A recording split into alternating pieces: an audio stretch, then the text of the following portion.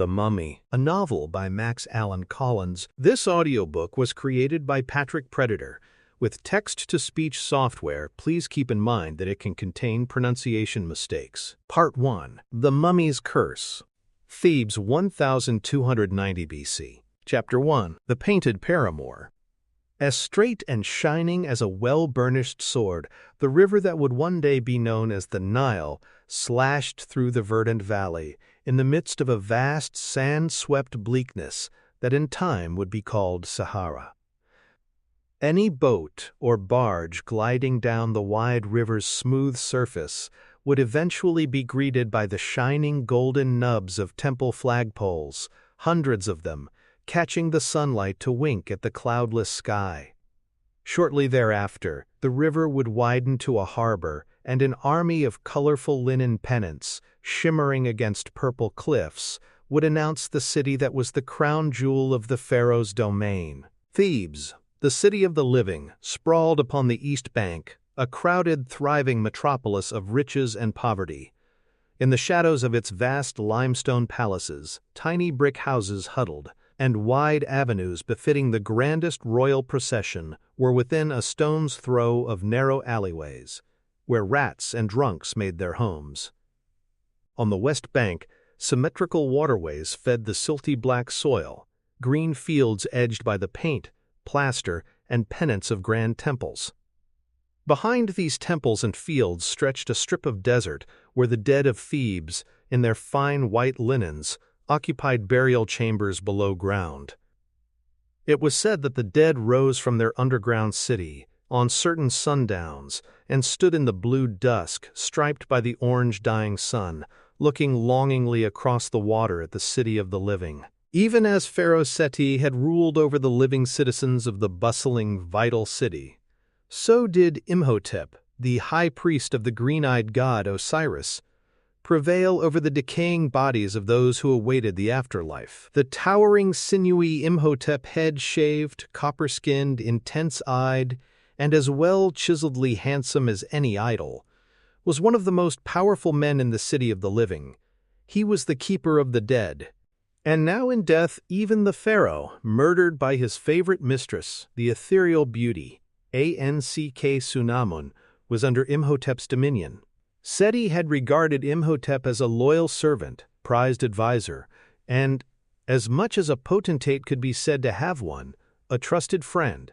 So it now fell, in due course, for Imhotep to fulfill one last duty for his fallen friend, to curse the body of the woman who had betrayed the flesh-and-blood man who had worn the robe and crown of the pharaoh. Under the starry dome of the sky, a torchlit procession of slaves, soldiers, and priests wound through and around the desert dunes. The bare-chested Nubian slaves bore the linen bandage-wrapped, mummified body of Ankh-Sunamun, the sinuously feminine curves of the woman apparent even in death. 5 more of them carried the jewel-encrusted canopic jars that held the dead paramour's vital organs, and another 2 lugged an unpretentious wooden coffin. White-helmeted, bare-chested soldiers, in full shields and spears battle array, accompanied the slaves, protecting the jeweled jars, if not the worthless remains of this traitorous wench. At the rear, a contingency of Imhotep's priests, as calm as the soldiers were stern, seemed to float in their dark linen, holding in their arms cats as white as the purest sand, strange cats with eyes that glowed like hot coals in the darkness, their bodies so limber they might have been boneless. At the head of the parade of death, his own torch held high, Imhotep, his long, dark face devoid of expression, but his eyes jumping with firelight, his robe black with threads of gold, muscular bare chest pearled with sweat, directed the group to a site of his own choosing, where a hole had been dug that afternoon. Imhotep carried in one hand a massive book fashioned from purest gold, heavily hinged in brass, its cover, and the hinges, too, decorated with the letters and images of their language, which Imhotep's people called the Words of God. The exquisitely carved book weighed as much as a man, and that the high priest betrayed no strain at bearing such a burden indicated both his emotional self-control and immense physical strength. Surrounded by dunes, in a dip of the desert, the high priest gave a barely perceptible nod, and the slaves placed the mummified body, not into the grave, but on the sand several paces away, and arranged the 5 jeweled jars around her, in preparation for the ceremony Imhotep so dreaded. And now, appearing as if frightful mirages, the pharaoh's elite palace guards popped up to watch from the dunes. The Medjai, as these ominous spectators were known, had skin interrupted occasionally by a puzzle-like patchwork of tattoos, whose meaning was known only to the secret cult into which they had been born. The fervently faithful guards were here, Imhotep supposed, to honor their dead master by witnessing the curse that would be dispensed upon the treacherous paramour who had slain their liege. The only other possibility the high priest knew was that the Medjai harbored certain dangerous suspicions that would be allayed only by Imhotep's reading of the sacred incantations from the golden pages of the Book of Amun-Ra, condemning Ankh-Sunamun as evil and sending her on a journey to the underworld where her soul would be eaten by Ammit, monster of the dead. He would sooner send himself there. Imhotep, like the late pharaoh, was a man of flesh and blood under his priestly vestments, and, like the late pharaoh, he had dearly loved this woman, loved the spirit of her, the nimble mind of her, and most certainly the pliant flesh of her. The high priest, who had seemed to those around him as much a man of stone as any statue in any temple, had some 40 nights ago. The mummification process was a slow one. Stood on the balcony of the house of the pharaoh's mistress, feeling the gentle fingers of the desert breeze wafting across the slumbering river to caress him, to kiss his bare chest, in gentle foreshadowing of delights to come. Delights she would bestow upon him. On that night, Imhotep's contingent of priestly guards had positioned themselves in and around Ankh-Sunamun's palace-like residence, keeping watch. Their heads shaved, their bodies tattooed with their own cult's secret markings, their skin withered from desert ritual, their strength rivaling their master's. The priests of Osiris were devoted to Imhotep, whom they considered a god walking among them. Of course, the pharaoh too was said to be a god, but these priests served Osiris, and as Imhotep was his high priest, he commanded their loyalty. The pharaoh was not expected, he was said to be attending a dinner of state, but precautions in so dangerous a liaison were always necessary and never to be taken for granted. In the many-pillared, high-ceiling anteroom, barely distinguishable from the ornate statuary, the priests of Imhotep followed with their eyes the mistress of the house as she entered through the tall golden doors and passed among them wordlessly, gliding over the marble floor with a dancer's lithe grace, crossing to part the sheer curtains of her bedchamber. No sign that the olive-skinned goddess affected them as men could be detected, nor was any anxiety apparent in their cracked stone-like faces. But they were not stone, these men who were priests, and they had just witnessed the sight of the most beautiful woman in Thebes, regal in the elaborate, bluntly cut human hair headdress.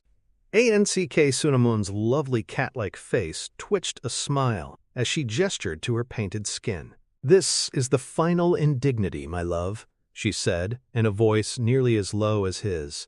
"Now I am truly Pharaoh's possession, with fresh coats of paint applied each day." The lovers stood facing each other near the silk-draped slanting bed of the gilded bedchamber. "But when Seti dies," Imhotep said, cupping her face in his hands, avoiding her painted skin where the design climbed her throat, "his son takes the throne, and you are set free."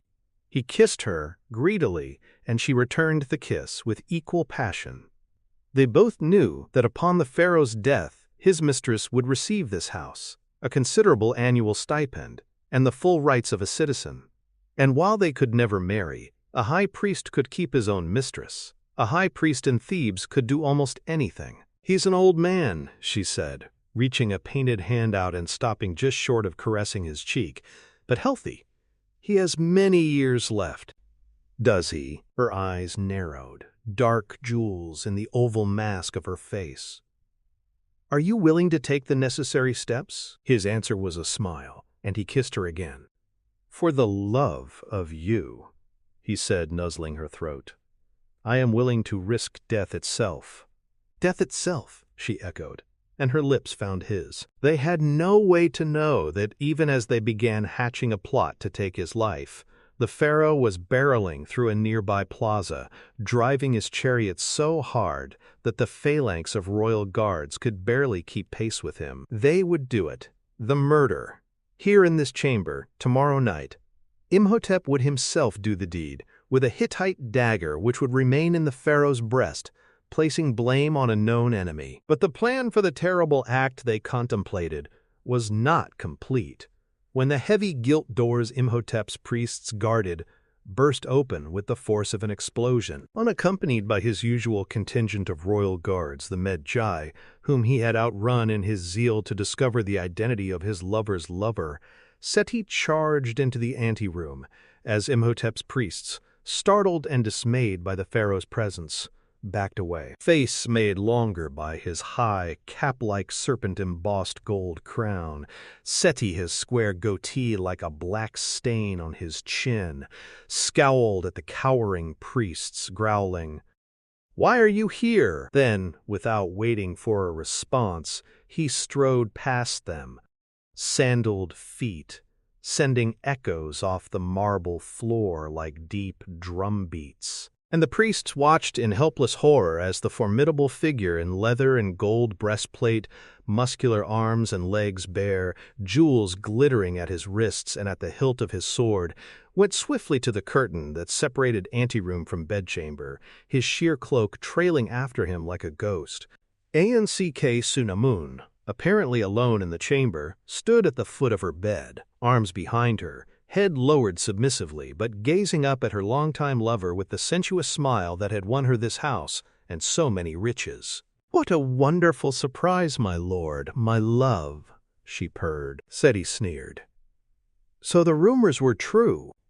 "My lord, who has touched you?" he asked.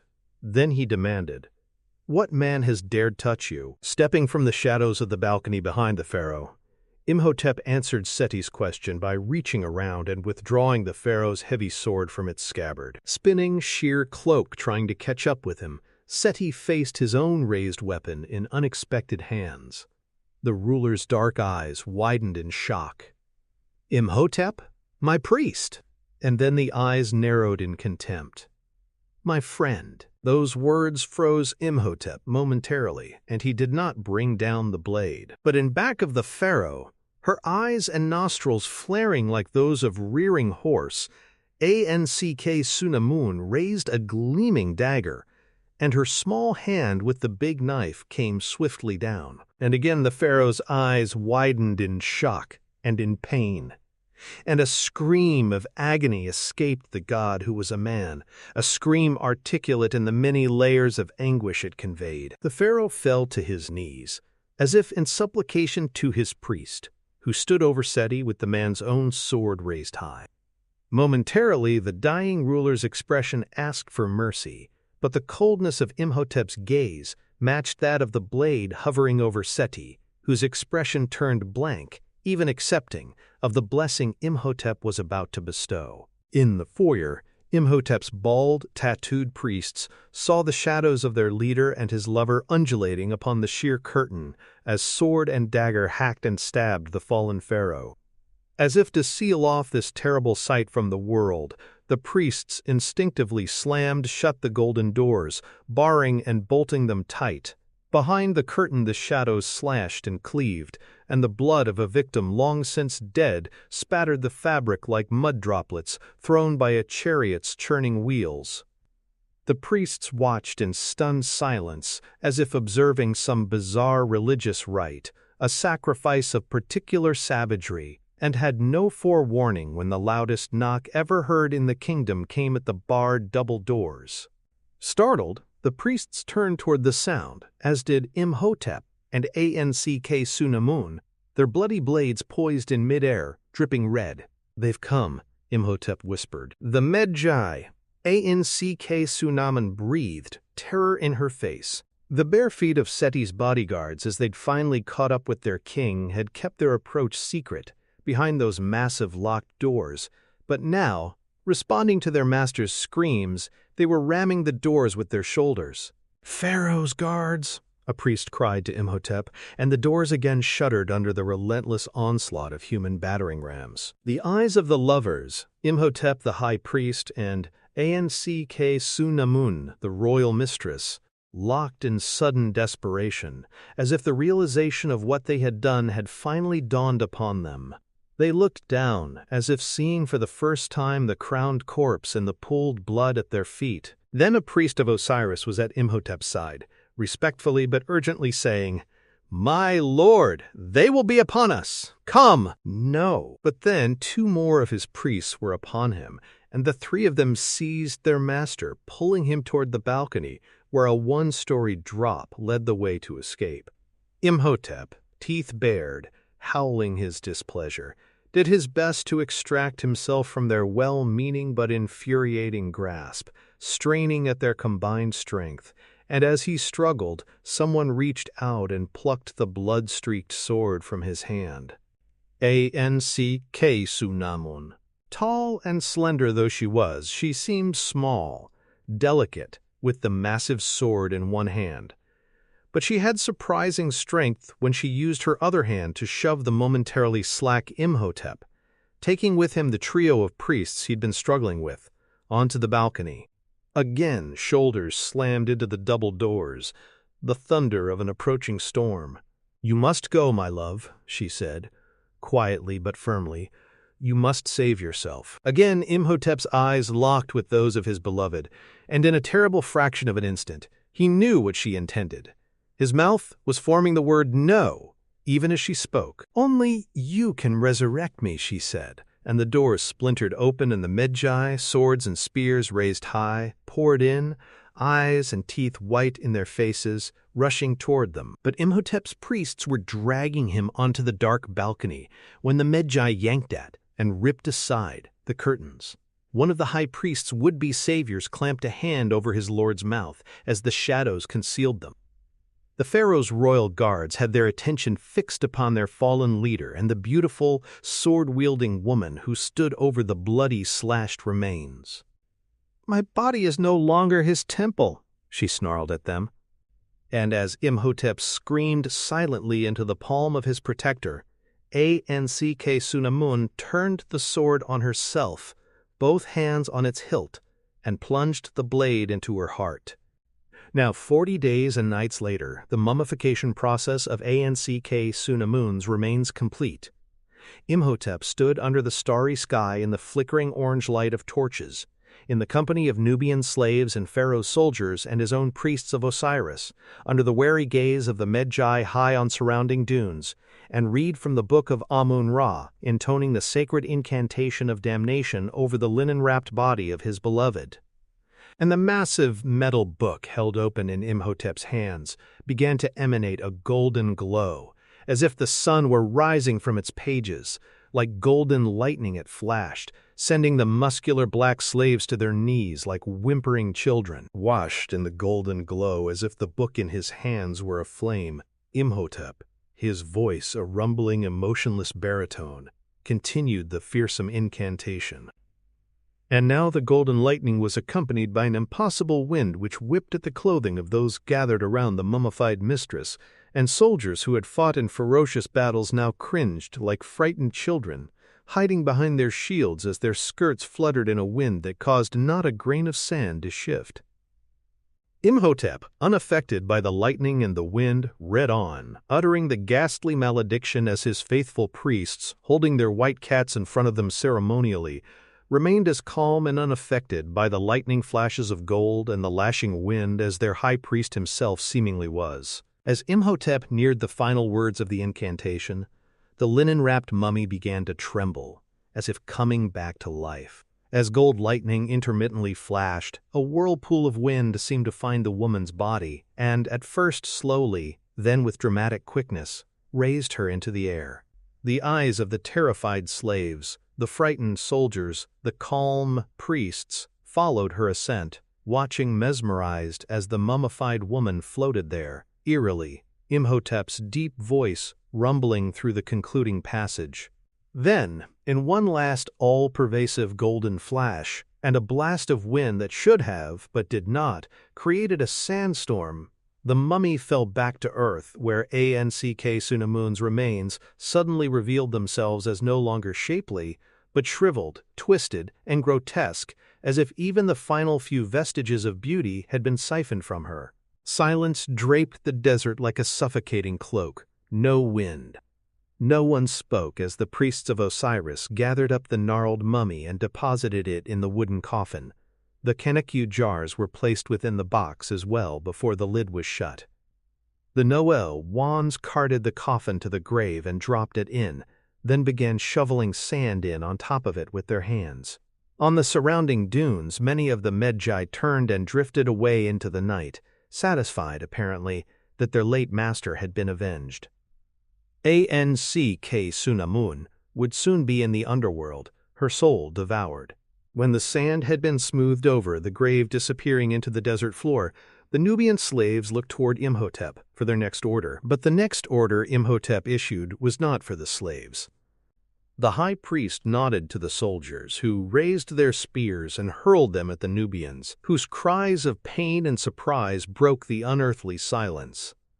Within seconds, the area was littered with the dead, sand stained dark with blood. The soldiers, now unarmed, looked toward Imhotep for permission to retrieve their spears. Instead, Imhotep nodded again, and the priests of Osiris, their cats deposited on the ground, where they looked on with bland indifference, descended upon the soldiers with daggers, hacking at the startled men in a darkness relieved only by the flickering of torchlight, and, shortly, the blood of dead men was again seeping into the sand. A few Medjai remained, watching from the dunes. They knew they were in no danger, for they, like the priests of Osiris, were holy men. Only common people, slaves, soldiers, had to be killed.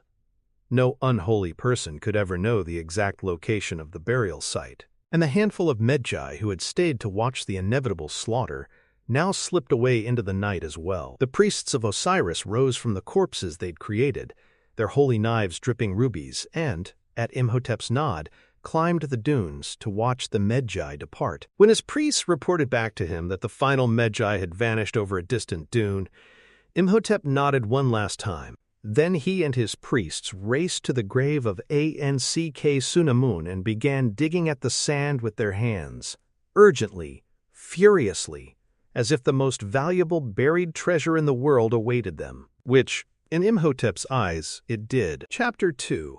City of the Dead.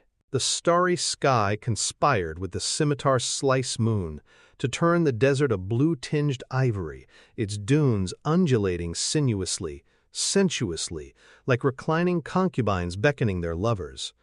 No more peaceful landscape could be imagined, no silence more still, more complete, only to dissolve under the sand-stirring hooves of the whinnying horses bearing chariots whose mighty wheels carved grooves in the desert floor.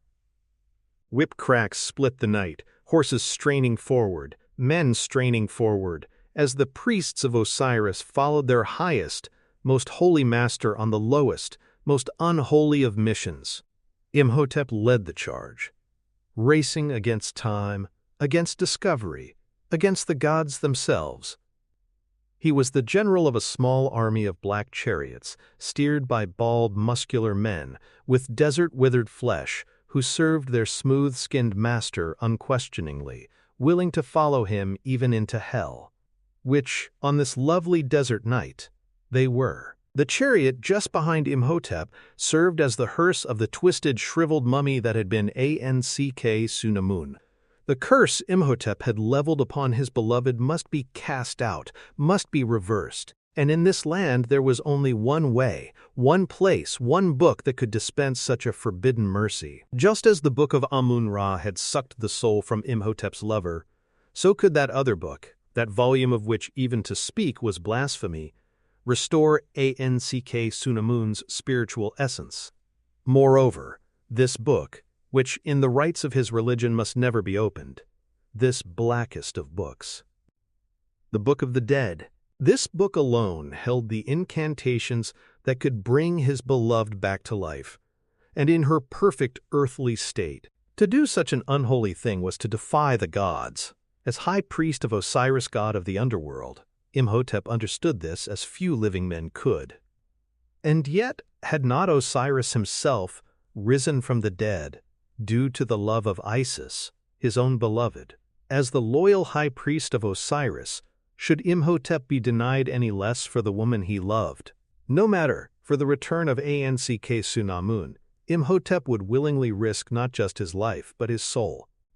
So that no sacrilege might ever disgrace their kingdom, the Book of the Dead lay in the care of the god Anubis, at Hamunaptra, that unspeakable place known in whispers as the City of the Dead.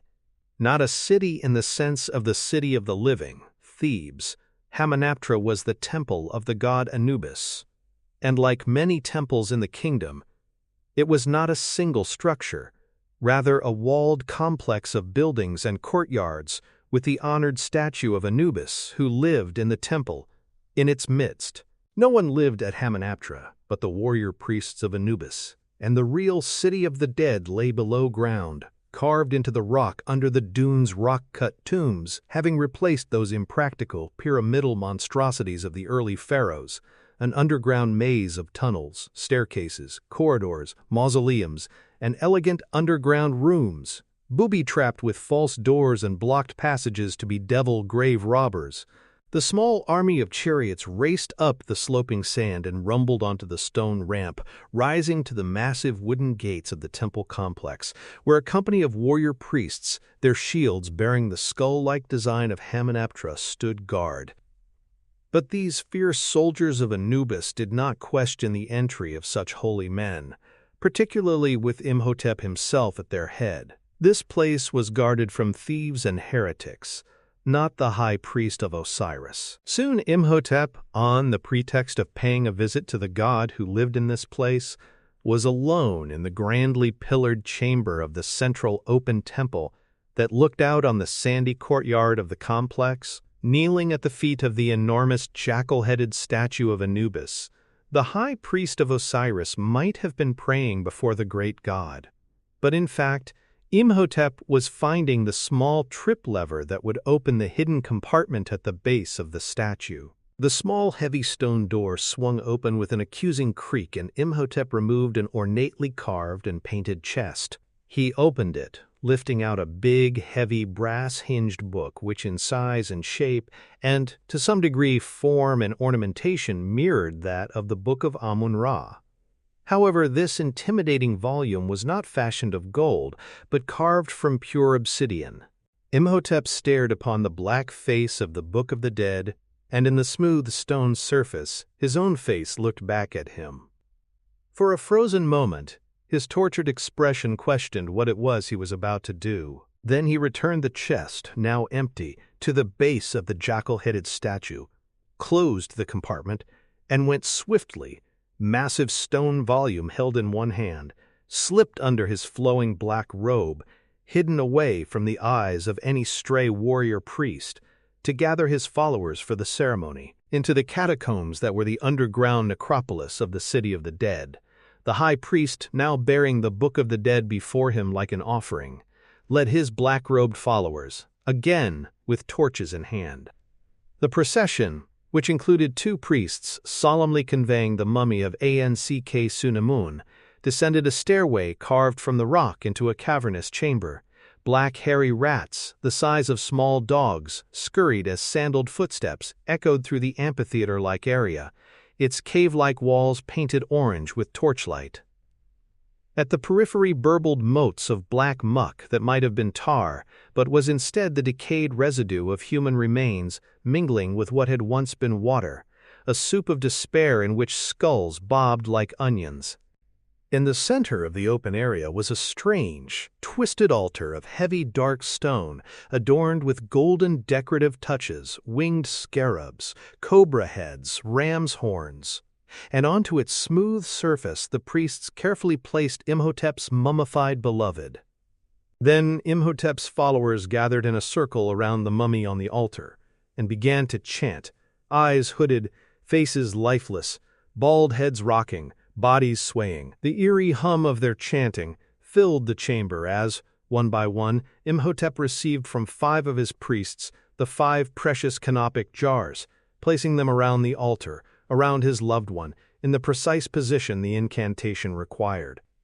Had more time passed than a mere 40 days, the concubine's vital organs would not have remained fresh enough for this unholy procedure, and a human sacrifice would have been needed to replace the contents of the canopic jars. Imhotep opened the immense pages of the obsidian book and began to read. The withered, gnarled mummy shuddered, and then shimmied and shimmered and blurred, as it magically resumed the shapely form of Anck Sunamun. The high priest's eyes were wide, and his teeth were bare in something like a smile as he began to unwrap the linen bandages, pleased to find young, vibrant flesh beneath, the naked form of the woman he loved, her physical state restored. The first stage of his sorcery, this reversal of the spells he'd previously cast, was successful. What must come next would make every other incantation he had made on this horrendous night seem like the rhyming of a child at play. Imhotep began to read from the Book of the Dead, as the monotonous chanters circled around him and the beautiful dead woman on the altar, droning on. The foul black pools at the edges of the chamber began to roil, like a pot brought to a boil. Bubbles popped, globules spattered, and the concentration of the priests, a few of them at least, was broken by the bizarre simmering around them. The priests, pale from fright, closed their eyes and resumed chanting, even as the bog at their periphery began to brew and gurgle and seethe, boiling bubbles bursting, snapping, until the pools began to overflow their rocky banks. Like a living thing, a black slime slid over the cavern floor. From every dark corner it came, crawling, slithering, inexorably seeping, a thin layer of ooze that closed in on the chanters, finding its way to and around, their sandaled feet rising just high enough to touch their flesh, hot but not burning, a shallow, fetid, nasty coating that soon was all around them, even creeping to the squat, sculpted ox-head statues that were the legs holding up the altar. Imhotep, lost in the incantation, his deep voice rumbling through the cavern, seemed not to notice the black ooze gleaming at his feet. One of his priests, the youngest of them, looked down into the shining black liquid mirror that touched his toes, and the reflection that looked back was that of his own mummified corpse. The priest's scream of unearthly terror, shrill at first, then an echoing wail in the cavernous chamber, followed him as he broke from the circle and ran, splashing through the thin layer of hot black liquid, running for the stairs but losing his balance, and sliding, shrieking, skidding, stumbling into the steaming mire, which swallowed him, filling his screaming mouth with slime, pulling him down into its festering stew. This barely registered to Imhotep, who continued his incantation, though he did watch as the black slippery slime seeped around the canopic jars, slithering up them, coating them, covering them, finally invading them. The black-coated jars shuddered, shook. A steady, drum-like throb began to emanate from one of them.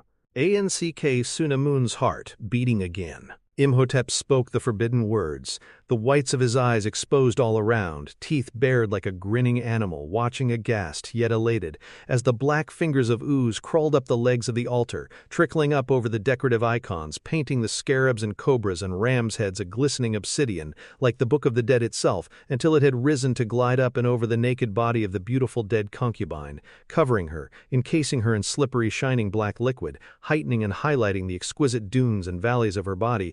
And then, miraculously, hideously, the liquid, moving like quicksilver with an intelligence, scurried about her body seeking entrance, the ooze finding its way inside her, and it was as if the corpse was drawing the liquid into itself, sucking the slime inside her, through the nostrils, ears, open mouth, every orifice, sucking every drop inside of her until the cavern floor was clear, clean, as if the bizarre black flood had never occurred. The beautiful naked body, stretched out upon the altar, into which, impossibly, so much foul liquid had entered, lay still, as well might be expected, of a dead woman.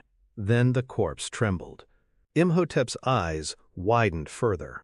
The body shuddered and jerked in a spasm that could only mean the regenerative incantation was working its dark magic. "Come back to me, Anck Sunamun," Imhotep said, and this was not part of the incantation. "Come back to me." With a suddenness that made even Imhotep gasp and his priests choke on their chanting, the eyes of Anck Sunamun snapped open.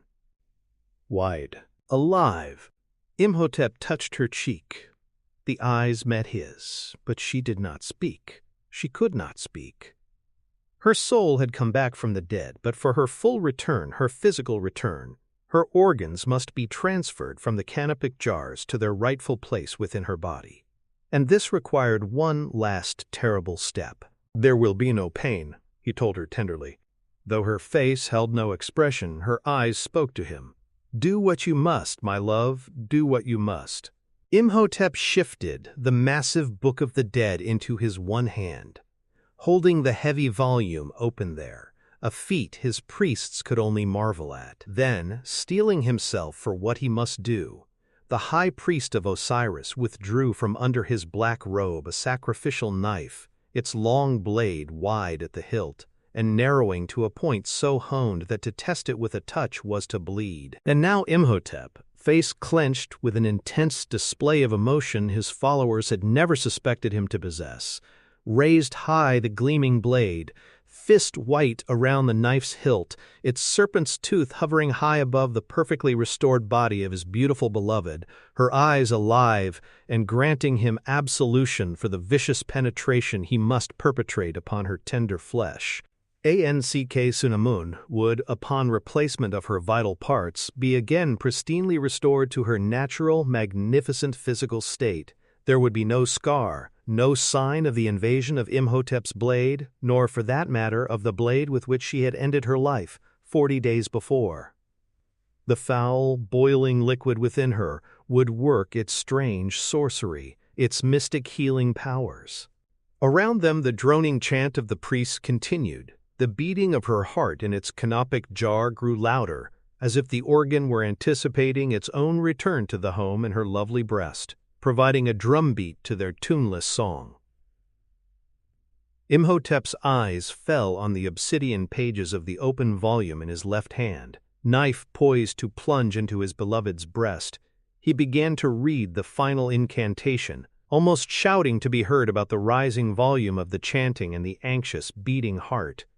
Down the stairway, flooding all around the chamber, they came, rushing, 2 and 3 and 4 steps at a time, bolting down, barreling down, storming the amphitheater, screaming as they made their charge, a tattooed horde, the Magi. Like locusts they descended, and before his hand could come down, Imhotep had been seized, arms clutching him, banding around him, wrists squeezed in a grip, the knife blade frozen in air. His scream echoed through the cavern and intensified as he saw the leader of the Magi raise a foot and bring it down hard, as if stepping on a huge bug, smashing, shattering, crushing the jar with the beating heart, silencing it. As the tissue of the vital organ oozed like rotten fruit beneath the sandal of the Magi leader, something occurred that was so fantastic and took place so quickly that those who were to be alive after this night would never be sure it had really happened, would never be positive that their eyes in that dark, dank chamber hadn't played tricks on them. From every orifice of her body, Anck Sunamun expelled the black, slimy fluid. It flew from her and scattered in the air around those gathered about her, touching none of them, as if the flying black lake that had somehow been within her and now somehow found its way outside of her was a beast that could maneuver around them and avoid them. The black fluid found its way to the outskirts and corners of the chamber and rejoined the black, boiling brew of human detritus from whence it came. Anguished, Imhotep, straining as the Magi held him captive, looked down upon the face of his beloved, sought her eyes sought his, and closed. And again the high priest of Osiris screamed a scream of agony that shook the stony chamber. He had lost her again. He had lost her again. All that remained now was for the Magi to take their retribution. "You have condemned yourself, Imhotep," the Magi leader said, the eyes a peculiar mixture of melancholy and ferocity. "But you have also condemned your faithful priests. Before you receive your punishment, you must witness theirs.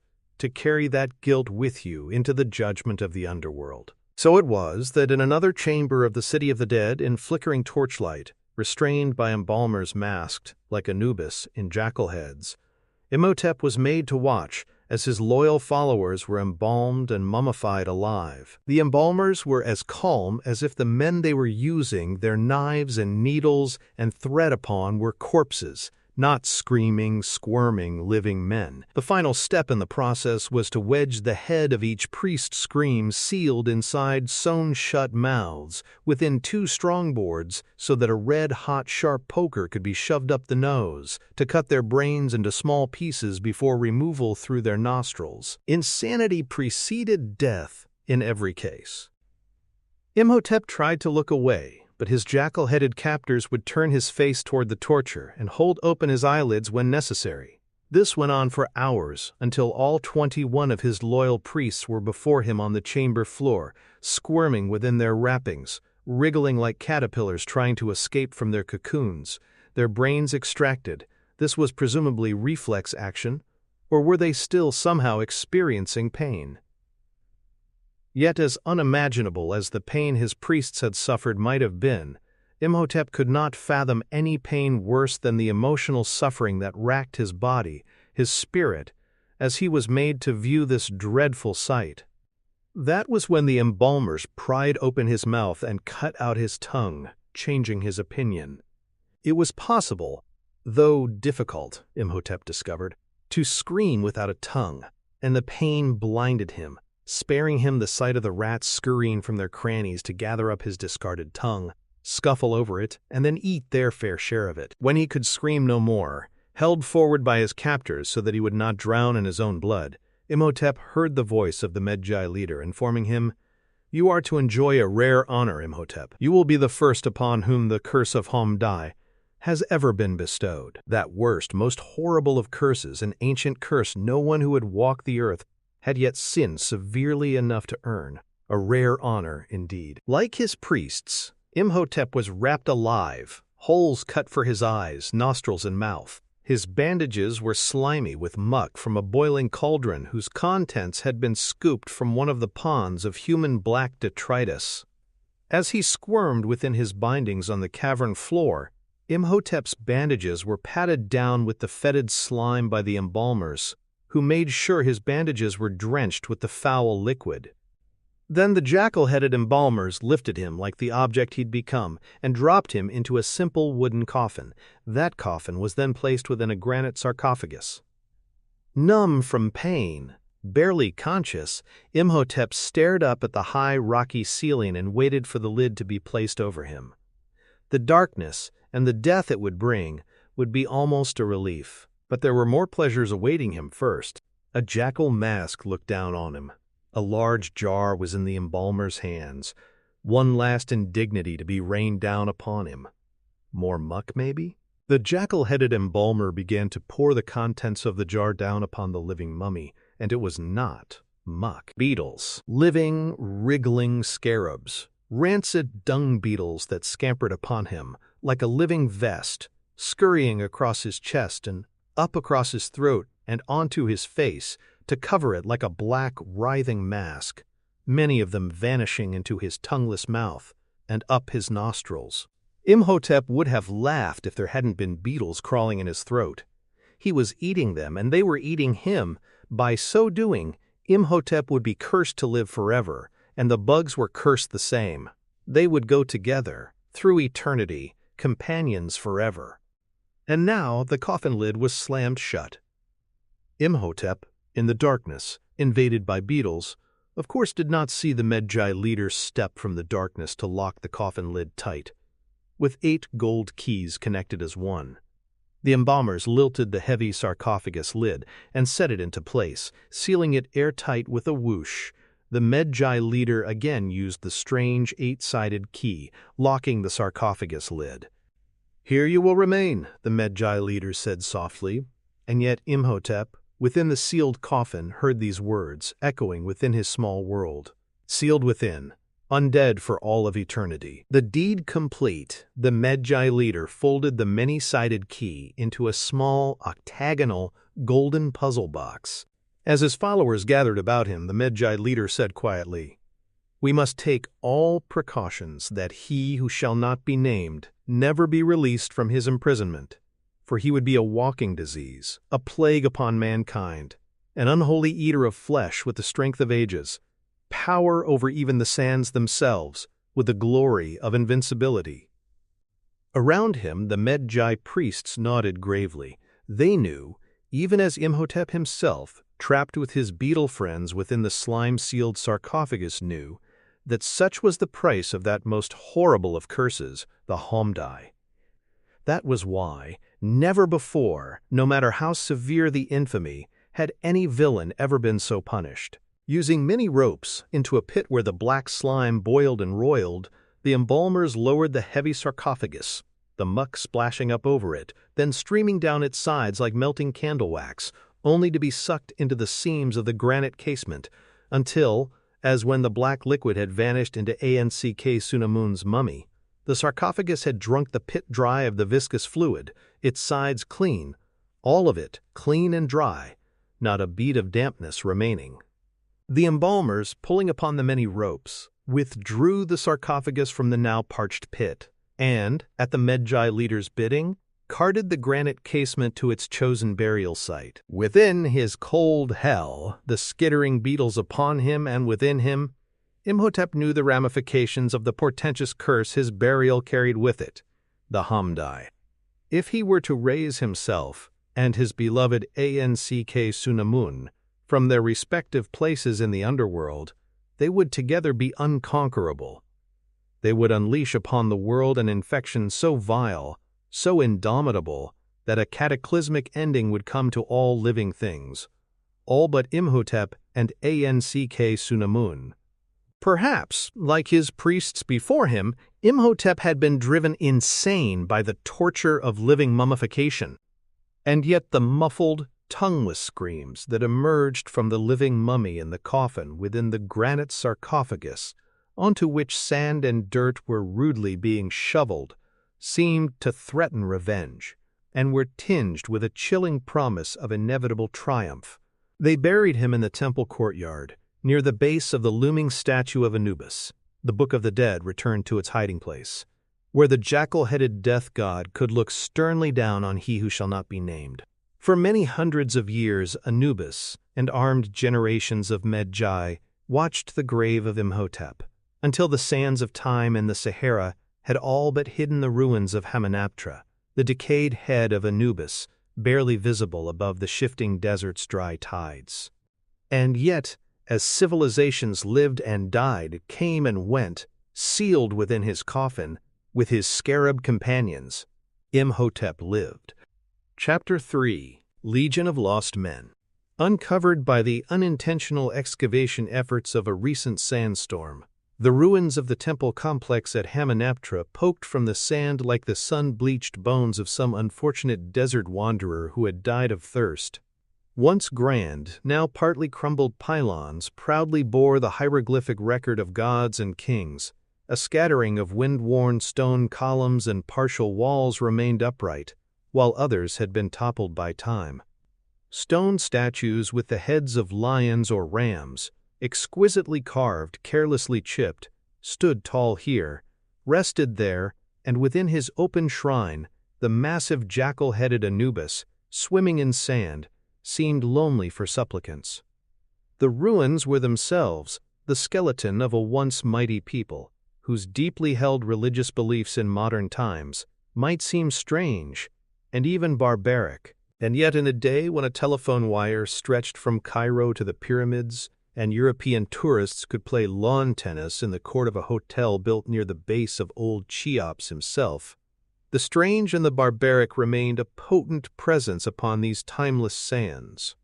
Just as the screams of the tortured Imhotep had echoed across Hamunaptra in that blood-stained golden age, so now did the shrill battle cries of Tuareg warriors. Scampering about the ruins of Hamunaptra like children playing in the sand, a flying column of legionnaires sought position, a battalion de marche of the French Foreign Legion, 200 men strong, or they would have been strong had they not been outnumbered 10 to 1 by the fierce tribesmen, who, using time-honored tribal tactics, had at a safe distance followed the legionnaires on the march until they were too far from a fort or a supply dump to receive help. As wily as they were ruthless, the Tuaregs had waited until the legion's highly trained soldiers grew careless and tired from too many days under the hot Sahara sun. Then the warriors emerged from behind a sand dune like a nightmarish mirage, swords and rifles waving, their long, loose robes flapping like flags as they advanced at full gallop. The legionnaires were clumsy in their infantry-style uniforms, burdened with backpacks of spare clothing, ammo, and rations. In this climate, only the black leather marching boots made sense. The sun-shielding swatch that hung from each man's kepi-round cloth caps with short leather bills were waving like white flags of surrender from the head of each scurrying soldier. It was times like this that made a man like Richard O'Connell, formerly of Chicago, Illinois, question his career choice. His collegiate handsomeness made rugged by intense sky-blue eyes, a leathery tan, and an unruly mop of brown hair, O'Connell Rick, to his friends, Corporal, to his men, wore his kepi at a jaunty angle. Alone among the 200 soldiers, largely riffraff from every corner of the Western world, O'Connell, in his tan coat, shoulder-holstered revolvers crisscrossing his trimly muscular frame, cut a dashing figure worthy of a recruiting poster. Engagez-vous à la Légion étrangère. Right now, however, desertion might seem more in order, if self-preservation hadn't edged it out. The muffled thunder of hoofbeats on sand merged with the chilling war whoops of the advancing Tuareg horde as O'Connell stood atop what had once been the protective outer wall of the Hamunaptra temple complex. He had been using binoculars, but he'd tossed them aside. No need for them now. "I've had better days," he said to no one, hefting his rifle, a sad example of the outdated Lebel bayonets he and his men were encumbered with. Perhaps this would be a fitting end, not so much ironic as just. Greed had brought them here, not honor. Their colonel had found a map showing the way to the fabled Hamunaptra, and the promise of ancient riches had seized the imaginations of a garrison composed, after all, of thieves, murderers, mercenaries, and adventurers. And now, with the dreaded Tuaregs upon them, this legendary entryway to untold treasures would serve only as a makeshift fort. "A tactical suggestion, Corporal." A thin, weaselly voice intoned beside him. O'Connell glanced at the voice's thin, weaselly source, Private Second Class Benny Gabor, formerly of Budapest, proof positive that not all of the Legion's rabble came from Italy, England, Norway, Russia, or Spain. Narrow of shoulder, sunken of chest, with dark, close-set eyes, and a pencil-line mustache in his pasty, almond-shaped face. The resourceful little scoundrel was the closest thing to a friend O'Connell had in the Legion, perhaps because there was such a limited supply of worthwhile friends from which to choose. "About the only tactic available," O'Connell said, eyeing the Arab warrior-flung horizon, "is hold your fire until they're within range." "That's one option," Benny said, nodding. "Yes, it is. But personally, I would prefer to surrender. Give me your bandolier." Benny, climbing out of his cartridge belt, handed it to the corporal, saying, "Or why not just run away? There's another option. I'll bet these ruins are teeming with hiding places. And what do we owe the Legion? Loyalty for cold biscuits and brutality? These ruins are going to be teeming, all right." O'Connell had slung on the bandolier, which joined his own to make an X on his chest. Working his voice above the swelling shouts of Tuaregs promising slaughter and the pounding of their ponies' hoofbeats, O'Connell said to Benny, "I'll take your revolver too, since it doesn't sound like you're going to need it." "Here," Benny said, handing the weapon to the corporal, then following him close as a dog's tail as O'Connell moved quickly along the wall. "You know what nobody tries anymore, Rick, and I bet it would work on these dumb savages. Playing dead." Still moving, O'Connell sighed and broke open the revolver to check its ammunition. "These, quote, goat-us savages maneuvered us into this position. But go ahead, Benny, try it. Of course you'll be tortured, and probably staked out in the desert to die of sunstroke. It was just a suggestion. How the hell do you end up in the Legion anyway?" Such a question was a breach of etiquette.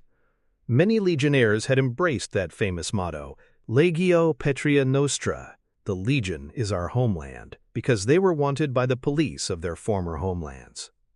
But at this moment, with the whooping Tuaregs bearing down upon them, this lapse seemed permissible. Benny shrugged. They're after me in Hungary for robbing a synagogue. That's my specialty. Synagogues. Hebrew's one of my 7 languages. Robbing churches. O'Connell, sticking Benny's revolver in his belt, shook his head. That's even lower than I'd expected. Prime swag to be found in holy places, Benny said in the sing-song manner of a grade school teacher. Temples, mosques, cathedrals, and who've they got standing guard? Altar boys? Exactly. How about you, Rick? Benny continued tagging along as the corporal strode the wall to where he could examine their front line of defense, legionnaires kneeling at the ready, watching the approaching horde, Colonel Guizot pacing behind them, apparently contemplating his battle plan. What did you do anyway to wind up in the Legion of Lost Men, Rick? O'Connell turned to answer, but Benny was trailing along so close, they bumped into each other. The little Hungarian lost his balance, clutched at O'Connell in an attempt to regain it, and failed. Locked in Benny's reflexive embrace, they toppled from the wall and hit the ground in a pile and a puff of sand. So, Benny continued, picking himself up, offering no apology, what'd you do, Rick? Murder somebody? Not yet, O'Connell said, narrow-eyed, on his feet, brushing himself off, checking his label. What then? Robbery? Extortion?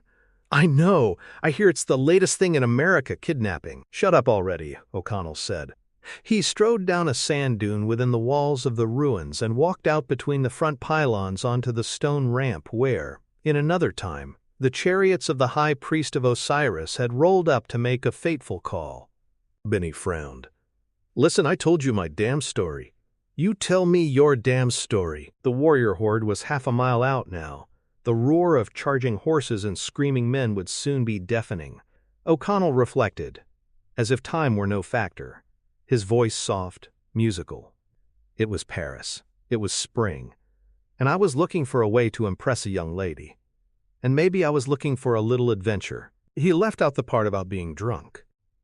I think you found it, Benny said, nodding toward the front line, where Colonel Guizot had panicked. With an eerie detachment, O'Connell and Benny watched their commanding officer cut and run. Congratulations, Benny said with a smile.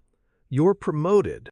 There was no horizon now, just a blur of Tuareg warriors, shrieking, waving their long, curved swords, brandishing level rifles pilfered from the bodies of slain legionnaires. This must have been how Custer felt. Damn it, O'Connell said softly to no one but himself.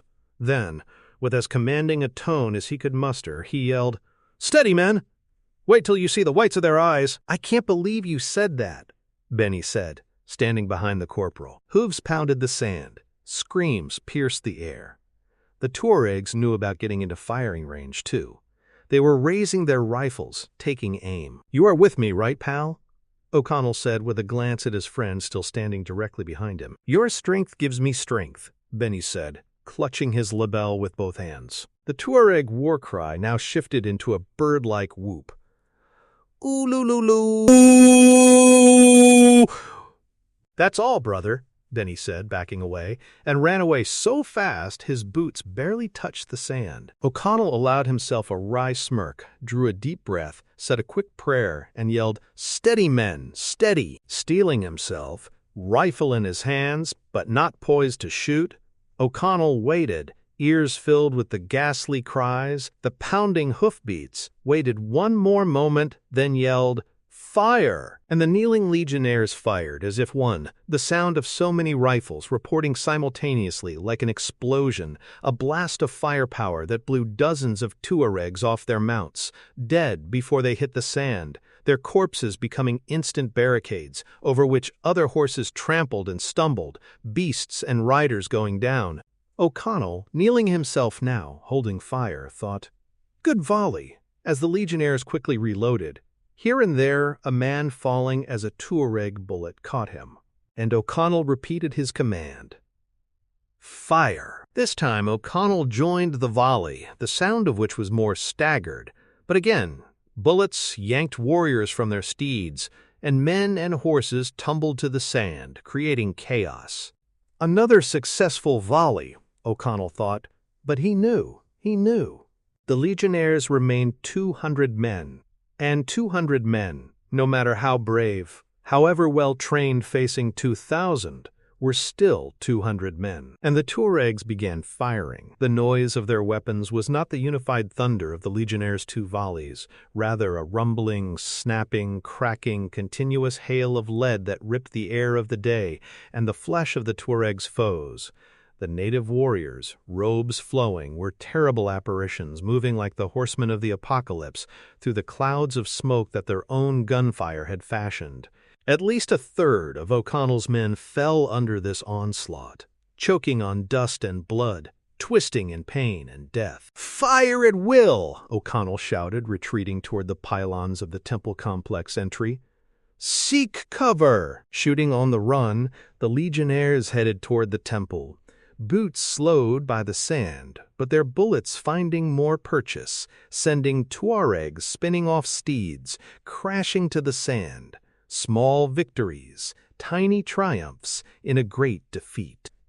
The warriors were on them now, plowing into the legionnaires, wading into them, and the gunfire lessened as the nomads hacked and cleaved with their sharp curved blades, and the screams that tore the air now were not war cries, but cries of agony, of death, as the blood of white infidels splashed and soaked the sands, as men who had lost their way in homelands they would never see again lost their lives in this strange place. Within the walls of the temple complex now, where legionnaires were taking cover in the ruins, the Tuaregs on horseback were everywhere, charging through the front gates, leaping partial walls, storming through areas where the walls of Hamunaptra were just a memory. Their blades carved at the air when there was no flesh to cleave, and occasionally a warrior would fall under a legionnaire's bullet.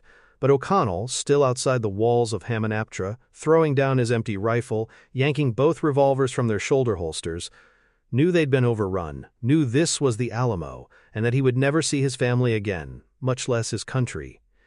He was just too goddamned busy shooting Arabs off their goddamned horses to worry about it. He'd been too busy to find cover as well, and as he tossed away both revolvers, empty, and he yanked one from behind his back and Benny's from his belt, he got a glimpse of Benny, within the temple grounds, crawling on his belly across the sand, like the snake he was, apparently heading for the open doorway of a structure half buried in the sand. O'Connell, whose attention was immediately back on a pair of Tuaregs bearing down on him, did not see Benny taking time to lift a watch off the body of a dead legionnaire, nor did he see Benny getting up and sprinting for that beckoning doorway. But when another dozen warriors had fallen under his fire, and he was once again out of ammunition, the only legionnaires around him dead ones, O'Connell whirled, tearing ass through the front gate, looking for Benny, who was inside that temple structure now, putting all his wiry muscle behind an attempt to close its massive sandstone door.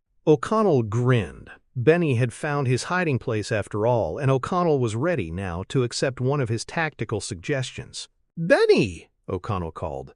"Pal, wait up! Hey!" Benny didn't appear to hear his friend, or, if he did, seemed to have no intention of waiting up. O'Connell hurdled a huge stone column, hitting the ground running, his ears pounding with the hoofbeats of Tuareg horsemen in pursuit of him. "Don't you close that goddamn door!" O'Connell yelled at Benny, who still seemed not to hear, though O'Connell knew damn well he did. O'Connell, sprinting like hell for that door Benny was doing his best to close, glanced back and saw the 4 horsemen bounding over the huge column, charging right after him, yelling their "Ulululu" war cry. "You little bastard! Don't you close that goddamn door!" But the door to safety closed, Benny's dark, unapologetic eyes disappearing behind it, just as O'Connell slammed into its stone surface. Little bastard closed the goddamn door. Shoulder aching, O'Connell did a graceless pirouette, looking for another possibility, even as the horsemen closed in on him. Across the courtyard were the massive columns of an open shrine, and on the ground nearby were several fallen legionnaires whose bodies might provide a weapon or two. He ran in perfect time to the cries of "Ulo! Lo!" behind him, running for his life, weaving through the ruins, the Tuaregs getting closer and closer, the pounding hoofbeats louder and louder. In his path was the body of a dead legionnaire, and he dipped down to snatch the revolver from the soldier's limp hand and wheeled and faced the oncoming horseman, firing the revolver. Empty. The horseman, yanking back on the reins, skidded to a stop right before him, stirring a cloud of sand, in which O'Connell, unarmed, stood and faced the fierce quartet helplessly. The Tuaregs raised their shining curved swords, and O'Connell, Chicago boy to the end, sneered at his executioners, raising his hand to his face, placing his thumb to the tip of his nose, and waggling his fingers. Suddenly the horse closest to O'Connell reared back and whinnied, eyes and nostrils flaring, and then the other horses joined in, rearing back, going bughouse, Arabian steeds transformed into Texas Broncos. The steeds screeched, they bucked, they bellowed, they snorted, and then they took off. Took off like somebody fired the starting gun, and their equally alarmed riders made no effort to rein them in. It was as if the devil himself had chased them away. Wide-eyed, O'Connell looked at his hand as if perhaps it could explain why thumbing his nose had worked with such amazing success. Then he felt the world moving beneath him. Later, he would wonder if he imagined it. Still later, he would know he hadn't. But right now, the sands, the earth, were shifting under him, not trembling like an earthquake. Something else, something much stranger, something unmistakably evil. And as he glanced around him, he saw the looming ancient statue just behind him in the remains of that shrine he'd been running toward. He knew enough about Egypt and its history to recognize a statue of Anubis when he saw it. Was this what had stirred the horses, or had the beasts, with their keen instincts, simply perceived the shifting sands before he had? Decrepit, sections of it shattered, half buried in sand. The jackal-headed statue stared at him with sinister indifference, almost as if Anubis were amused by O'Connell's startled reaction to the sands beneath him, shifting and forming shapes, like snakes wriggling and writhing just below the surface. And as those sands shifted, an artifact was revealed, a small octagonal gold box that he impulsively plucked up from the squirming desert floor and pocketed. It was then that he realized something that frightened him more than anything this gruesome afternoon had yet leveled at him. Not just meaningless shapes were forming in the sand, but lines, as if a ghostly finger were drawing a picture. He had had enough of this terrible place. If there were other riches here, beside the golden trinket he'd just tucked away, well, let the desert have them. The Tuaregs, all of them, had ridden off, leaving behind a massacre that would lead to more battles still. But Richard O'Connell would not be part of them. He ran from the ruins, knowing he would never return to the Legion, knowing he'd be assumed dead, never dreaming he would return to this ungodly place.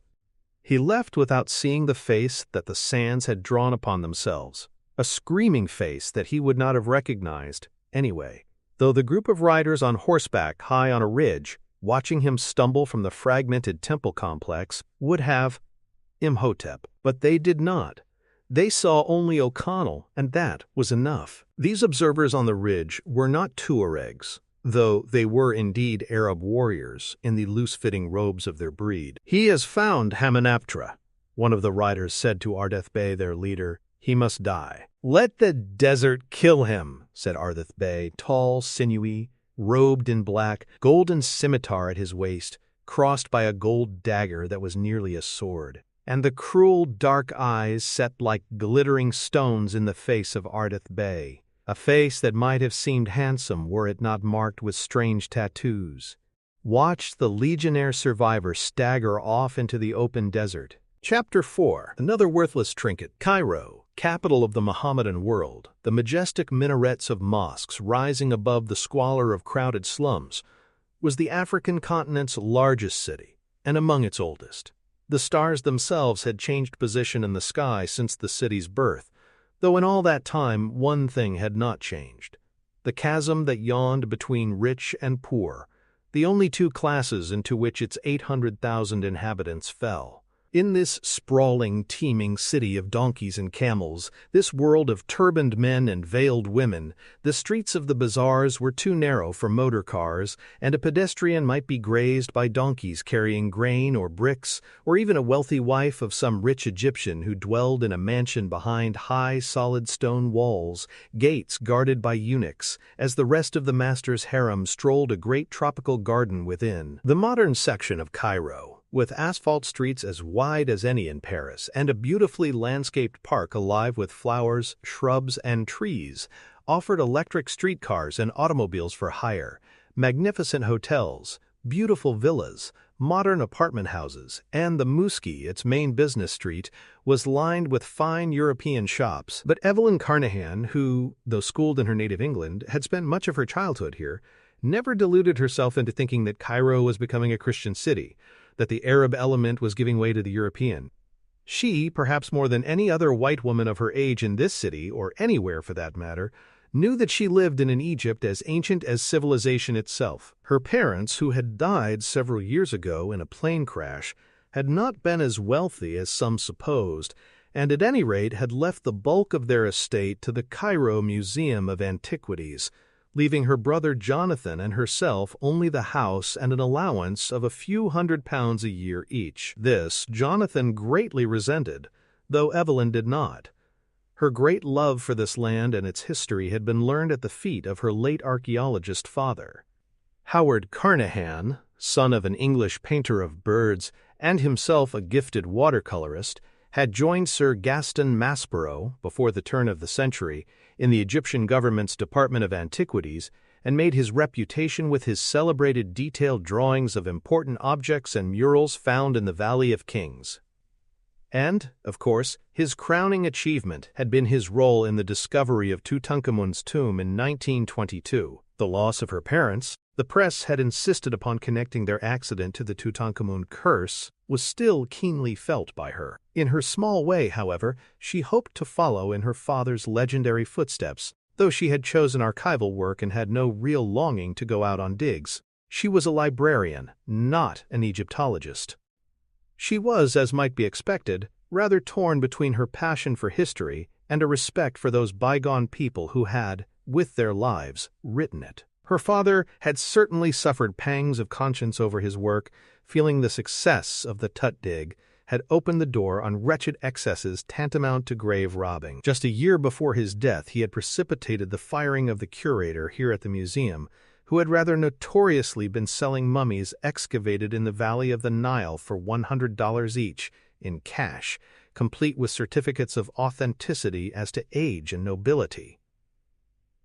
Evelyn felt rather in her father's shadow, and her position here at the museum, under the next curator, might have seemed obligatory, granted out of some sense of posthumous nepotism, if she were not so supremely skilled in the reading and writing of ancient Egyptian.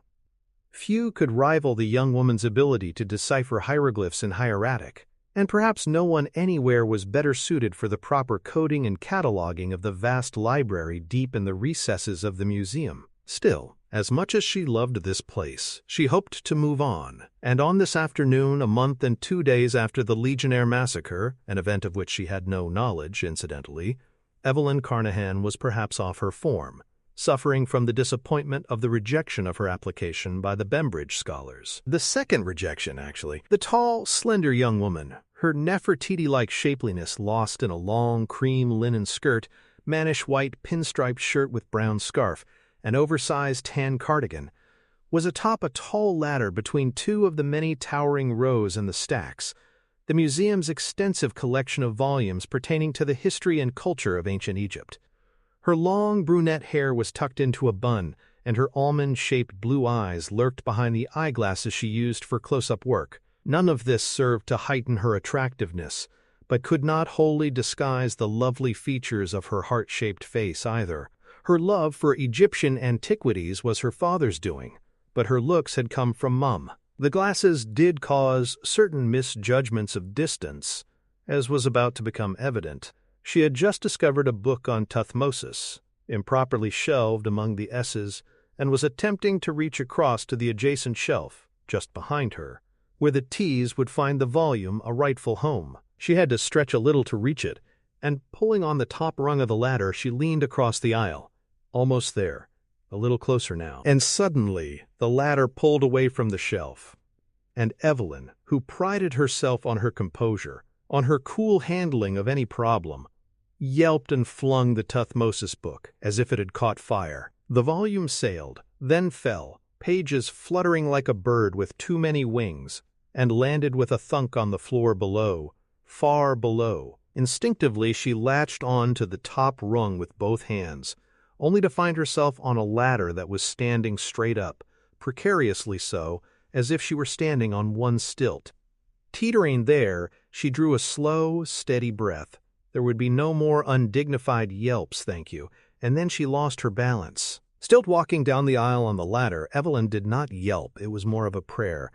Please, God! Swaying, she rode the ladder across the main aisle, struggling for balance, to no avail.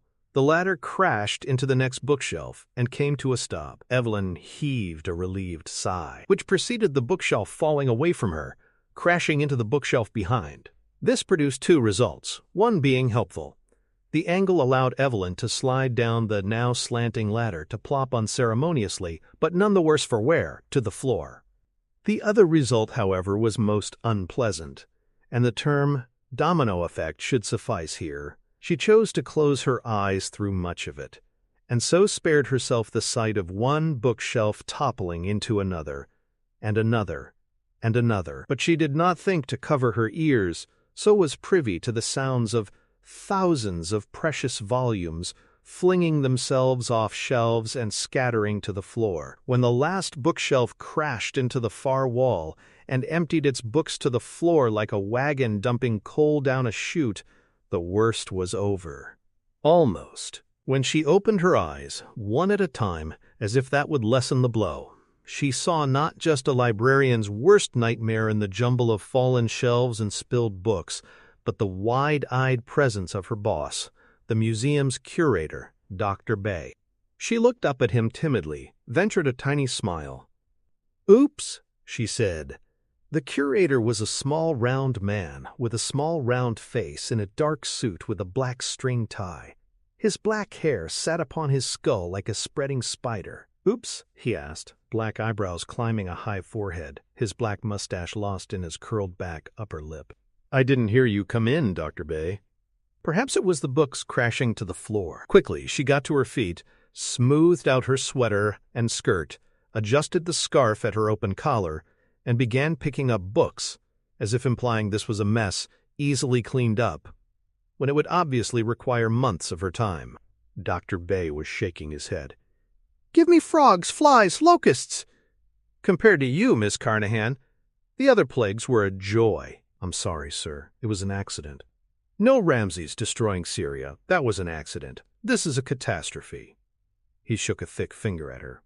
"I only put up with you because your parents were our finest patrons. Allah rest their souls." She had long suspected the curator resented her presence, and knew she had irritated him with various misjudged attempts to offer him valuable artifacts her brother Jonathan had bought from barroom archaeologists.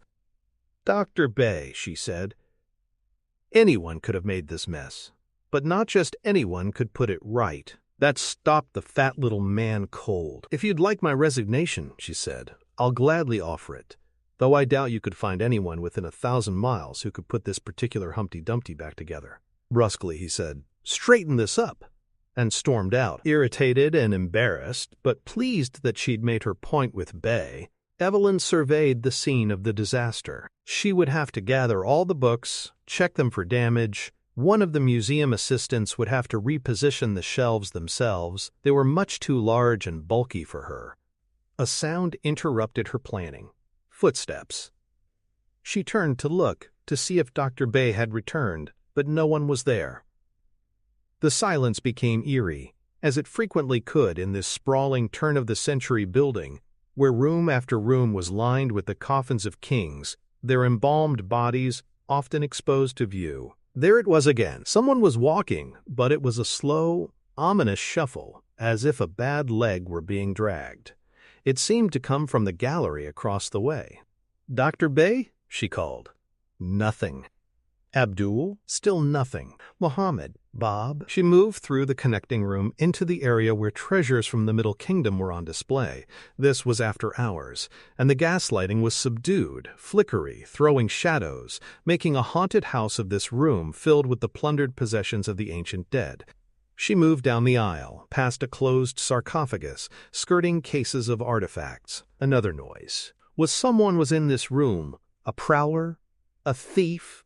There certainly were treasures here to steal. Great cases of gold and silver ornaments taken from tombs, golden coiled snake armlets, necklaces, girdles, chains, the sort of jewelry the Israelites had borrowed to melt into the golden calf that had so annoyed Jehovah. She would get Dr. Bay moving past a statue of Anubis, another of Horus, both staring down at her menacingly in the dim lighting. She headed out. But on her way to the exit, she caught sight of a sarcophagus, leaned against the wall, exposing its hideous, rotted mummy. Not every one of these mummy cases was meant to stand open. In fact, a room upstairs was dedicated to mummies in glass cases, and tourists were warned of the disturbing nature of the displays. Grown men had been known to go running out of there, sweating at the sight of grinning mummies. She sighed. Was this a prank, or the careless action of some assistant curator? In either case, the footsteps she'd heard might have belonged to whoever had opened the sarcophagus. She leaned forward, peeking in at the decayed mummy, which really was quite nasty, thinking, this one won't do for display, and the mummy seemed to lurch at her, accompanied by an unearthly screech that sent her reeling back and screaming.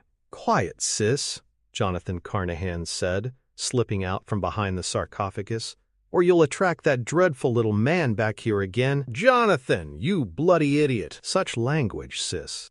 Dapper, dissipated, Jonathan had strong eyes and a weak chin. He was 30 but looked closer to 40, a cheerfully indolent individual barely getting by on his yearly stipend from the family trust fund, mostly spent on bourbon, a flask of which he removed from his cream-colored jacket and sipped. She closed the sarcophagus lid, resisting the urge to slam it. "Have you no respect for the dead? Have you no respect for the dead drunk?" Steaming, she paced. "What are you doing here? I'm already in trouble. I just made a mess of the library." "I heard. And I heard Dr. Bay scold you." He sipped from his flask. Pity. She faced him, hands on hips. "Do you really want to ruin my career, the way you've ruined yours? Now that's unfair, sis." He belched, excused himself, and added, "I'll have you know that my career is thriving, at this very moment." Evelyn smirked. "You haven't been out on a dig for 6 months." "Not true. I've been digging, my dear, digging away." "What, in bars again?" "Please, Jonathan, I'm just in no mood for your capering. The Bembridge scholars." He sat down heavily on the edge of a display. "Don't tell me those fools had the bad sense to turn you down again." She sat next to him. "They say I lack experience." "Well, you're getting it here, aren't you?" "Fine, just fine. I'll stay on another year or two and try again. And what sort of reference do you think Dr. Bay will give me?" He beamed at her. "I've got just the thing to get you back in his good graces." Jonathan began scrounging in his other jacket pocket. Shaking her head, Evelyn said, "Oh, no, not another worthless trinket, Jonathan. If I bring one more piece of junk to Dr. Bay, on your behalf." But Jonathan had withdrawn a small octagonal golden box. Obviously ancient New Kingdom, she'd say. She grabbed it from him. He made no attempt to stop her. "Where did you find this, Jonathan?" "On a dig, near Luxor." Evelyn rolled the box around her in hands, examining it carefully, appreciating its carved surface, mumbling to herself as she translated the hieratics and hieroglyphs decorating it. They began tapping their feet together in nervous unison as she inspected the box. "I've been such a poor excuse for the son of Howard Carnahan, Evie. Never came across a damn thing worth finding. Is it something?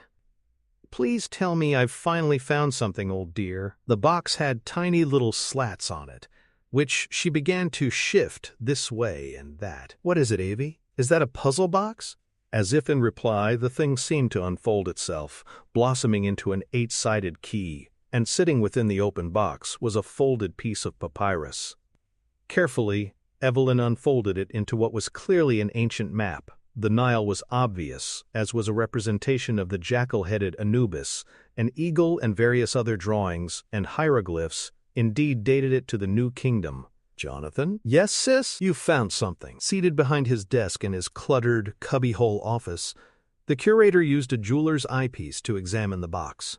Evelyn, standing alongside Dr. Bay, demonstrated how to open and close the object and pointed out the cartouche on its surface. That's the royal seal of Seti I, she said. The curator shrugged. Perhaps? No perhaps about it, Dr. Bay. Which pharaoh was Seti again? Jonathan asked, smiling, seated across the desk from the curator. Afraid I've forgotten. Was he rich by any chance? Evelyn could never be sure when Jonathan was joking. He was the second pharaoh of the 19th dynasty. Some historians speculate he may have been the wealthiest of all rulers. What a splendid fellow, this Seti. I like him very much. Jonathan's grin, as he leaned into the dramatic glow of a candle on Bay's desk, was rather mummy-like. Though the museum had electric lighting, the curator often kept an aromatic candle burning. On the curator's desk lay the golden map, stretched out as if the trio were planning a trip. Dr. Bay lifted it nearer the candlelight for a better look. This map is almost 3,000 years old, Doctor, she told him, and the hieratics over here indicate exactly what is being charted. Dr. Bay looked up at her. With a nervous grin and a little shrug, she ventured into dangerous waters.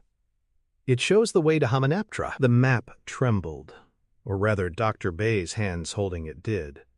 He seemed rather shaken by her statement, but only for a moment. Then he smiled and laughed, shaking his head. My dear girl, don't be ridiculous, Bay said. I'm surprised at you, a scholar of your qualities, of your seriousness.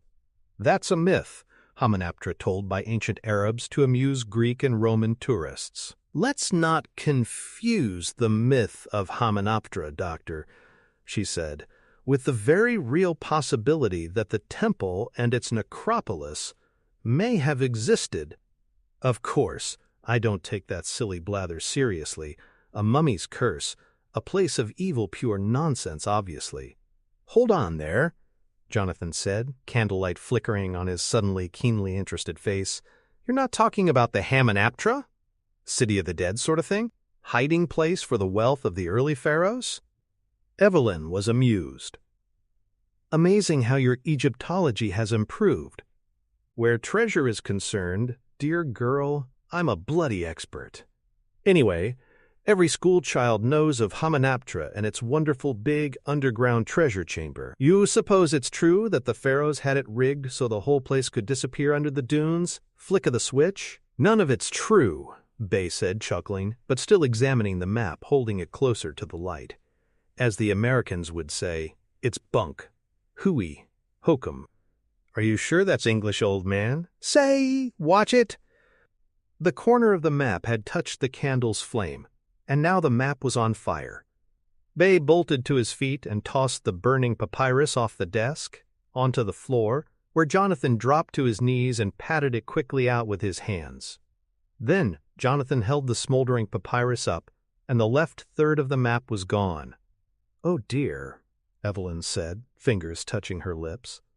Jonathan's frown was more like a pout. You burned it! You bloody fool, you burned off the best part. I am sorry, Bay bowed. It was an accident. Ramesses destroying Syria, Evelyn said coldly. That was an accident. Perhaps it's for the best, Bay sat back down, shrugging. We are scholars, not treasure hunters, after all. Many men have wasted their lives in pursuit of foolishness like this. No one has ever found Hamunaptra, and many who've tried failed even to return. Evelyn arched an eyebrow. My research indicates the temple city may have existed. Jonathan was holding up the map, staring at its charred edge, with the expression of a child who has just broken his first toy, Christmas morning. You burned off the lost city, he said accusingly to the curator, who merely shrugged again. I'm sure it was a forgery, a fake. Really, Miss Carnahan, I thought better of you than to be fooled so easily. However, as for this box, and the curator reached toward the golden octagonal artifact on his desk, I may be able to offer a modest sum. Jonathan's expression perked up, but Evelyn snatched the box from Dr. Bay's grasp and glared at him. "No thank you, doctor," she said. "Suddenly it is not for sale," and she quickly exited, with Jonathan's scorched map and hand trailing bemusedly after. Chapter 5. Gallows Humor. Jonathan Carnahan may have been a bit of a dilettante where Egyptology was concerned and an utter fraud as an archaeologist, but one thing he did know: every watering hole in Cairo, from the plush cocktail lounges of the Continental and Shepherd hotels to waterfront dives few cultured Englishmen had dared enter, and fewer still had ever exited, Jonathan and his thirst and his money were welcome guests. This gave him access not only to alcoholic libation, but information. So it was that he knew a certain Richard O'Connell was a guest at the most dreadful lodgings possible in a city noted for its dreadful lodgings, the Cairo prison. So too was Jonathan able to arrange, at rather short notice, with a handful of phone calls, an audience with the host of the city's worst hellhole, Warden Gad Hassan, a thick-set greasy man whose porcine features were distinguished by glittering dark eyes, a mustache flecked with the memories of several meals, and black stubbled cheeks that apparently crossed paths with a razor no more than once a week. The warden, his rumpled cream-colored suit, stained with sweat, food, and other substances quite unimaginable, had taken Evelyn's arm in a fashion at once gentlemanly and lascivious, as he ushered the Carnahans across a small, pen-like courtyard in a sprawling stone structure from which moans of agony and ghastly smells emanated. It was Jonathan's theory that close proximity to the smells might be creating the moans. His sister, hugging an alligator purse, looked rather lovely in another cardigan and dress ensemble, topped off by a large, flat-brimmed hat that sat at a sun-shielding tilt. Perhaps, Jonathan thought, too lovely to be visiting a pigsty like this. "Welcome to my humble home, Miss Carnahan," the warden said.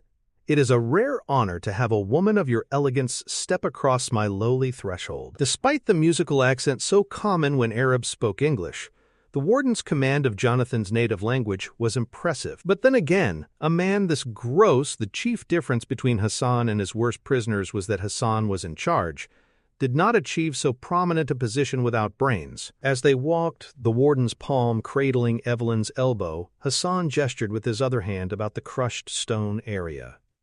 "This is our visitor's area." "Charming," Evelyn said, the sarcasm so faint even Jonathan couldn't be sure of it. Evelyn still seemed to be pouting. She had been irritated, even accusatory, when she learned that her brother had found the puzzle box, not on a dig near Luxor, but in an establishment known as the Sultan's Kasbah, a dump catering to European rabble in one of the less reputable corners of the French Quarter. "You lied to me," she had said, sounding wounded.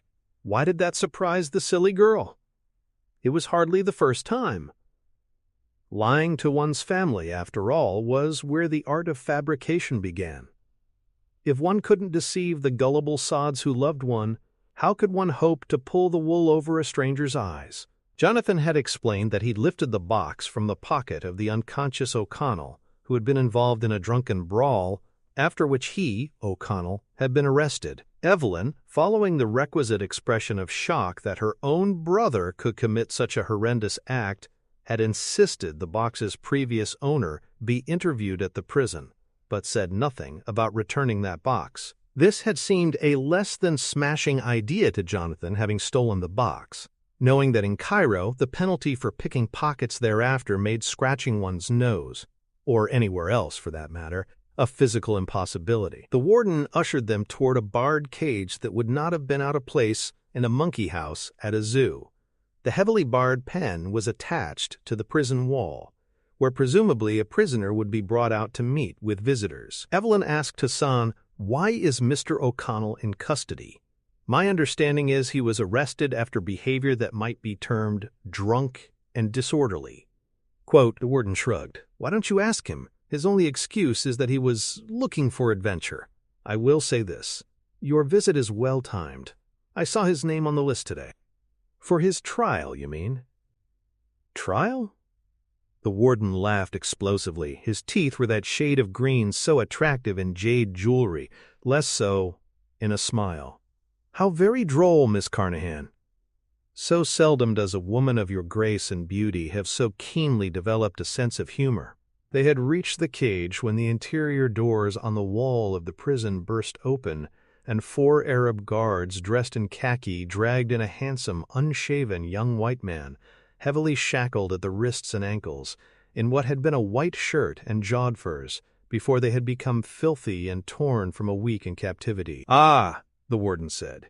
"Here's your friend now." The guards hurled the young man against the bars. The prisoner struck the steel with a nasty clang, but his face registered no pain. "I say," Jonathan said to Hassan, "was that necessary?" The warden beamed greenly at Evelyn. "I see your brother's sense of humor is also well developed. This is Mr. O'Connell, formerly of Chicago, Illinois, and more lately the French Foreign Legion. He's a deserter, your friend." Evelyn was looking O'Connell over. He was doing the same to her, from it seemed to Jonathan, a slightly different perspective. She asked her brother, "Is this him, the one you stole it from?" Jonathan laughed nervously, glancing at the warden. "My sister, and her sense of humor. Yes, dear, this is the blighter who sold it to me." O'Connell wedged his face between 2 bars, frowning as he studied Jonathan. "Sold what to you?" "Warden," Jonathan said, "would it be possible for us to have a few minutes alone with our friend?" "What friend?" O'Connell asked. Jonathan extended a hand with a £1 note in it to the warden, for the man to shake and take. "Certainly, Sahib," Hassan bowed. "I'll leave you now. You have 5 minutes." "It won't be the same without you," O'Connell said to the warden, and blew him a kiss. The warden did not smile, greenly or otherwise. He waved a finger in the air. "A sense of humor in prisoners I do not appreciate." O'Connell laughed. "What are you going to do about it, Fatso? Not change my sheets?" The warden nodded to the scruffy, sleepy-eyed guards standing behind O'Connell, and the guards slammed the prisoner into the metal bars again, where his face bounced like a rubber ball off pavement. But O'Connell still registered no pain, though he did toss the guard a glare. "Unwise, sir," the warden said, and began walking away, adding to himself, "Most unwise." Jonathan, watching Hassan go, said to O'Connell, "You might not want to get on his bad side, old man." "Where have I seen you before?" O'Connell asked Jonathan. "I'm just a, local missionary, spreading the good word." "And who's the dame?" Evelyn frowned. "Dame?" Jonathan gestured. "This is my charming sister Evie." "Evelyn," she corrected. O'Connell glanced at her and shrugged. "Yeah, well, maybe with her hair down she wouldn't be a total loss." Evelyn's eyes widened. "Well, I never!" "That wouldn't surprise me," O'Connell said. To Jonathan he said, "You look mighty familiar." Jonathan laughed giddily.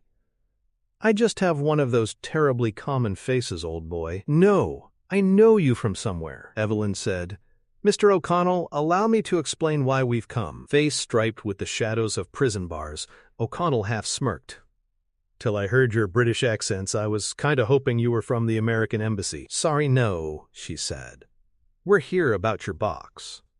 "My what?" "Your puzzle box. A little gold knick-knack with 8 sides.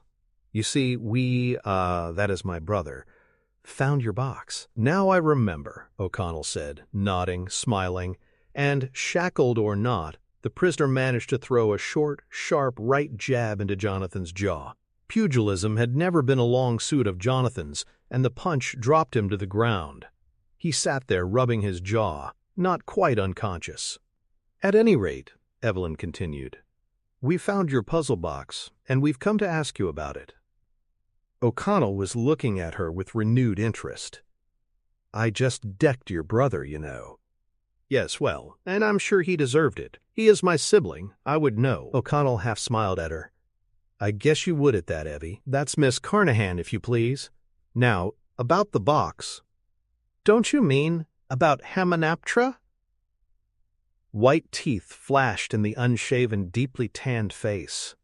Jonathan, finally getting to his feet, brushing himself off, replacing his hat which had been knocked off, said, "Keep your voice down, man! The walls have ears!" Actually, it was the scruffy hood-eyed guard standing in the cell with O'Connell who had ears, and while English may have been foreign to those ears, the word Hamanaptra might be all too familiar. What an interesting thing to say, Mr. O'Connell, Evelyn said coyly. Whatever was it about that box that brought that mythical place to mind? Maybe it was because I was at that mythical place when I found it. She blinked. You were there? Yeah, and if a caravan of diggers out of Cairo hadn't stumbled across me in the desert, I wouldn't have lived to tell the tale. Jonathan, jaw aching, feeling irritable toward the chap, snapped, How do we know this isn't a load of pig swallow? Well, for one thing, I have no idea what pig swallow is. And for another, step over here near the bars again. No, thank you, Jonathan said, taking a step back. But Evelyn had no compunction about stepping near the bars, closer to the filthy prisoner. She asked, You were there? At Hamunaptra? He flashed her another big grin. I sure as hell was, lady. City's joint, city of the goddamned dead. You swear? I'm afraid so. Every goddamn day. She frowned in frustration. No. What I mean to say is, do you take an oath that... I know what you mean. I'm just pulling your leg. Or anyway, I'd like to... Her chin lifted. Her gaze traveled to him down her fine nose. You're hardly in a position to make flirtatious remarks, Mr. O'Connell. This is strictly business. Is it now? What did you find? Sand. A lot of sand. Well then, what did you see? Death. Lot of that, too. They aren't kidding when they say that place is cursed. Superstition, Mr. O'Connell, is the hallmark of the small mind. My interest is in research. My brother and I are Egyptologists. Really? Well then, I bet you'd like to go there. To Hamunaptra, I mean. Jonathan crossly said, Will the two of you keep your voices down? Evelyn was very near the bars of the cage. Could you tell me how to get there? The exact location? Better than that. I'll take you there. But, Mr. O'Connell, you are rather indisposed. That's one way to put it. Couldn't you just tell us how to get there? Give us the exact location? Have you opened the box? Well, yes, we have. Then you have the map. Evelyn glanced at her brother, who shrugged. About the map, old boy, Jonathan said, keeping his distance. I'm afraid there was a slight mishap. A portion of it was burned away. The portion including the particular site of interest, shall we say. Come closer, Jonathan, O'Connell said, crooking his finger, smiling tightly. I can't hear you. Jonathan stepped back a pace. Evelyn said to the prisoner, You've been there. You can point the way. O'Connell nodded. I can take you there. How? Well, you might start by, I don't know, maybe by... She leaned closer. Yes? Yes? Get me the hell out of here. Evelyn reared back. Well, you needn't be rude, Mr. O'Connell. Forgive me. A man loses all sense of propriety in a place like this. Would you really like to know the way? Oh, yes. He nodded to her, to come closer, his eyes indicating he didn't want the guard to hear. She leaned in to him and he kissed her full on the lips. Then he grinned at her, rakishly, and winked. Get me the hell out of here, honey, and we'll both go on an adventure. The guard had witnessed this forbidden physical familiarity with a visitor, and as O'Connell was speaking to Evelyn, the scruffy fellow was stepping forward to throttle the prisoner again. But this time, O'Connell was ready. He grabbed the man and yanked him head first into the bars and let the guard's face slam into steel for a change. In an instant, other guards were hustling into the pen, grabbing O'Connell and dragging him out. O'Connell shouted out, Nice meeting you. Then he was gone, disappearing around the corner, into the fetid darkness of the prison, hauled away by angry Arab guards. Suddenly, the warden was back at her side. Oh dear, Evelyn said. Will they beat him? No, Miss Carnahan, the warden said pleasantly. There's no time for that. No time? Yes, he's being taken to be hanged. Hanged? He's a deserter from the Foreign Legion, as I told you. That's a hanging offense. Jonathan said, But the French Foreign Legion have no jurisdiction here. This isn't Algeria, for heaven's sake. We've civilized people, Mr. Carnahan, Miss Carnahan. We have, what is the word? A reciprocal arrangement with the Legion. For 50 of your pounds, we waive them the trouble of extradition. And now, I'm afraid my presence is required at the execution. A formality, but I am so a stickler for doing things right. Let me go with you, Evelyn said, groaning. Jonathan said, Oh, sis, why? The warden said, That's out of the question. No women are allowed at hangings in my country. Her chin up again, she said, In your country, women wear veils. Do you see a veil on my face? I'm an Englishwoman after all." Hassan shrugged. "So be it. Unlike your face, hanging is not pretty, my dear." Soon Jonathan, Evelyn, and the warden were stepping out onto a balcony overlooking another courtyard, where, from barred windows all around, inmates could look down at the gallows that had been erected. These gallows had no lower apron-like enclosure to keep onlookers from seeing the struggling and kicking of a hanging man. The warden was no sadist. He obviously felt the need to provide his prisoners with a little entertainment, and Evelyn's presence was providing entertainment as well. From every barred window, bulging eyes and horrible faces took in the presence of Jonathan's lovely sister. There were no catcalls or wolf whistles. These sorry countenances, displaying a remarkable collection of scars, scraggly beards, missing eyes, and rotten teeth, had gone dead silent at the sight of her, starving jackals staring at fresh meat. "A woman without a veil," the warden said, lifting an eyebrow in an I-told-you-so manner, "might as well be sitting here unclothed." Evelyn ignored the remark, her eyes on the prisoner being ushered into the courtyard. O'Connell was led up onto the gallows by the same guards who'd manhandled him in the visitor's pen, and positioned on the trap door. A hangman in a mask, with a bare chest and loose-fitting pants, draped the noose around the prisoner's neck, then cinched it tight.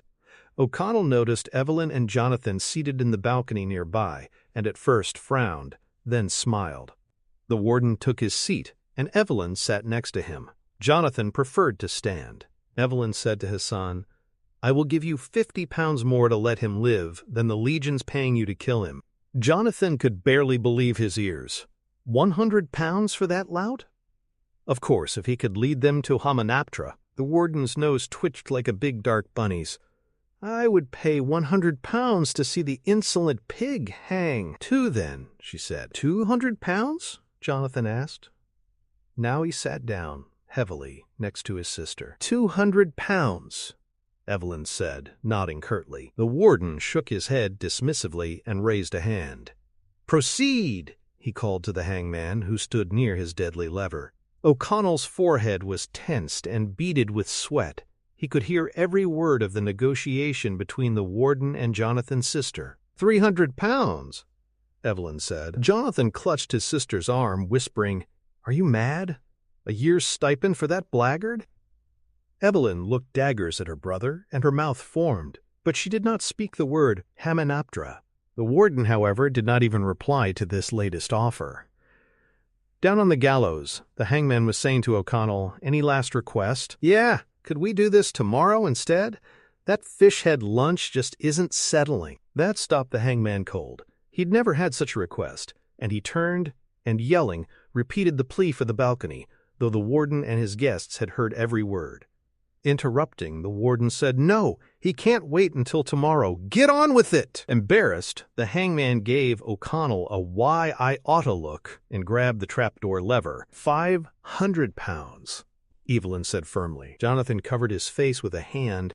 The warden looked at Evelyn, calling out to the hangman, "A moment. £500? Yes." Hassan placed a hand on Evelyn's leg, just above the knee. "I will consent if you grant me some other inducement, not financial, a personal kindness. I am a lonely man in a difficult job." Evelyn plucked his greasy paw from her leg with the thumb and middle finger of her right hand, as if removing a particularly odious bug. She turned away and made a sound in her chest that conveyed her revulsion. The warden had his pride, which was wounded by rude, crude laughter from the windows where prisoners had witnessed the rebuff. In the thumbs-down gesture that had been good enough for Nero, Hassan cued his hangman to pull the lever, which the hangman did. The trapdoor fell away under O'Connell's boots, and as Evelyn screamed, "No!" the former corporal of the Foreign Legion dropped through the hole, the rope jerking tight. O'Connell's body snapped at the end of the rope, but he was clearly alive, struggling, kicking. "Ah," the warden said, and touched the fingers of his hands together playfully.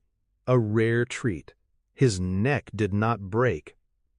We have the pleasure of watching him take his time strangling to death." The audience in the barred windows gave the show mixed reviews.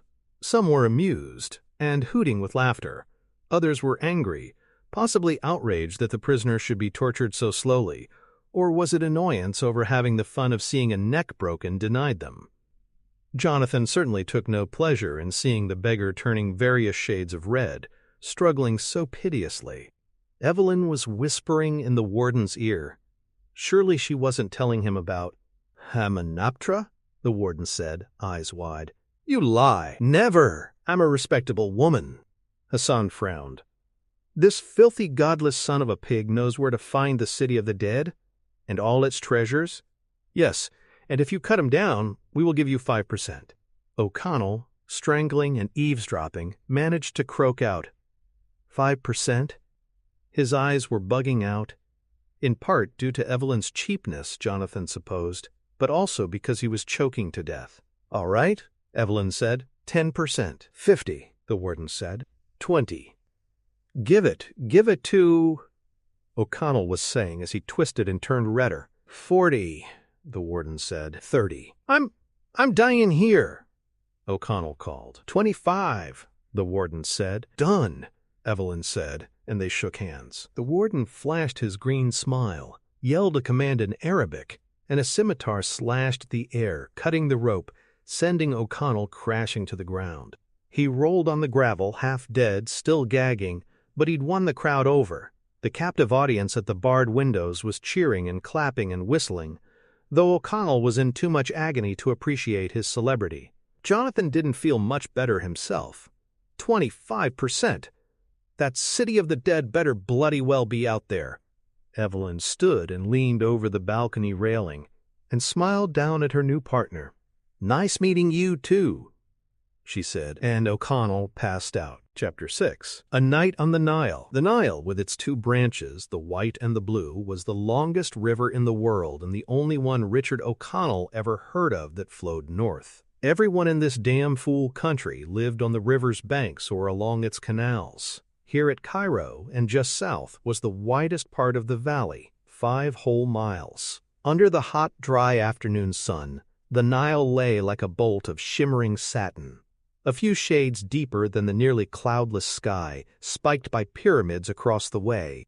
On the river's placid surface, graceful little boats glided, laden with passengers and cargo, sails spread like the white wings of gulls. The peacefulness of this view was negated by the bustle of the boardwalk adjoining the docks of Giza port, where tourists and teams of explorers were pushing awkwardly through an army of turbaned men in their nightshirt-like robes, hawkers peddling King Tut trinkets, and beggars bellowing, "Bakshish!" The word, which meant "gimme something," seemed to be a 2-syllable national anthem. They all sang it. O'Connell, lugging a gunny sack, ignored them, even the child who informed him. Fatter and Mater dead, belly empty. The Chicagoan had spent enough time in this part of the world to know that pitching a quarter to one of these poor souls would bring every beggar down on him like the Notre Dame front line on a ball carrier. O'Connell was a new man, thanks to the 20 pounds he'd talked out of his benefactor, Miss Evelyn Carnahan, to cover expenses and supplies. Shaved, hair cut and combed, boots and chinos begging to be broken in, his white shirt so new and fresh it bore no sweat circles yet. A brown kerchief covering where the noose had rubbed his neck raw, he looked dashing and handsome and damn well knew it. He spotted them in the crowd. Evelyn in a wide-brimmed white hat and a blue dress that might have seemed frumpy were it not traversing some very nice curves, and her brother Jonathan in pith helmet and khakis. They were both hauling heavy carpet bags, doing their best to hold on to their hats, dignity, and money as they moved through the horde of peddlers and panhandlers to the steamer Ibis that awaited them at the jetty. As he caught up to them, O'Connell could hear their conversation, in progress. How can we even be sure he'll show up? Evelyn was saying. For all we know, he's sitting in a bar, drinking away my 20 pounds. That sounds more like me, sis, than O'Connell. He'll be here. These American cowboy types are as good as their word. It's all they have. Evelyn continued in a clipped, haughty manner. Well, personally, I find him a filthy, rude, and pertinent cad, and I don't like him one tiny bit. Anybody I know? O'Connell asked, sidling up to her. Her eyes widened in surprised embarrassment.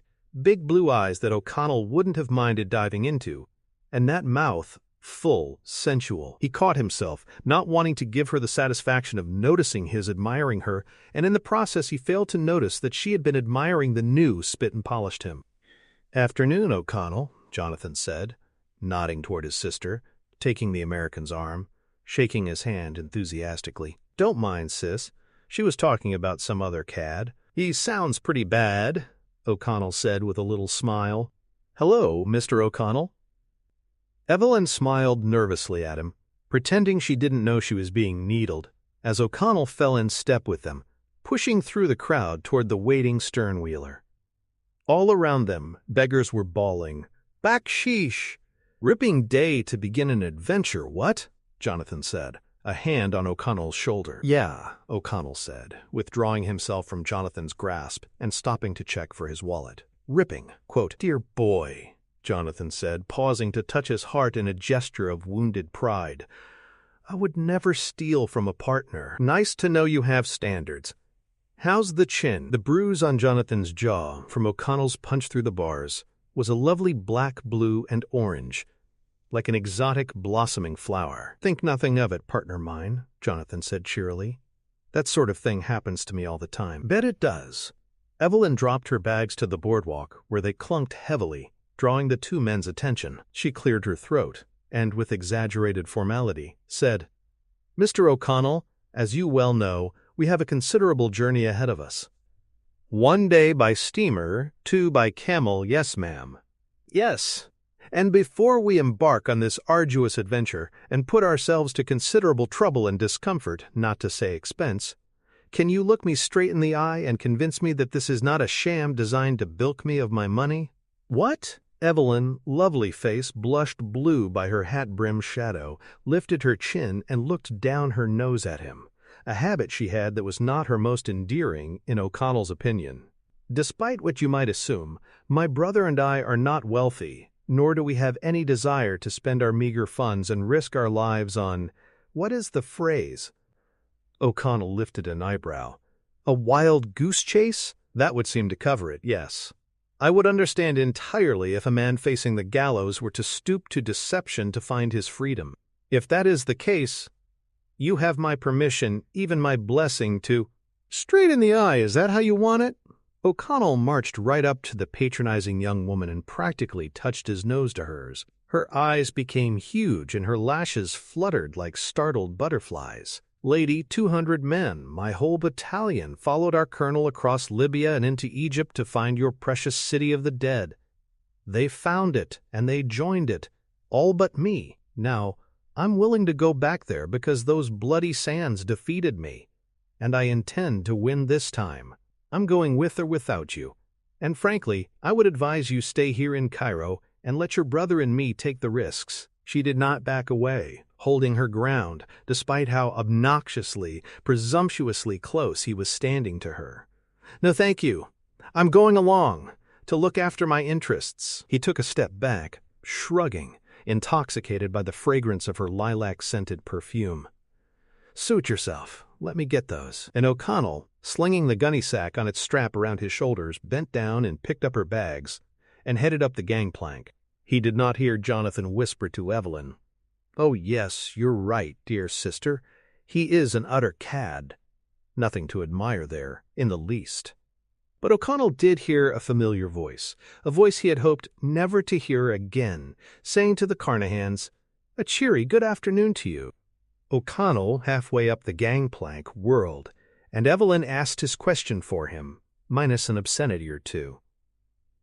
"What are you doing here?" And to the young woman, the warden of Cairo prison tipped his battered pork-pie hat, a new addition to the rumpled ensemble of his very stained cream-colored suit. "I have come to protect my investment," Gad Hassan said. "As my people know all too well, the English have a way of speaking politely as they steal the ground out from under you." Then the warden bowed, and lugging a single carpet-bag, moved up the plank onto the deck, smiling benignly at O'Connell, who just glared at the greasy little bastard. "No hard feelings," the warden said. O'Connell, bags at his feet, touched his throat, saying ominously, "If you ever want to borrow a necktie, just ask. The warden didn't seem to like the sound of that offer and disappeared off toward the bow. O'Connell carted Evelyn Carnahan's bags to her cabin door and asked to take his leave, saying he was going to have a look around the steamer. "Do what you like, Mr. O'Connell," she said crisply. "I'm not your employer." "Don't forget that," he said, and with a huff, Evelyn disappeared within the cabin. "Evie's always been a headstrong girl," Jonathan said, hauling his own bags. "Pay her no heed. It only means she's fond of you." Funny way of showing it. That's true of most women, isn't it? The ones worth knowing, anyway. "See you at dinner?" "See you at dinner." The sternwheeler was a shabby wooden house of a boat, about 20 feet wide, 150 feet long, a glorified passenger barge with 2 decks, the lower one with 30 cabins and a dining room and bar, the upper piled with luggage and crates, with an open area arranged with chairs under an awning so passengers could watch the green and tan scenery glide by. The pilot, a short-bearded Nubian in turban and gown, set a corkscrewing course that wound from one side of the river to the other as the steamer plowed its 6-mile-an-hour way downstream against the current. A low barge with a flat deck of rough boards was towed alongside. This was for horses and camels, and second-class and third-class passengers who carried their own bedding and would sleep on the deck. The dining room served table d'hôte at 8 o'clock. Everyone was in evening wear except O'Connell. The waiters were Nubians in white gowns with red sashes, and the service was elegant. Feeling out of place but not really caring, O'Connell sat with the Carnahans, never letting his gunny sack out of his sight. They did not speak of their mission, keeping Hamunaptra to themselves as they shared a table with strangers, a party consisting of a pair of missionaries, Warden Hassan, several commercial travelers, and a group of big-game hunters. The food was excellent. A clear, spicy soup, boiled fish fresh from the Nile, salmi of pigeons, roast lamb with mint sauce, rice, string beans, tomato salad, pudding, fruit.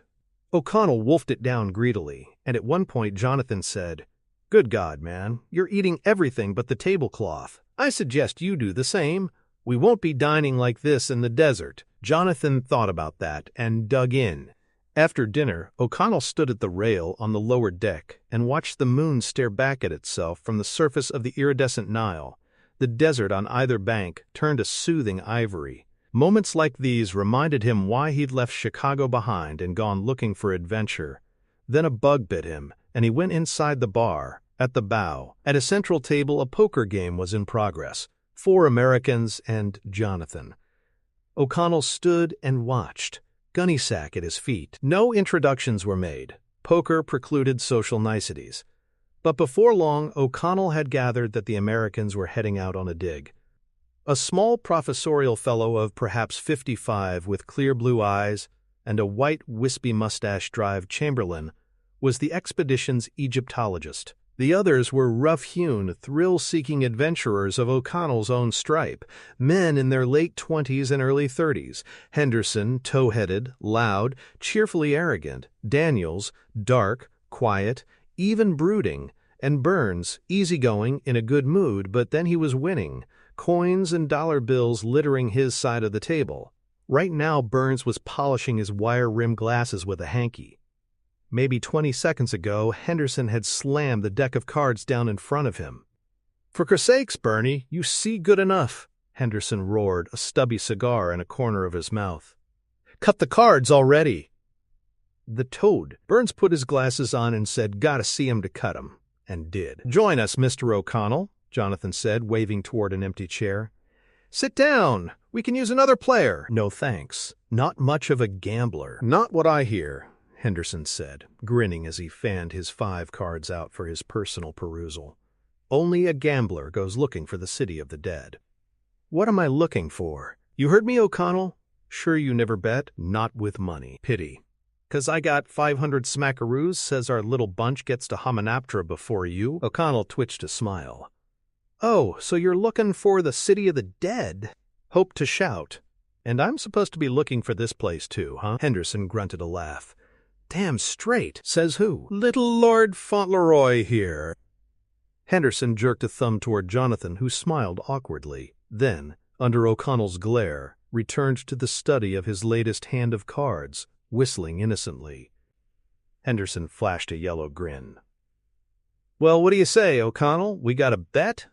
O'Connell didn't much care for the look on Henderson's sweaty, stubbly face, but the kind of man who runs off to join the French Foreign Legion is not likely to ignore the throwing down of most any gauntlet. "You're on," O'Connell said. The Egyptologist, Dr. Chamberlain, had already folded his hand. He was studying O'Connell like a hieroglyph he was trying to decipher. "What makes you so confident, young man?" Chamberlain asked O'Connell. "What makes him so confident?" O'Connell asked, nodding toward Henderson. Henderson blew a smoke ring, grinned, eyes narrowing. "Maybe we got a man on our team who's been there." "Where?" "Where do you think?" "City of the Dead itself. Hamunaptra." "I say," Jonathan said, "that is a coincidence. Why, we also have—" But that was all Jonathan had to say at the moment, because O'Connell, swinging his gunny sack up from the floor, back around his shoulder, accidentally bumped Carnahan in the ribs with it. Jonathan said, "Ow!" Then he quickly recovered, asking brightly, "Now, where were we? Whose wager is it, gentlemen?" O'Connell was heading out on deck. Henderson called out, "We got us a bet, remember?" "I'll remember, gents." "Genite." As he left, O'Connell heard Burns exclaiming, "Full house!" "What a damn lucky streak," Henderson said. "Can't last forever," Daniel said, finally speaking. The desert breeze wasn't just cool, but cold, which made this a typical night on the Nile, and O'Connell discovered that Evelyn Carnahan had the whole upper deck to herself.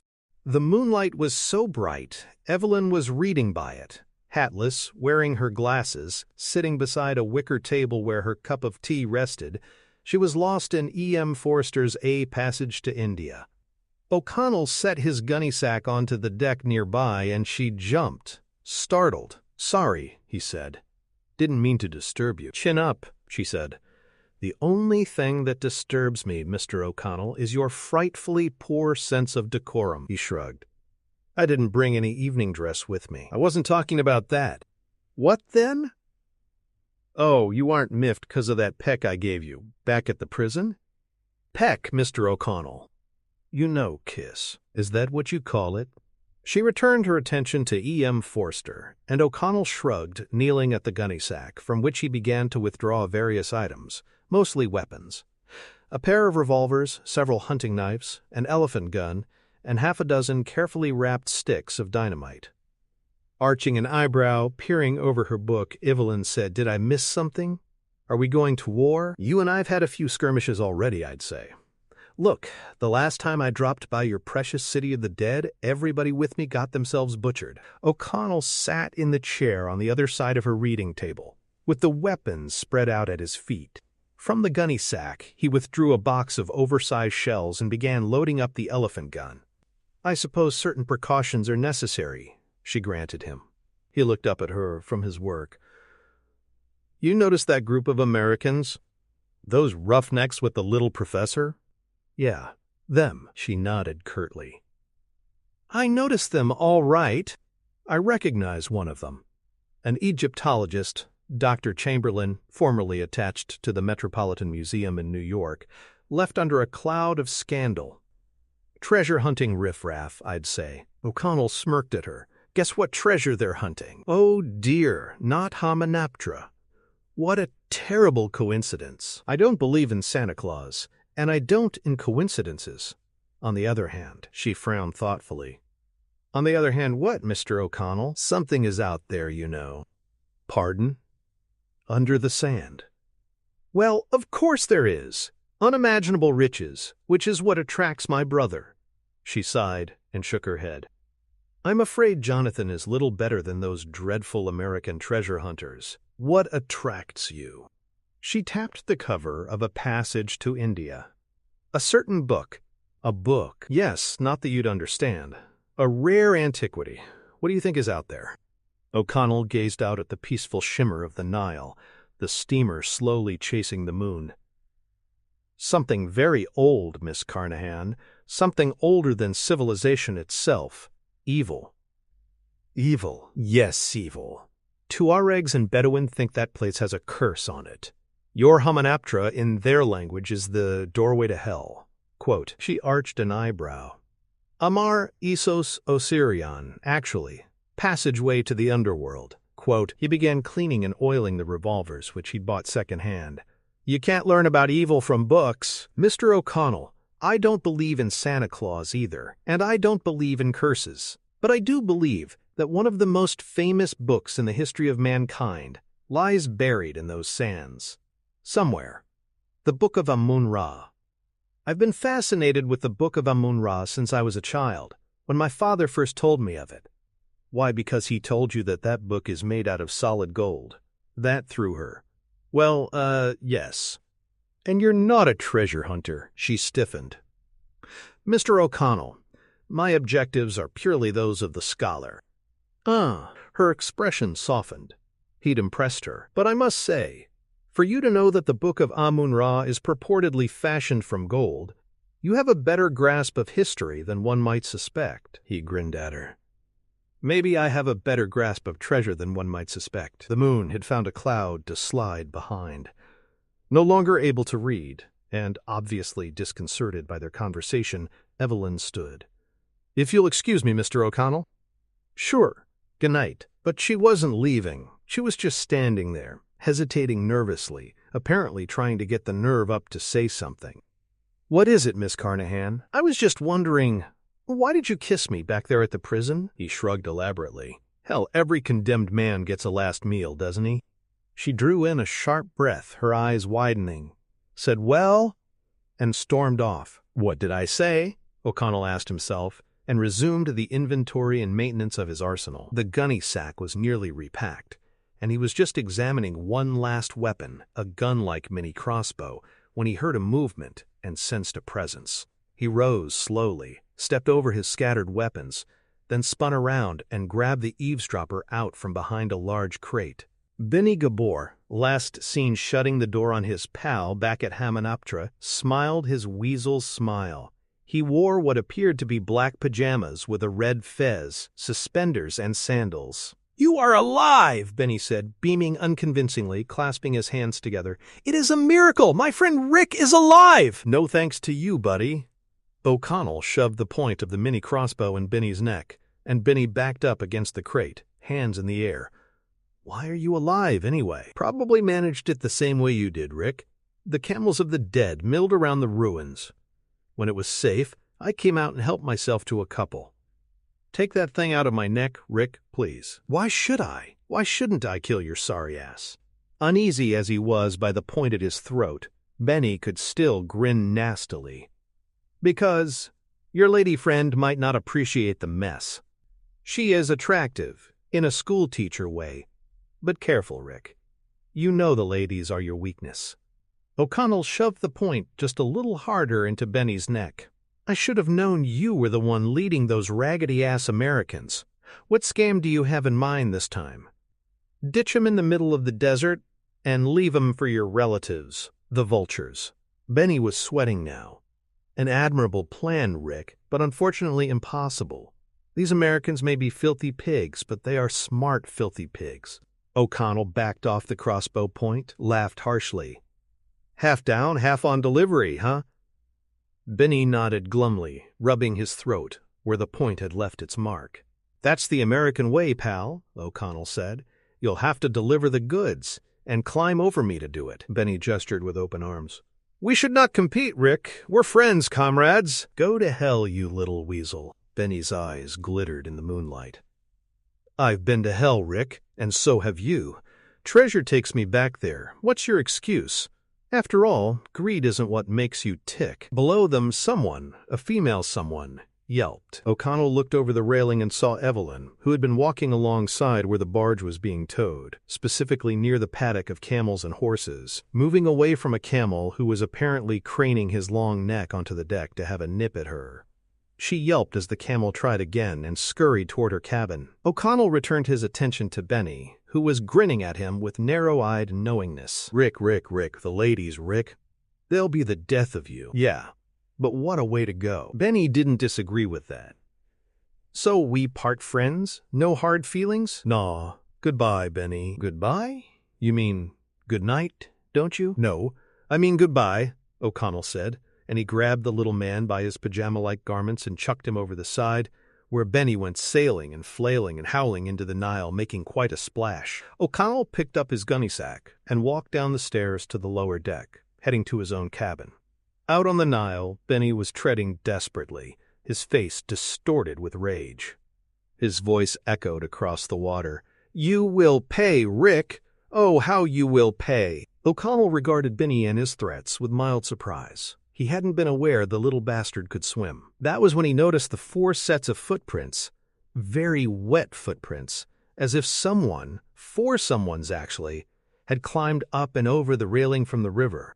The footprints trailed down the deck, and O'Connell ascertained, with a glance over the side, a narrow skiff, tied up to the boat, awaited the return of the group that had secretly boarded the Ibis, and O'Connell, seeing where these wet footsteps headed, dug into his gunny sack. Chapter 7. Midnight Swim. In the glow of a kerosene lamp on her nightstand, Evelyn Carnahan, who found the accommodations of her small cabin quite acceptable, was studying her reflection in the mirror of the dressing table, where she was seated, preparing for bed. The white nightgown only hinted at the shapeliness underneath, her arms and shoulders bare, the swell of her breasts providing the most telling evidence of her pulchritude, with its scoop neckline. Evelyn did not think of herself as particularly attractive, or unattractive for that matter. She had little interest in men. She had wanted to walk in her father's footsteps and so had chosen a career. She was a feminist, a new woman, but something was stirring within her, and it was the doing of that American cad O'Connell. He was impertinent and boorish and had simply the most divine blue eyes, and the way that lock of his hair hung over his forehead was just. She smirked at herself for such schoolgirlish feelings. But the warmth of that kiss, the soft, sensual mouth of that ruffian, lingered in her sense memory. What was it he'd said at the prison? Maybe if she let her hair down she wouldn't be a total loss. Unpinning her long brown hair, she gave her head a good shake, unleashing a torrent of tresses, which fell loose to her bare shoulders. She sat and brushed it and thought about O'Connell, and then scolded herself for doing so, then thought about him some more, distracted. She knocked several hairpins onto the floor and bent to pick them up. When she returned to her sitting position at the mirror, the reflection in it had changed. Standing right behind her was a grotesque male intruder with a wicked-looking hook where a hand once had been, and flesh that wore the puzzle-like tattoos of an ancient sect thought lost to the sands of time in the desert. The hieroglyph markings could be seen everywhere skin was exposed, the narrow, angular face framed by a black sphinx-like headdress, his bare chest crisscrossed with leather straps, and even the muscular legs under the black kilt, whose waistband bore both dagger and, in a modern non sequitur, revolver. Her surprise at having her cabin invaded was heightened by her instant awareness that her uninvited guest was a Medjay. But all of this registered in such an eye blink that the intruder had slipped a moist palm over her mouth before she could scream, and in the mirror she could see her own widened eyes as the hook was raised, poised to strike. But he did not strike. He whispered, in a rough-edged voice made melodious by his accent, "The map. I will have the map." Reflexively, her eyes went to the map, which lay spread out upon a table in the flickering glow of a candle nearby. Good, good. And the key? I will have the key. Did he mean the puzzle box? She would not give this up so easily, hidden under the bed as it was. The gold glint of it, visible in the mirror at this moment, if one knew where to look for it. Evelyn met his eyes, in the mirror, shaking her head. No, shrugging her shoulders, feigning no knowledge. Tell me where the key is, or you will die. She shook her head. No, no, no, and hard, dark eyebrows in a tattooed face lifted in a little shrug, and the hand with the hook drew back for its death blow. The cabin door behind them exploded under a splintering kick, and there, in the mirror's reflection, was O'Connell. O'Connell, a gun in either hand, his eyes tight, jaw firm, a bloody hero. If she hadn't loved him before, she certainly loved him now. "Hope I'm not interrupting you lovebirds," he said. The impertinent cad. The hooked Medjay grabbed her by the shoulders, spinning her around, making a human shield of her, the point of his hook dimpling her throat. For several endless moments, the standoff turned the two men and the woman into a frozen tableau promising violence. Then a candle flickered on the table where the map lay spread out, and O'Connell whirled on a now open window which had let in the candle-flickering breeze and allowed another of the warriors to lean in, with a revolver in hand blasting away, O'Connell ducking as wood chips flew off the wall in a splintery shower. Held captive by the hooked Medjai, Evelyn watched in horrified amazement as O'Connell calmly aimed at the warrior in the window and shot twice. The warrior caught both bullets in the chest and fell awkwardly over the sill, firing as he died, one of his wild shots shattering the kerosene lantern on the wall, which was almost instantly engulfed in flames. Her captor had been watching this with as much surprise and amazement as Evelyn had, and the point of his hook drew away from her throat just enough that she could risk reaching out to pluck the burning candle from the table beside her, which she did, and, in an action so quick and savage she could barely believe she'd done it, Evelyn jammed that candle, flame and all, back over her shoulder, into the Medjai's face, cramming it into his right eye, and he screeched in pain that so overwhelmed him he released his grip upon her, and she bolted away into O'Connell's grasp, the room around them a crackling inferno of blue. Then Evelyn felt herself being yanked into the hallway, and O'Connell, gun in one hand, the other one stuck in his belt, pulled the splintered door shut and began dragging her along. But she stopped and said, "Wait!" He frowned at her. "What?" She pulled free of him and pointed back where fingers of smoke were finding their way around the closed door of her cabin. "The map. We need the map." "Relax, baby." He grinned at her and tapped his forehead with a finger. "This is the map. How very reassuring. You're welcome for saving your hide." And he grabbed her hand again and pulled her along. But she pulled free again and said, "Wait." "Jesus, what? The puzzle box is still in there. It's under the bed. Why, you want to go back in after it?" The Medjai was after the map and the box. "The what?" "Mr. O'Connell, no time for this, baby," he said, and grabbed her hand again and pulled her along. "I'm not your baby." He ignored that. "We better find your brother. There's at least 2 more of those bastards aboard." "And if I'm a target," she breathed, "so is Jonathan."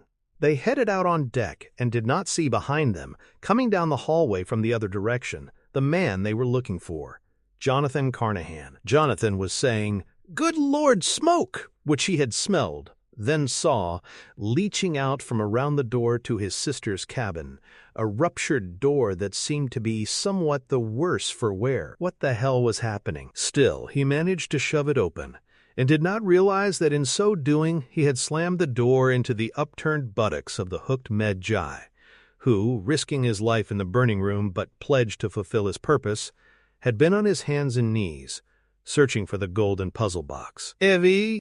Jonathan cried, looking in, seeing nothing but flames, relieved that his sister was nowhere in sight. Then he noticed the golden glint of the puzzle box just under the bed. Braving the smoke and flames, he had just bent down to pick up the artifact, when tattooed fingers snatched it from his grasp. "I say," Jonathan began crossly, "that's mine." Jonathan looked around to see a hideous Arab warrior with a hook for a hand and melted wax covering his face, whose back was on fire, like a peacock trailing its feathers. Summoning courage he didn't know he had, Jonathan snatched the puzzle box back, and the hooked warrior howled in rage, weaving in pain. The warrior, somewhat blindly, began clutching at the pistol in his waistband, and Jonathan, who often had to be told when to leave a party, needed no prompting on this occasion. He scrambled out of the burning cabin, bullets chewing up the hallway woodwork where he'd just been, and ran out onto the deck portside, looking for his sister. But Evelyn and O'Connell were on the starboard side of the Ibis, where the walkway along the rail was clogged with screaming, hysterical passengers. The fire hadn't spread yet, but panic certainly had, and it had spread as well to the animals on the paddock of the barge lashed alongside the steamer. The camels and horses were restless, to say the least, the former braying and stirring, the latter whinnying, rearing, kicking, bumping against the locked gate between the Ibis deck and the barge. The second-class and third-class passengers were already abandoning ship, leaping into the water, swimming for shore. "We have to find Jonathan," Evelyn said, as O'Connell embraced her, keeping her away from the shoving, pushing crowd. "Head for the bow," O'Connell said, nodding in that direction. "He was in the bar. Last I saw him." A gunshot cracked the air, notching the wall just over Evelyn's head, showering them with wood chips. She gasped, and O'Connell pulled her down, then pivoted and returned fire toward the stern of the ship, where another of those tattooed devils was firing a revolver at them, more wood fragments exploding over and around them. Then one of the Medjai's bullets caught a kerosene lantern, hanging on the wall just above and to their left, and the wall was soon dancing with orange and blue flame. And the Medjai was advancing down the deck toward them, training his revolver on them. "We're sitting ducks," O'Connell said, glancing frantically around as he reloaded a revolver.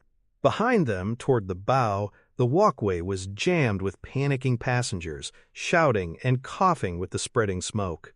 There was nowhere to go, not even into the water, with those flared nostril-kicking, penned-up animals between them and the shore. Suddenly O'Connell grinned tightly and fired his revolver, not toward their assailant, but at the barge beside them. Evelyn thought him mad till he fired again, and she realized what he was doing, shooting the lock off the paddock gate. The horses, driven even wilder by the gunfire, kicked the gate open and began charging forward, onto the deck, O'Connell grabbing onto that gate and guiding the stampede toward the warrior, who screamed in terror and then in pain as the hooves pounded over him, crushing him, pulping him. The flames were stampeding too, racing up and down and across the walls, the upper deck consumed by flames, the awning blazing like a banner in the night. More passengers were starting to leap into the Nile, swimming for the nearest shore. The way to the bow was no longer clogged by the panicking mob. O'Connell slung his gunny sack over his shoulder and guided Evelyn in that direction. They were not aware that Jonathan was stranded, port side, caught by 3 Americans who blocked the way, standing there like 3 idiots at a target range, blasting everything in sight, their Egyptologist professor cowering behind them like a frightened schoolboy. Their target, another of those villains, down at the bow, was returning fire, no more successfully than the Americans. "Bloody Wild West show," Jonathan muttered, pondering whether to go over the side and swim for shore. He didn't witness the Americans finally succeeding, blowing their quarry over the railing, as Jonathan, still hoping to find his sister, had turned to see if he might go back in the other direction, and a flaming man was advancing upon him.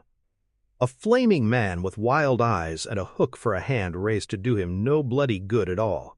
"Duck!" someone cried. Jonathan ducked, and a volley of bullets flew over his head, as the gunfire of the Americans hit the hooked flaming warrior like a firing squad's barrage, sending him toppling over the railing, into the Nile, where the fire finally went out.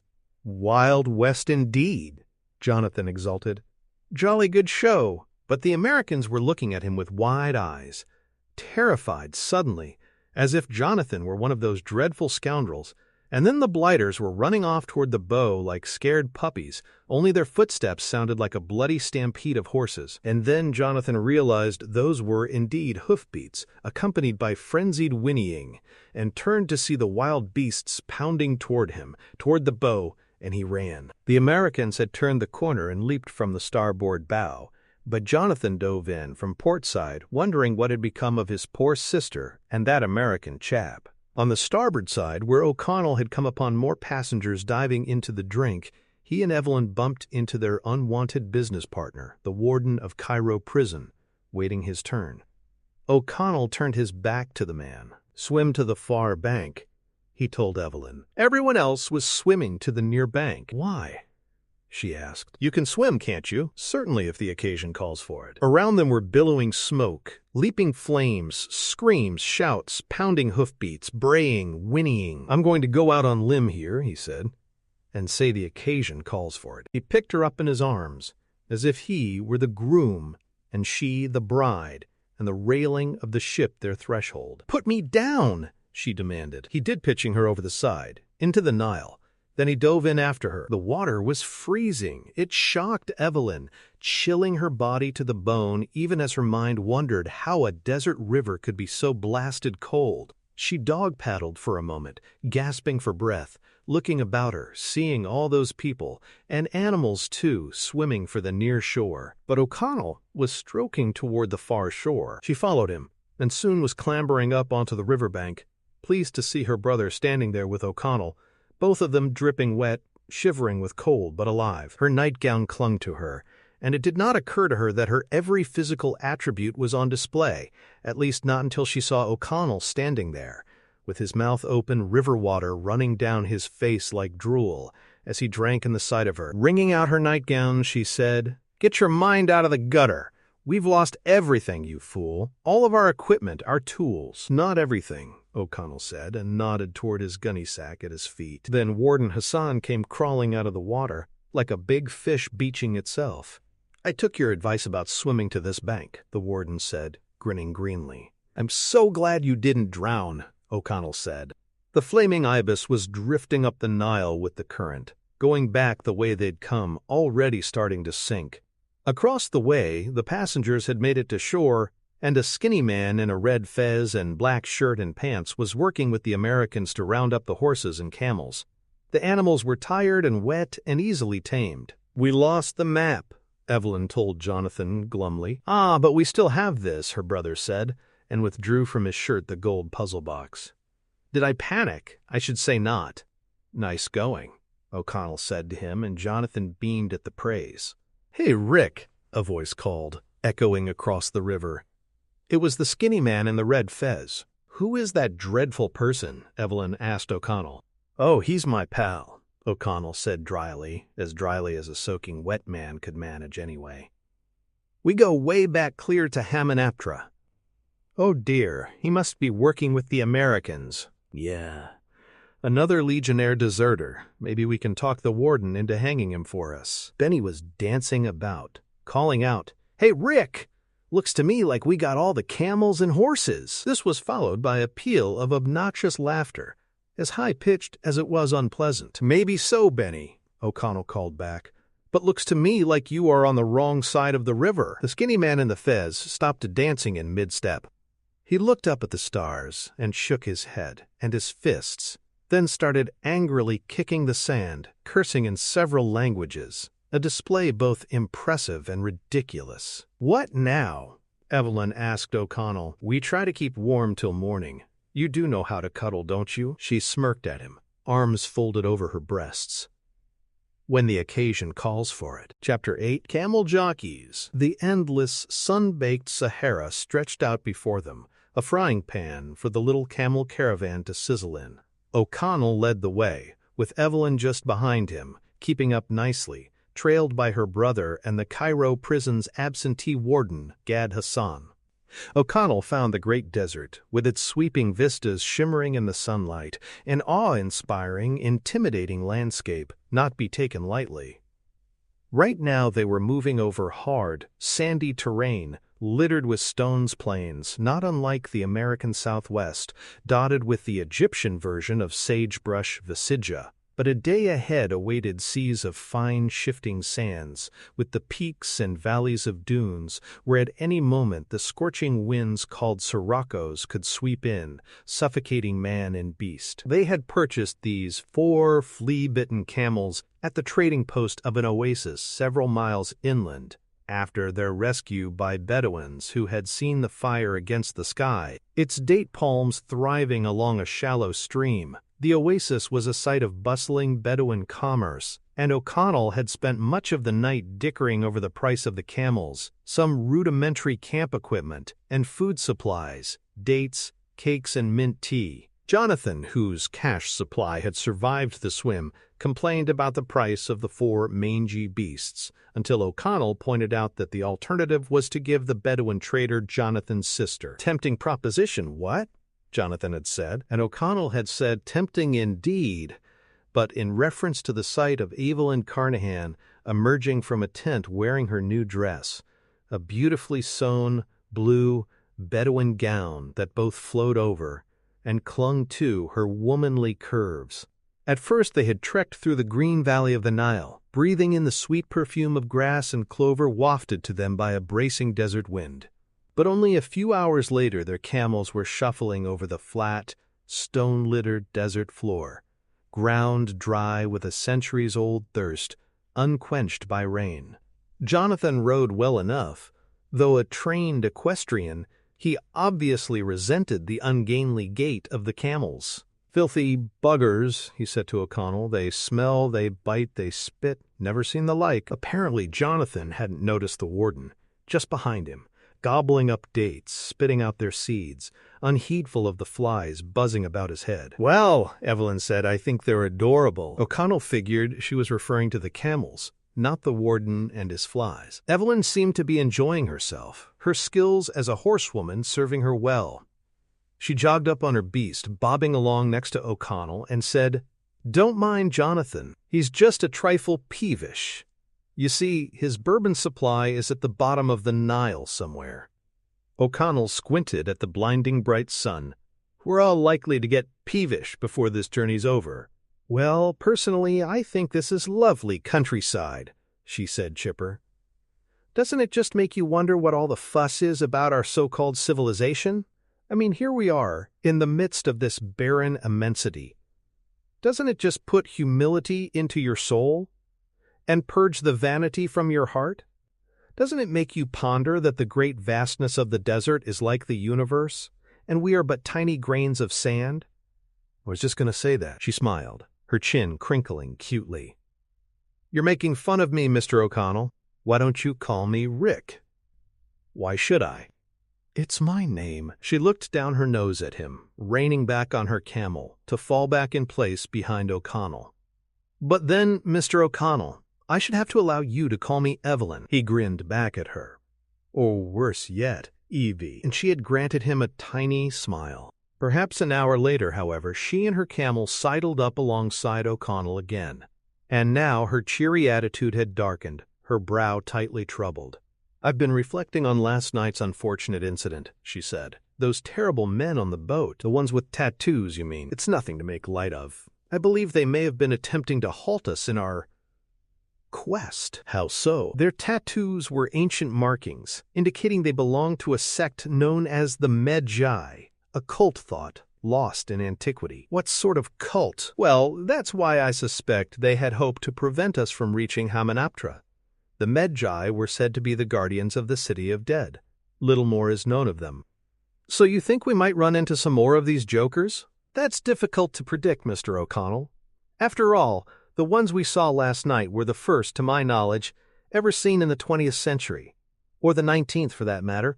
Or the 18th, or—" "I get your point." As the afternoon wore on, he detected her spirits waning further. But then, so were his. It was tough going, and the endless ride on the bumpy road that was the back of every camel drained the rider's energy, and the caravan talked little amongst themselves. O'Connell knew his tiny brood was fading. Late in the afternoon, he spotted a cluster of palms up ahead, and, as soon as he'd convinced himself it wasn't a mirage, directed them to set up camp there for the night. The flaming crimson ball that was the setting sun threw streaks of red and purple across the landscape, until the eerie haze of dusk banished them from view. The furnace of the day shut off suddenly, and coolness descended as they made camp, at first crisp, then downright cold.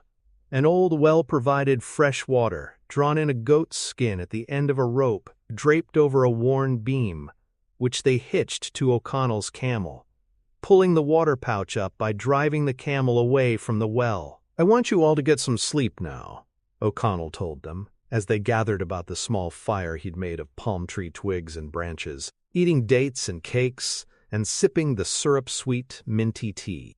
"We're going to rise again around 1 a.m., so we can travel without that sun beating down on us." This meant only a few hours of sleep, but there was no argument. The idea of traveling under the stars and moon sounded inviting after so much time under the blazing sun. The supplies purchased from the Bedouins included 4 little tents with 4 camel's hair pallets and camel's hair blankets that made for fairly comfortable sleeping conditions, though even with the fire, which O'Connell kept going, the desert cold was brutal. O'Connell had wrangled 4 burnouses from the Bedouins, and the hooded robes made excellent sleeping wear in the chill climate. Amused as he'd been by Evelyn's grandiose ramblings about the desert and the universe, O'Connell knew she was on to something. That was the lure of the desert, a sense that in the vastness of eternity your life was meaningless, which offered a kind of freedom, a release from the need to pursue gain and glory. Under the star-studded purple of the desert sky, a man could reflect on such things. At least he could have, if not for the thunder-like snoring of the warden. Tossing and turning, Jonathan grumbled about it, then began to snore himself.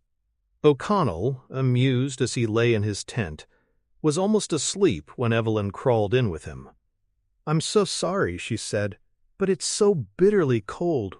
Would you mind? Terribly?" Mind? Cuddling. Conditions do call for it, once again. And he held her in his arms and spent at least an hour thinking about kissing her, lost in the sweet softness of holding her close, before he finally drifted off to sleep, not knowing Evelyn had been entertaining similar desires. He woke just before 1, roused Evelyn, bidding her return to her tent before the others awoke, and misunderstood, and she nodded, saying she quite agreed. Soon he had roused them all, advised them to leave their burnouses on for the night travel, and they pulled up stakes and mounted their camels for a ride over sands turned ivory by moonlight. The hot, tan world of the Sahara had turned cool and blue under the stars. O'Connell, as always, led the way, with Evelyn beside him, their camels loping along. Behind them, side by side, were Jonathan and Warden Hassan, both sound asleep, bobbing like the heads on springs of carnival toys, their snoring echoing across the sands, their camels following the lead of O'Connell's and Evelyn's. O'Connell kept an eye on the young woman, still drowsy from so short a rest, and when she slowly began to slide off her saddle, he reached over, caught her, gently pushing her back up onto her mount, without even waking her. He took advantage of her slumber to study her, to bask in the beauty of her heart-shaped face, with its delicately carved features, the fullness of her lips. Benny had been right. Women were his weakness. But this was different somehow. He was not viewing Evelyn with an adventurer's eye, seeking conquest.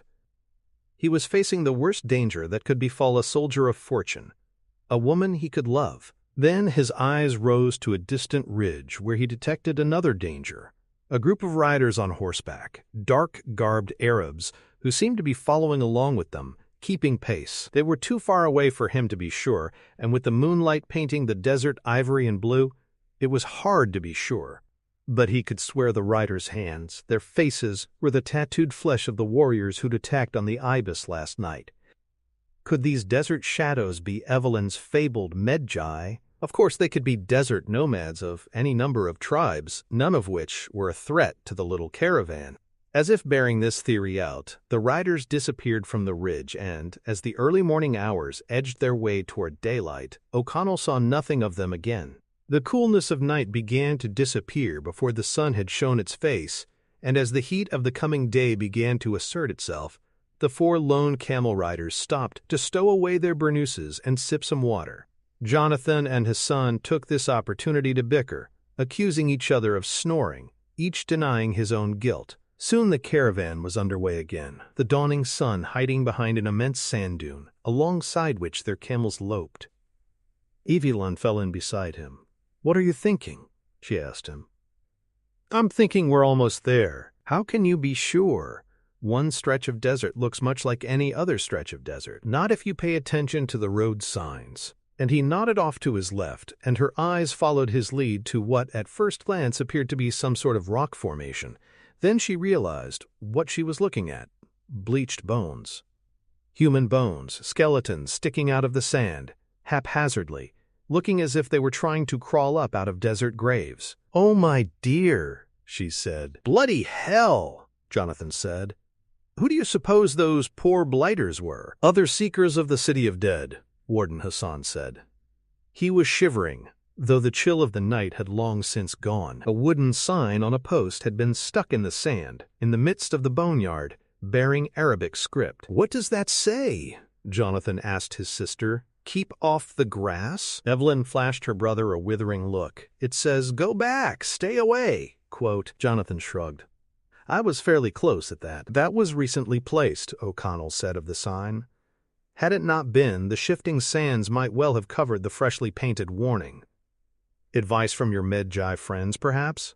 Evelyn said nothing, but her expression was grave. Then she turned toward a rumbling sound just behind them.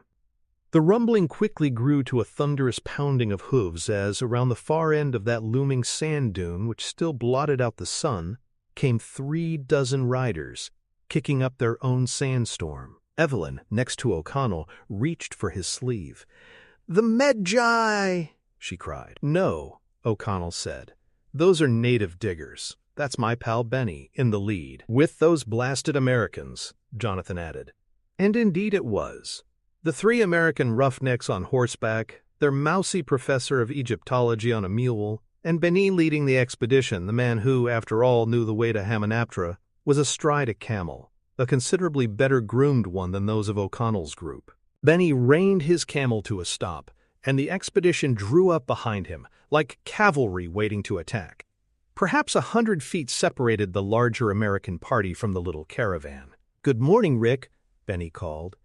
"What a small desert this must be, for friends to run into each other like this." O'Connell just nodded. He kicked his camel, gently, and his group began to edge along the mountainous dune, toward the rising sun, which had not quite shown itself. Benny nodded at the Americans, and they, and the native diggers behind them, followed along with O'Connell's group at this leisurely pace. That arrogant bastard, Henderson, called out, "Hey, O'Connell, we still got a bet, right? First one to the city wins 5 Cs?" O'Connell again nodded, but his attention was fixed upon the endless horizon ahead, where the sky over the sandy ridge was lightening.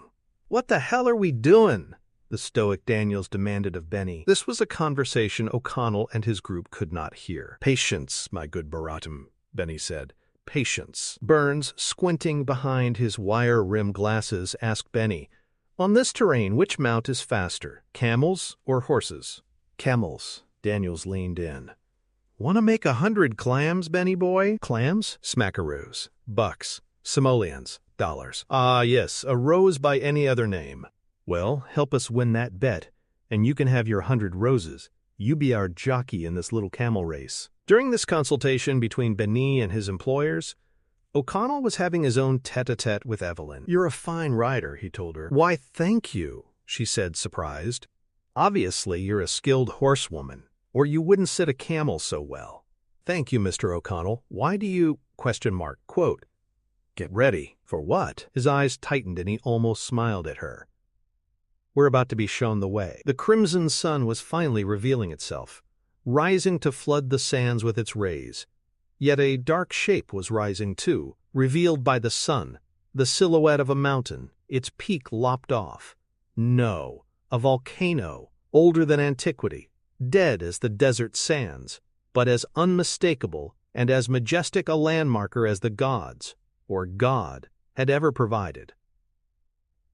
O'Connell glanced over at Benny, and Benny glanced over at him. As the sole survivors of the Legionnaire expedition that had followed their colonel's map to this volcanic guidepost, they shared a moment, exchanged grins, and then simultaneously swatted their respective camels, shouting, "Tuk, tuk, tuk." As O'Connell and Benny raced toward the looming landmark, the other riders blinked a few times, gathered their wits, and took off after them.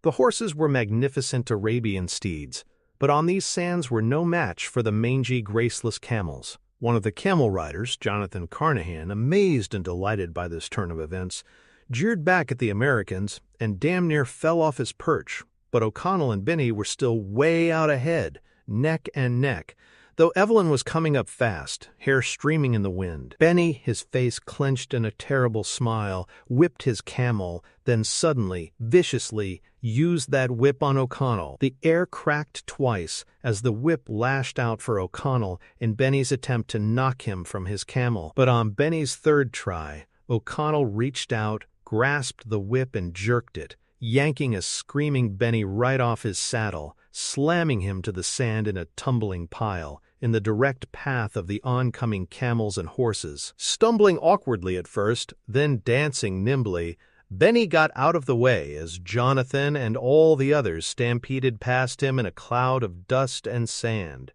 leaving him weaving, wheeling, wheezing, coughing, cursing. O'Connell glanced beside him and saw that Evelyn was right alongside, keeping a hard, steady pace, her eyes glittering, her smile endless, her joy palpable. The volcano loomed next to them, guiding them into the valley where, up ahead, the fabled ruins of Hamunaptra beckoned. Her laughter, her look of triumph, made him smile, and he told himself he liked this girl, when of course he already loved her. Then she bolted out ahead of him, charging toward the stone ramp up to the pylons of the temple, and that's when he remembered the sand dune just beyond the gates of the temple and shouted, "Evelyn, slow down, there's a really big—" But that was all he got out before she flew between those pylons, and her camel threw on its brakes and she went flying, ass over tea kettle, landing in an unceremonious heap in the sand dune. "Never mind," O'Connell said as he drew up alongside her, where she sat up, stunned, spitting sand. He climbed down and helped her dust off. She had sand in her hair, her eyes. She was really quite a mess. And soon Jonathan and the warden had arrived on the scene, followed by the Americans and their diggers, sitting astride their horses, eyes wide with the wonder of the Hamunaptra ruins. O'Connell gestured about him, saying, "Welcome to the city of the dead, boys. By the way, you owe the young lady $500. Chapter 9. What a Woman Knows. Within the ruins of the temple complex of Hamunaptra, uninhabited since the days of Seti I, the rival expeditions set up neighboring towns of tents. Dozens of stray camels roamed the ruins, milling listlessly, buzzing with flies, dusty backpacks and old saddlebags slung over their humps. Evelyn had noticed O'Connell's stricken expression as he watched the beasts wander aimlessly about. "Where did those poor creatures come from?" she inquired of him. How dashing he looked in brown neckerchief, his white shirt crisscrossed with leather shoulder holsters, chinos, leather boots. "My fellow legionnaires," he said softly. His sky-blue eyes bore a haunted cast. "The vultures have taken their flesh, the sands their bones, but their camels are still waiting for their masters to return." The American expedition, with its 24 native diggers and full gear, had a large-scale operation going. Dr. Chamberlain setting up work tables, overseeing the turbaned-gowned diggers with their hoes and picks and rakes, in hauling the baskets of rock and dirt from an area around several massive columns with hieroglyphs the Egyptologists considered significant. The 3 American fortune hunters themselves weren't doing any of the drudge work. They just sat in front of their tents, asking questions of their helpful guide, Benny, who sat smoking tobacco from a hookah. O'Connell had dropped by to wish his competitors luck, and reported to Evelyn the following dispensation of advice by Benny. "If you get bit by a snake, just X the wound with a knife, suck out the venom and spit it away." Burns, the squinty man with the wire-rimmed bifocals, had asked, "What if you can't reach the wound yourself? That is what friends are for." "Jesus, what if I get bit in the ass?" "Well, Baratam, if the friend you come to is Benny, you're going to die." O'Connell found this story endlessly amusing, though Evelyn could only muster a polite smile at best. The rival groups were keeping their distance, and the Americans did not seem to consider the smaller rival dig to be much competition.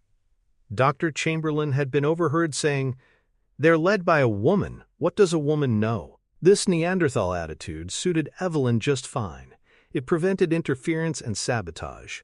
And anyway, she had her own ideas about where to dig. Within the open shrine from which the upper portion of a massive, time-decayed statue of Anubis poked from the sands, a crevice in the rock had opened, tentatively revealing what appeared to be either a cavern or a carved-out chamber in the darkness below. On her knees, wishing she had apparel other than the Bedouin gown, Evelyn examined the crevice and looked up at the 3 ignorant male faces hovering about her. "This is an entrance," she said. "That's a hole in the ground," O'Connell said.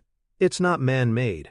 You don't have to be an archaeologist or damn geologist to know that." "You're right, it's not man-made, but men made use of this as an entrance," she said, brushing away sand from a shining surface that suddenly caught the sun and momentarily blinded her brother Jonathan, who said, "Bloody hell!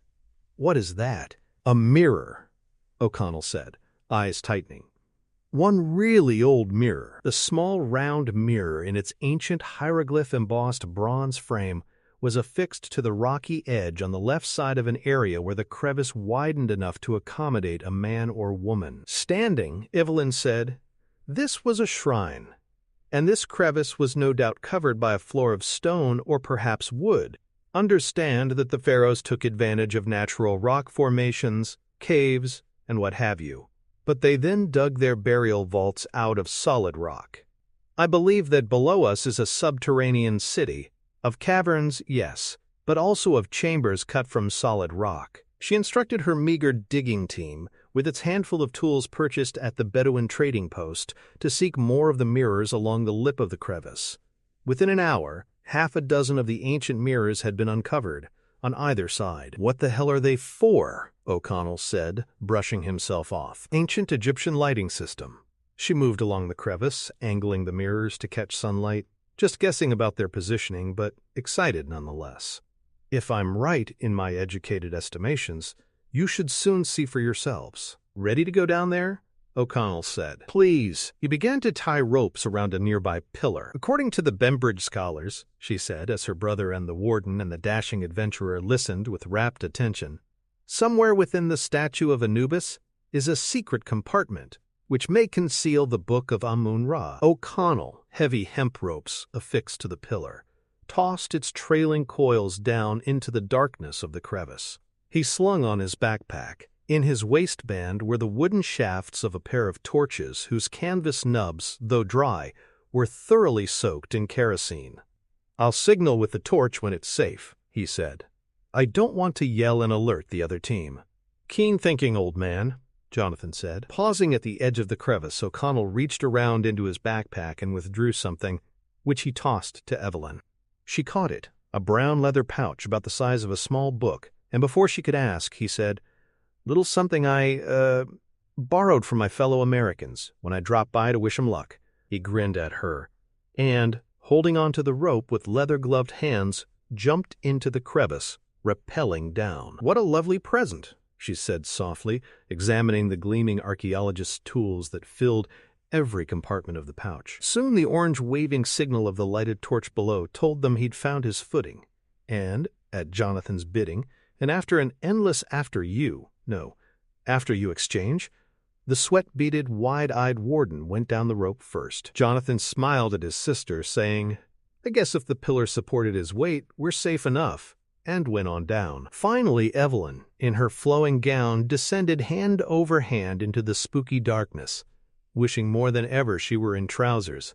Her sandaled feet slipped when she touched down, and she flopped to her bottom, rather rudely. As O'Connell crouched to help her up, his torch gave a quick tour of the chamber they were in, unveiling straight, smooth walls, decorated with geometric designs, figures of gods and goddesses, carved in bas-relief out of solid rock. The beauty of it all made her gasp. "My friends," she said in the sort of hushed tone generally reserved for church, "do you realize we are standing inside a room no human being has entered in over 3,000 years?" "Where's the treasure?" the warden asked. "Help yourself to my share of the spider webs," O'Connell said, brushing some away. He lighted the second torch and handed it to Jonathan, who said, "What is that awful smell?" Evelyn sighed. She was sharing this special moment, at the start of what might prove to be an archaeological find comparable to the tomb of King Tutankhamun, with a trio of utter barbarians. Jonathan had some panic in his voice, his torch held high, wavering. "I tell you, it's the stench of death." The warden, leaning in at her brother's side, sniffed the air. "I don't smell anything." Jonathan's nose twitched in the direction of the sweat-soaked warden. Then he pulled away, smiling awkwardly. "False alarm. I say, Warden Hassan, would you mind keeping your distance? I'm feeling a trifle crowded." Insulted, Hassan sneered and backed away. Evelyn took O'Connell by the arm, saying, "Shine that torch over here," and soon she had found what she was seeking, a metal disc affixed to the stone wall. She brushed away the cobwebs and repositioned the disc on its tiny pedestal, aiming it at a ray of light that had fingered down from above, shining in from those ancient outer mirrors she had discovered, and done her best to calibrate. The ray of light hit the disc and bounced, and every one of those outer mirrors pitched in, instantly illuminating the entire underground chamber. "That is a neat trick," O'Connell said. "God in heaven," Evelyn breathed, taking in the beautifully fashioned chamber. Even its ceiling was carved. Her hand was raised as she followed the hieroglyphs, her mind translating a mile a minute. It's a signature. I was just about to say that, actually, Jonathan said dryly. Which is what? O'Connell asked her as he brandished a torch made redundant in the mirror-lighted chamber. A preparation room, she said, nodding toward an altar-like pedestal in the center of the room. For entering the afterlife. Good Lord, Jonathan said. It's a bloody mummy factory. Evelyn turned to O'Connell. I'm afraid I've lost my bearings. Can you point me toward the statue of Anubis in the shrine? Sure, O'Connell said, pointing his torch, inadvertently revealing a passageway. He gave her half a smile. Shall we? She nodded primly, as if accepting an offer to dance. Please. The tunnel, one of a labyrinth of such passageways, was narrow, low-ceilinged and infested with cobwebs. Crouching, clawing his way through, O'Connell led as they headed toward where the statue should be, until a chittering, scurrying sound from the walls froze them. Sounds like insects, Jonathan offered. He was just behind Evelyn, with the warden bringing up the rear.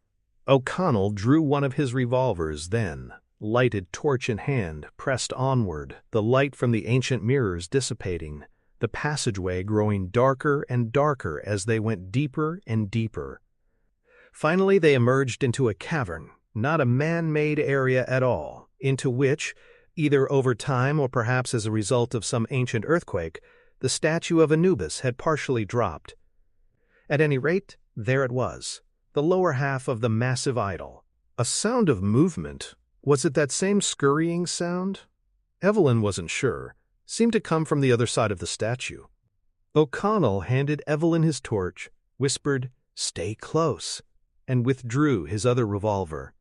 The sound of movement increased. The warden was backpedaling, but Jonathan seemed to have found a new resolve, standing firm and tall, drawing a derringer from his jacket pocket. Whatever it was, whoever they were, it was almost upon them. O'Connell lunged around the base of the statue, around which 3 sweaty figures lunged toward him. The American adventurers, each of whom had his own revolver in hand.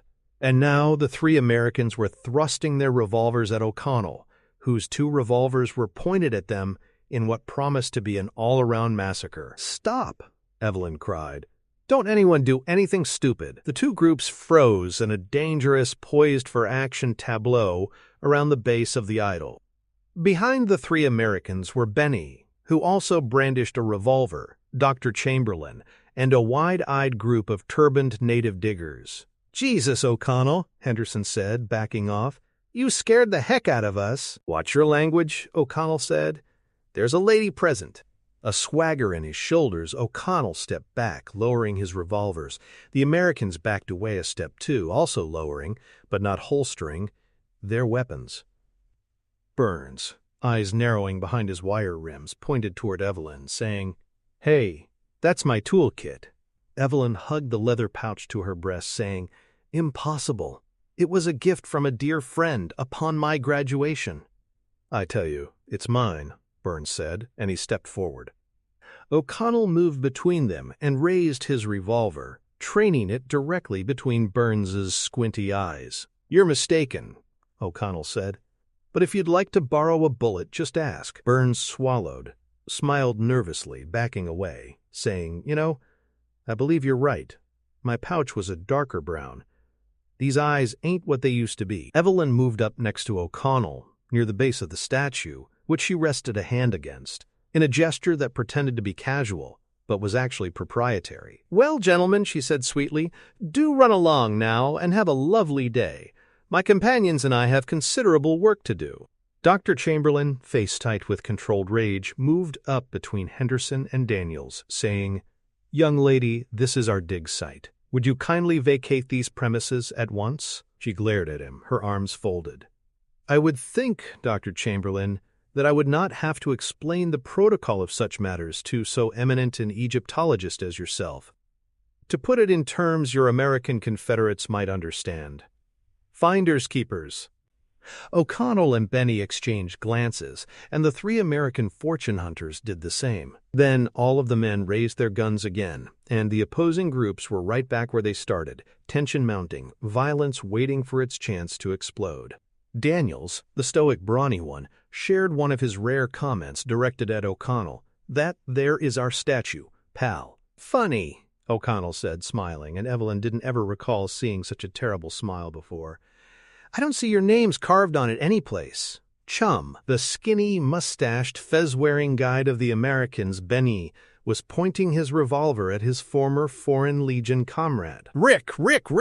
Benaiah was saying, with a quietly crazed expression that seemed to speak of wanting the worst to happen in these awful close quarters. Such bad odds you're facing. I've faced worse, you little bastard, O'Connell said, and you damn well know it.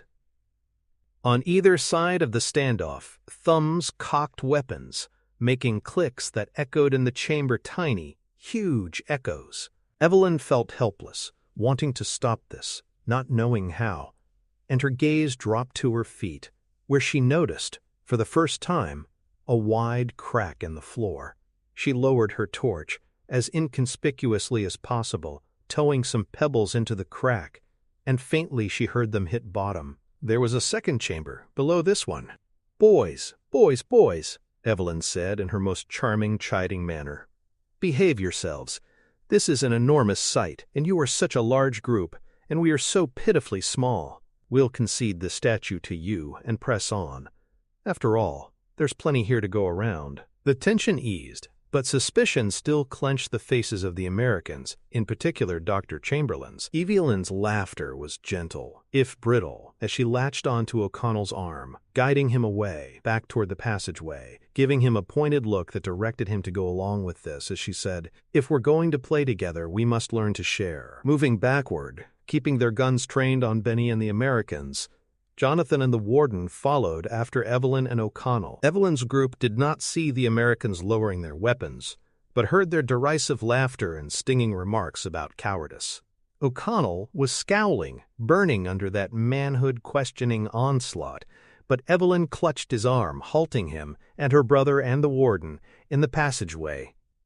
She lifted a finger to her lips in a shush gesture, and they listened. The voice of the Egyptologist, Dr. Chamberlain, echoed down the passageway to them.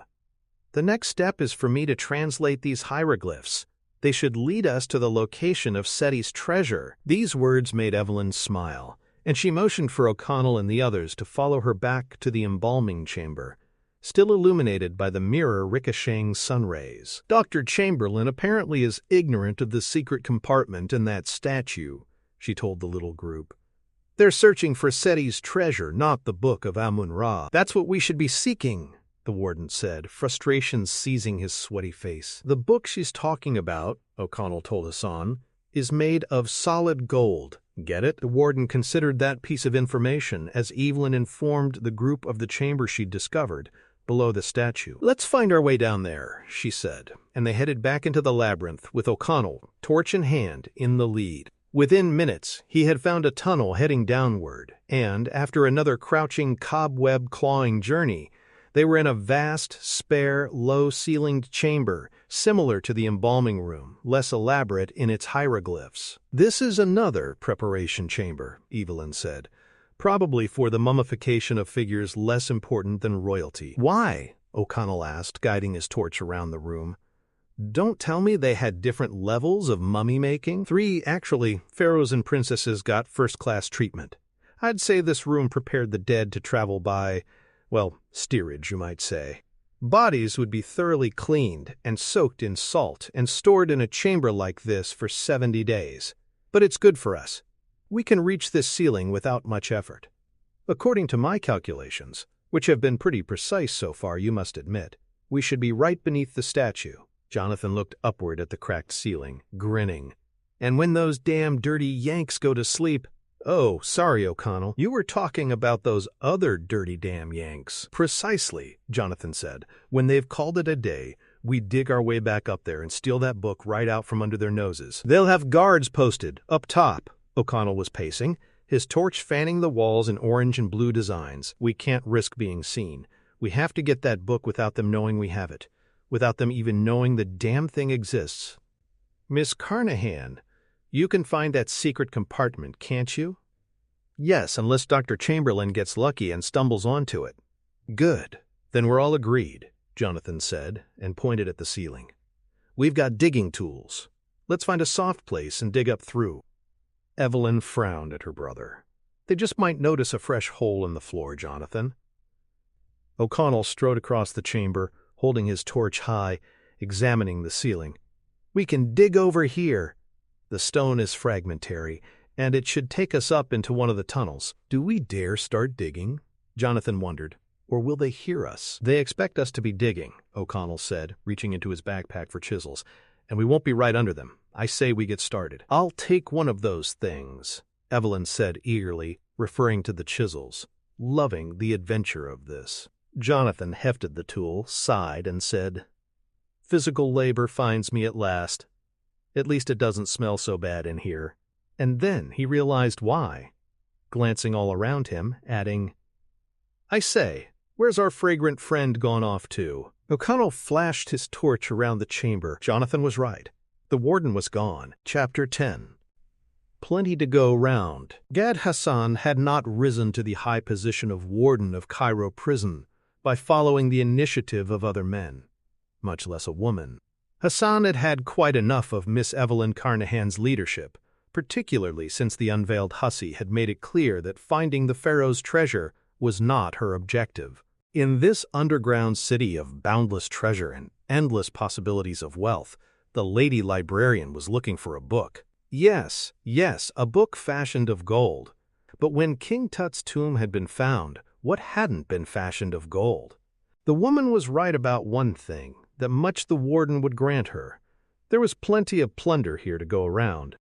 And so it was that Gad Hassan had slipped away and gone crawling down a tunnel of his own choosing, with Jonathan Carnahan's torch in hand. His girth made passage difficult, but not impossible, and a few cobwebs were nothing to a man who dealt on a daily basis with the worst thieves and murderers in Arabia. What danger could await him that, compared to even a slow day at Cairo prison? Within minutes of the inception of Warden Hassan's private expedition, he had made his own mind-boggling discovery. Wheeling about, he took it in, gape-mouthed, his torch lighting up another of these fabulous chambers, carved from rock by ancient engineers, walls straight and smooth and dancing with geometric decoration. Then his torch stopped, held in place, and Hassan stared as the firelight glittered upon the face of a mural that combined exquisite hieroglyphic storytelling with embedded jewels. The warden, awash in greed and self-satisfaction, withdrew a pocket knife and began to pry the purple stones from the mural. Had Evelyn Carnahan been present, the woman of whom his recent thoughts had been so contemptuous, she could have told Hassan that these were only semi-precious amethyst quartz stones, and not really worthy of his effort, certainly not of defacing so elaborate and unusual a mural. Evelyn would also have pointed out the mural's bizarre subject matter, an image that the warden was standing too close to perceive. If he had noticed, superstitious man that he was, the warden might have continued on in his treasure hunting, and let this be. This mural depicting an ancient Egyptian priest covered in scarabs, screaming in pain as the deadly dung beetles consumed his flesh. Hassan dropped the first pried-loose amethyst into a pouch on his belt, then began carving away at the wall, loosening another. It was an awkward one-handed procedure, as he must do his work by the light of the torch in his other hand. But he repeated this process again and again, forehead gleaming with jewels of perspiration, his eyes glimmering with greed, as he murmured to himself a song of riches and wine and beautiful women, a hymn to his own resourcefulness. He did not notice one of the amethysts missing the pouch and dropping, almost silently, to the sand-dusted stone floor at his sandaled feet. Nor did he notice the scarab-shaped jewel begin to glow, to pulse, to transform, as something within it began to wake and wiggle and wriggle, as if the amethyst were a cocoon. The warden's eyes were fixed upon the latest jewel he was chiseling loose, and could not be bothered with the sight of the amethyst at his feet splitting open, and a living scarab beetle scurrying out. The hideous black bug moved, as if with a purpose, as if doing the bidding of some unknown, unseen presence that sent it nestling, burrowing inside the leather sandal of the man self-contentedly prying at the face of the mural, muttering his own praises. That muttering, those praises, ended abruptly, as the warden felt the sharp bite. Not a sting, but a bite, more like a small animal than an insect. And the sensation was a burning one, as if hot lava had been injected into him with a needle, but hot lava with gnashing, hungry teeth. He began to scream, a scream of fear and agony that accompanied his every action that followed. He dropped his knife and his torch and clawed at his trousers, as the bug, somehow he knew it was a bug, crawled up his left pant leg, but no, not up the pant leg, inside his leg, burrowing up in his flesh, sending searing pain along the way of its excavation route. His screaming was coming in shorter bursts now, gasps of anguish and terror, as he felt the bug making its steady, swift way up across his groin. He ripped at his shirt, popping buttons, and up the rise of his belly it came, a moving lump under the skin, and then down the hill and up under the forest of his hairy chest like a mole rooting. Clawing and scratching at it did no good. The bug's progress was both steady and inexorable, and his screams turned to whimpers and tears as he felt the bug furrowing up the tender flesh of his throat. And then, under his chin, it disappeared, no longer a presence just under his skin, but tunneling up inside his head. For a man of the warden's size, the insane dance he began to perform was quite nimble, and there was an eerie music to the ascending and descending nature of his renewed screaming as he left the torch behind, and his pocket-knife, and the jewels he'd plundered, abandoned in that chamber, as he pranced into the darkness of the labyrinthian tunnels in the company of his unseen dancing partner. The warden's screams were not heard by the American expedition, who were still gathered around the base of the statue of Anubis. Dwarfed by his burly partners, Dr. Chamberlain stood staring at the base, a hand on his chin. These men of action were frustrated by their dependence on this man of science, of scholarship, and Chamberlain was aware at every moment of their volatility. Still, some matters could not be rushed. "Well," Henderson said impatiently, "is there something in the base of that thing or not?" Using a small sable hair paintbrush, the Egyptologist gently cleared away sand from the seams he'd discovered. Seams that could well indicate a secret compartment. "The hieroglyphs indicate that a valuable treasure is at the feet of Anubis," Chamberlain said slowly, thoughtfully. "Then stand aside," Henderson snarled, and jammed the tip of a crowbar into one of the seams. "No," Chamberlain said, clutching the American's arm, a powerfully muscular arm that might have pried that compartment door off, if indeed that was what it was, in a single tug. Henderson's eyes were tight with menace. "You better have a good reason for laying hands on me, Doc." Chamberlain loosed his grasp, but said, "If this is a secret compartment, consider. These hieroglyphs virtually dare a looter to attempt just what you're about to do." Henderson thought about that. He and his crowbar withdrew a step. "What would you suggest?" Benny stepped forward, with a smile as thin as his mustache. "May I offer a humble alternative, Baratam? You are paying good money to these men to dig." He nodded toward the half-dozen turbaned diggers standing just behind the Americans, then shrugged elaborately. "So have them dig." Chamberlain nodded. Their guide was an untrustworthy scoundrel, but his advice was sound. "I think perhaps we should let the fellahin have this rare honor," Chamberlain said. "We are guests in their native land, after all." "Listen to the good doctor," Burns said to Henderson. But Henderson, crowbar in his now limp hands, was already convinced. "Yeah, sure. Let them have the pleasure." Chamberlain found Daniels the most mercurial of the group, brooding and dangerous. So it was no surprise when Daniels turned to the diggers and snarled, "You heard the man, get your asses over there." The diggers, exchanging wide-eyed expressions of alarm amongst themselves, backed away, murmuring their dissent. "Mr. Daniels," Chamberlain said, "no disrespect meant, but you have the social skills of a drill sergeant. This is a delicate matter. One must reason with these men." Chamberlain stepped forward and, screaming at the top of his lungs, told the diggers in their own tongue that if 3 of them did not step forward at once, he would invoke an ancient curse that would shrivel all of them and every member of their families to a desiccated death. A hushed moment allowed the diggers to take that in. Then 3 of the turbaned natives stepped forward, heads lowered, crowbars in hand, and lumbered reluctantly forward, while the other diggers backed away, cowering. Chamberlain directed them as to where precisely the tips of their crowbars should be inserted, around the seams of the panel at the statue's base.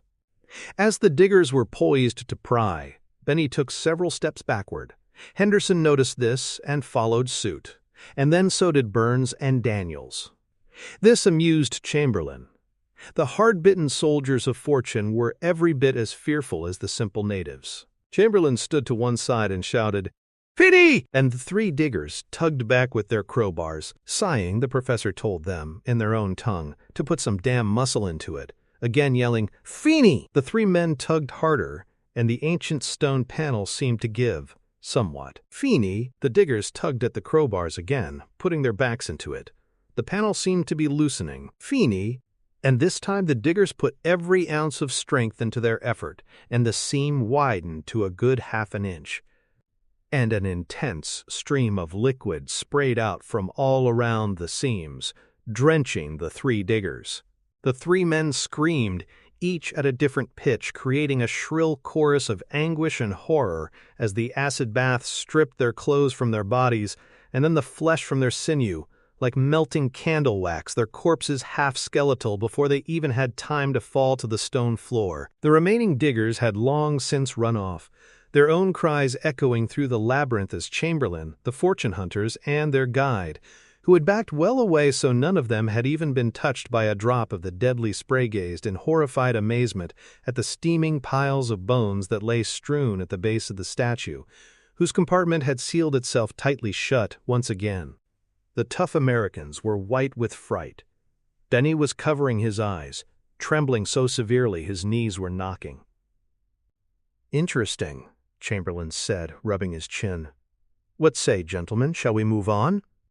O'Connell chipped away at the ceiling of the chamber with his chisel. Jonathan, beside him, was doing the same.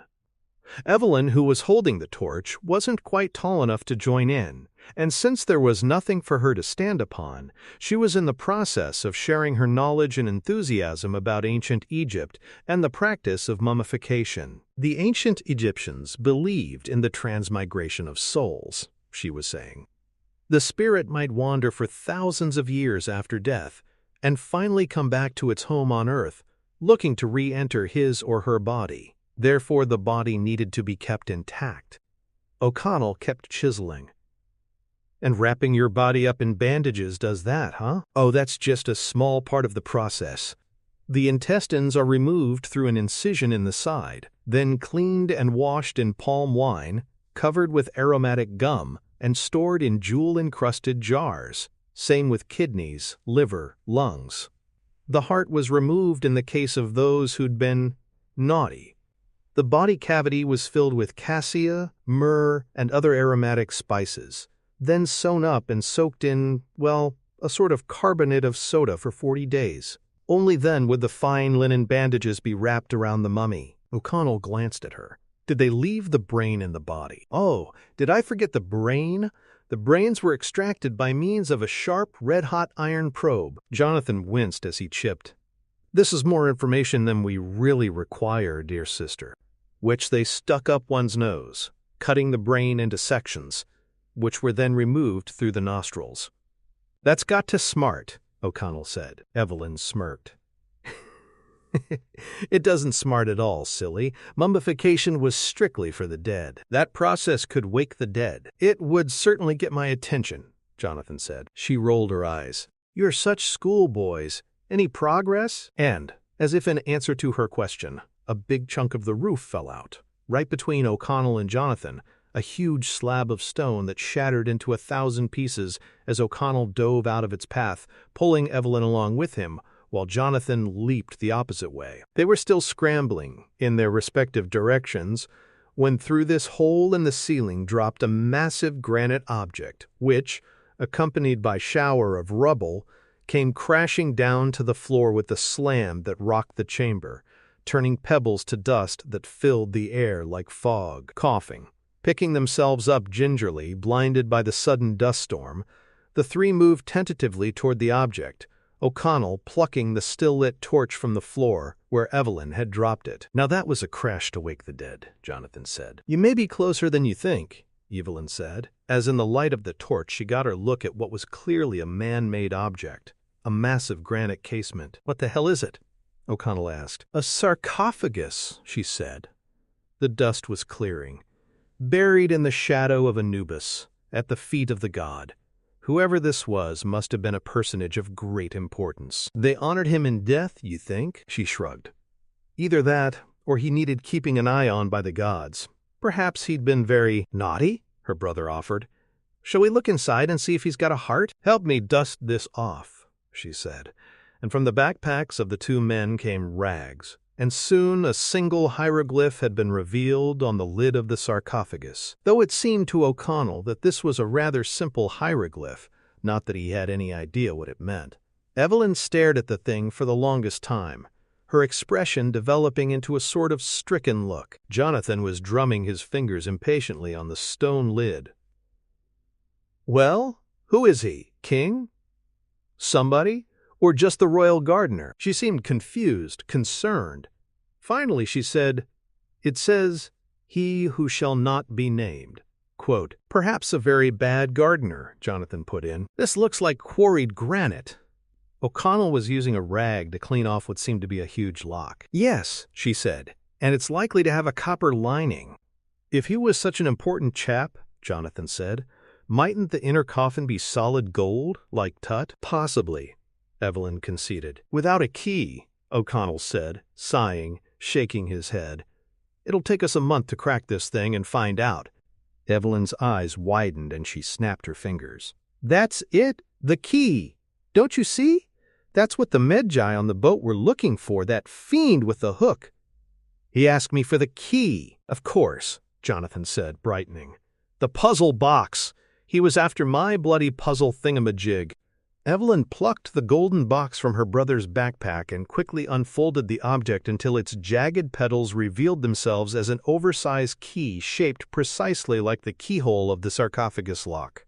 Excited smiles blossomed all around, accompanied by several long moments of breathless anticipation, as O'Connell and Jonathan, on either side of Evelyn, watched her approach the granite casement with the bulky key poised for insertion. But the historic moment was interrupted by an unearthly, agonized scream that came echoing up to them from the labyrinth, clearly the cries of someone in desperate trouble. Evelyn quickly folded the box back up, tossed it to Jonathan, who snugged it into his backpack as O'Connell snatched the torch from the young woman's hand and led them into the tunnels, in search of whoever it was that needed their help. They entered an area where the tunnel widened into a small cavern and the screams seemed to be running toward them, so they paused, waiting, and then there he was, Warden Hassan.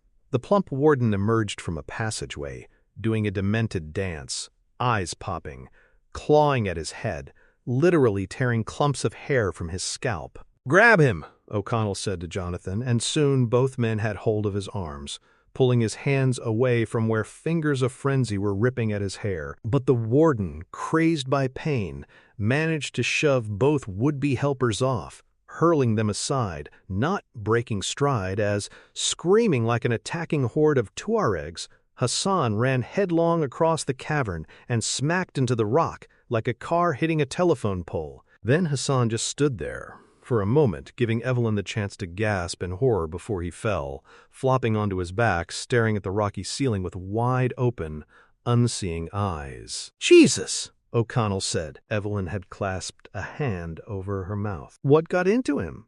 Jonathan wondered. O'Connell went over and knelt to take Hassan's pulse, then closed the man's eyes and stood. "City of Dead's claimed another resident," he said. Evelyn turned away, weeping, and O'Connell and Jonathan exchanged troubled glances, which was why none of them noticed the blood-soaked beetle slither out of the late warden's ear and into the darkness. Chapter 11. Night Visitors. Night's star-studded sapphire shroud had descended upon the city of the dead, moonlight painting the partial pillars and crumbling walls of Hamunaptra a chalky ivory. The two camps set up within its fragmentary walls were as far away from each other as possible. The Americans, with their larger contingency, a city of tents with a roaring bonfire, made a pitiful suburb of the 4 pup tents of the Carnahan group, whose small campfire consisted of brush O'Connell had gathered, Visigia and Civeta, and palm tree twigs and branches he'd loaded up on, back at the Bedouin oasis. When O'Connell returned from burying Hassan, he found Evelyn and her brother huddled near the small, crackling fire. Evelyn looked up at O'Connell, who tossed his shovel near his ever-handy gunny sack arsenal, and asked him, "What do you suppose killed the poor man?" "Maybe it was something he ate," Jonathan said dryly. The little group was well aware of the late warden's repellent eating habits. "Or something that ate him," O'Connell said, sitting beside the young woman. This remark made both Evelyn and Jonathan look at him curiously. He had a wound on his foot that looked like an animal bite. Snake, perhaps? Jonathan wondered. "Not sure. It was a fairly small bite, but the wound was deep. My finger couldn't find the end of it." Evelyn shuddered, gathering her folded arms closer and tighter to her breasts. "I saw you talking to the Americans. Have we made peace?" "I wouldn't go that far," O'Connell said, "but they're not as cocky as before. They had a sobering experience of their own today, their own tragedy. O'Connell told them of the 3 diggers who'd been killed by an ancient booby trap. Pressurized salt acid, apparently." Evelyn's eyes widened. "Perhaps we're lucky we were interrupted today. We'll have to take precautions when we go back to open that sarcophagus tomorrow." Jonathan, sipping at a tin cup of minty Bedouin tea, glanced about uneasily, and with none of his characteristic irony at all, said, "Perhaps this place truly is cursed."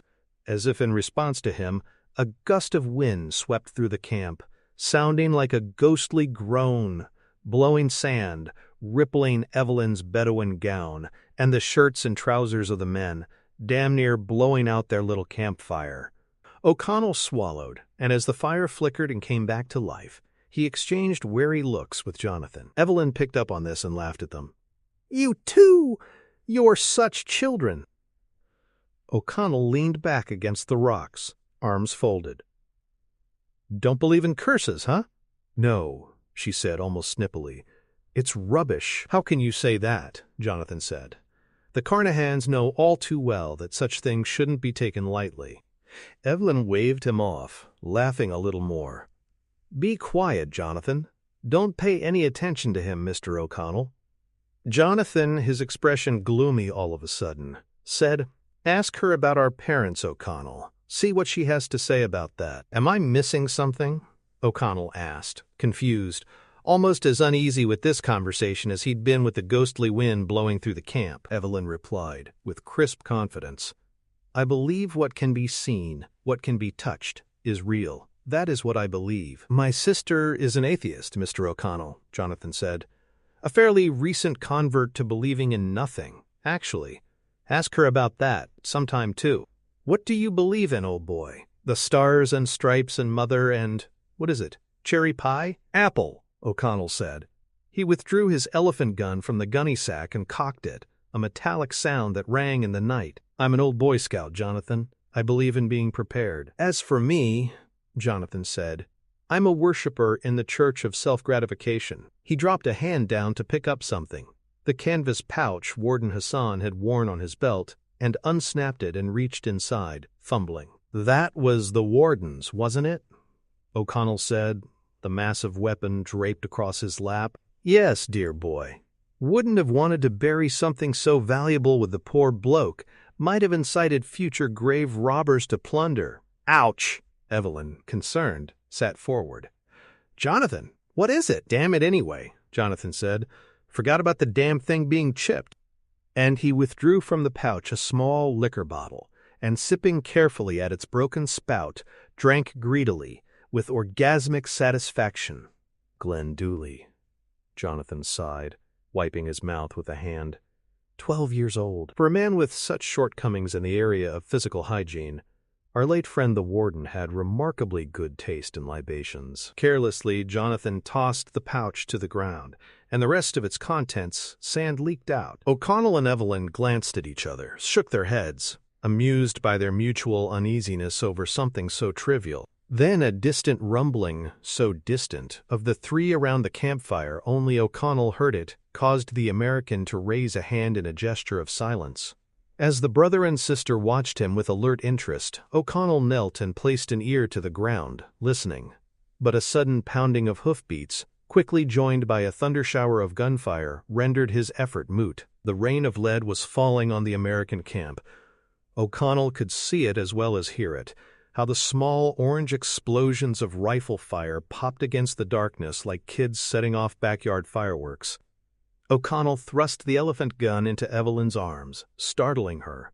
Then, jumping to his feet, withdrawing a shoulder-holstered revolver with one hand, snatching up his gunny sack with the other, he told the Carnahans, "Stay put," and he took off running through the ruins toward the battle, revolver in hand. He did not realize that Evelyn slowed by, but nonetheless, lugging.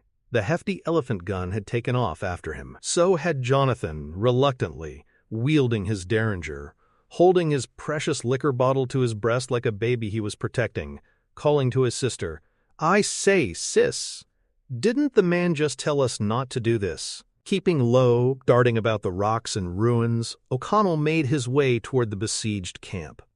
Through the town of tents galloped a dozen Medjay riders, rifles blazing, picking off fleeing native diggers like tin-can targets off a fence.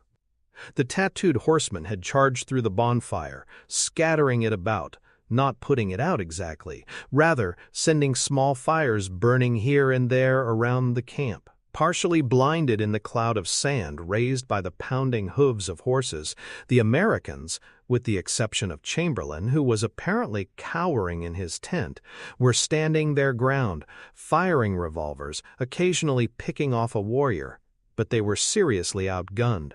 Daniels caught a bullet in the left shoulder, but the tough bastard kept shooting as he spun and fell, killing the man who'd wounded him. Blasting away as best they could, Henderson and Burns dragged their wounded friend out of the line of fire. O'Connell was at the outskirts of the camp now, ducking in and around the ruins when a figure dashed from behind a rock pile and bumped right into him. "Benny." "Going somewhere?" O'Connell asked. "Rick, I was just looking for you. To warn you, my friend." O'Connell grabbed onto Benny's sleeve and dragged him along toward the battle, saying, "Let's make ourselves useful, shall we? A small question, my friend. What is it you have against running away from a fight?" "I don't know. Maybe the company I'd have to keep." Staying low, they moved along a ridge of rocks and rubble, nearing the raid in progress. Finally, O'Connell yanked Benny down behind the rubble pile. Just beyond where they hid, a tall, angular-faced figure, flashing a golden scimitar, was galloping through the camp. He seemed to be the leader, cutting down the native diggers with a certain relish reserved for traitors. The diggers cried out as they died, their robes fluttering in the night like the wings of dying birds. "Stay here with this," O'Connell told Benny, putting him in charge of the gunny sack arsenal. "Keep me reloaded. You can trust me, Rick." Benny was blinking in rhythm to the gunshots beyond their protective rubble pile barrier. "Of course I can't trust you, but ditch me or run off with my weapons, and you better pray I get killed out there." "Rick, you hurt me." "Exactly." O'Connell peered up and over the barrier, waiting for the right moment, then, revolver clutched tight in his right hand, scrambled up on top of the rocks, just as the Medjay leader was riding by, and leaped out at him, tackling him, dragging him down off his horse, both men slamming to the ground, raising a cloud of dirt and sand and dust. Both men adroitly got to their feet, wheeling toward each other, the Medjay leader with his golden scimitar hiked high to slash his foe, O'Connell shooting the damn thing out of the warrior's hand. His next shot would have taken the bastard out, but another warrior on horseback charged between them, another scimitar slashing above him, narrowly missing his head. O'Connell fired up at the son of a bitch, blowing him off his saddle and into the next life. But when O'Connell spun around to take out the Medjay leader, the man was riding off. Drawing his other revolver, O'Connell stood ground, swiveling about, firing both weapons, shooting warriors out of their saddles, until he was out of ammunition. He dove in back of the rubble pile, where Benny waited with the gunny sack and ammunition. He was still behind there, reloading his revolvers, when a too distinctive explosion attracted his attention, the sound of his elephant gun discharging its deadly load. O'Connell peered up above the rubble just in time to see a Medjay rider blasted out of his saddle to take a 20-foot ride into a collapsed wall, by Evelyn, who, lifted back off her feet by the recoil of the huge weapon, went flailing through the air herself, landing in a pretty pile in a dune. He was at once horrified by her presence and delighted by her spirit. From here, O'Connell could see that Jonathan had joined the battle too, and he couldn't help but feel a swell of pride for the Carnahans. Jonathan had rounded up a group of diggers who had armed themselves with pistols. All Jonathan seemed to have was that little gambler's handgun of his, and the bottle of Glendully tucked in his belt.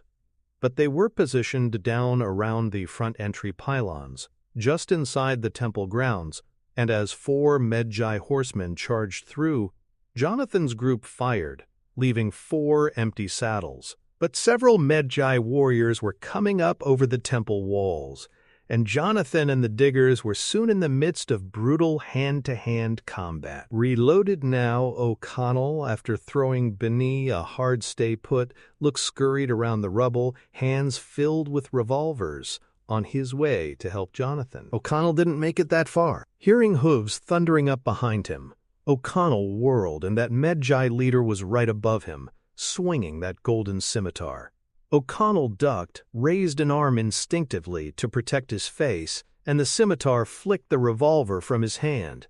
Another swing of the blade, and the other gun was gone. The hard-eyed, angular-faced figure looming above him smiled, partly in respect to a valiant fellow warrior, partly to gloat that O'Connell, who earlier had disarmed the Medjai leader, had been similarly disarmed by him. This moment of arrogance on the warrior's part bought O'Connell the time he needed.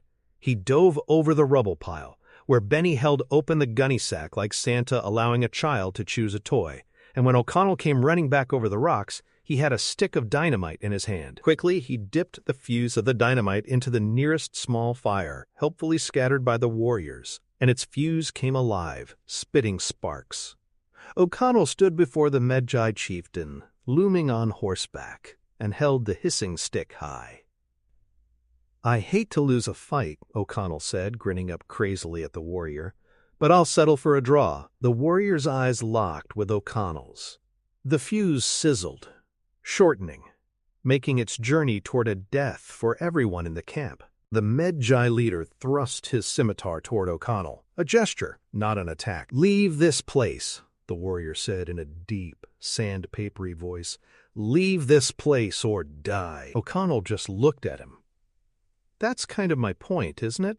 The warrior reared his steed back and galloped off, crying out to the remaining Medjai riders, who raced after him, vanishing into the night and the desert. In moments, only the dust of their hoofbeats remained.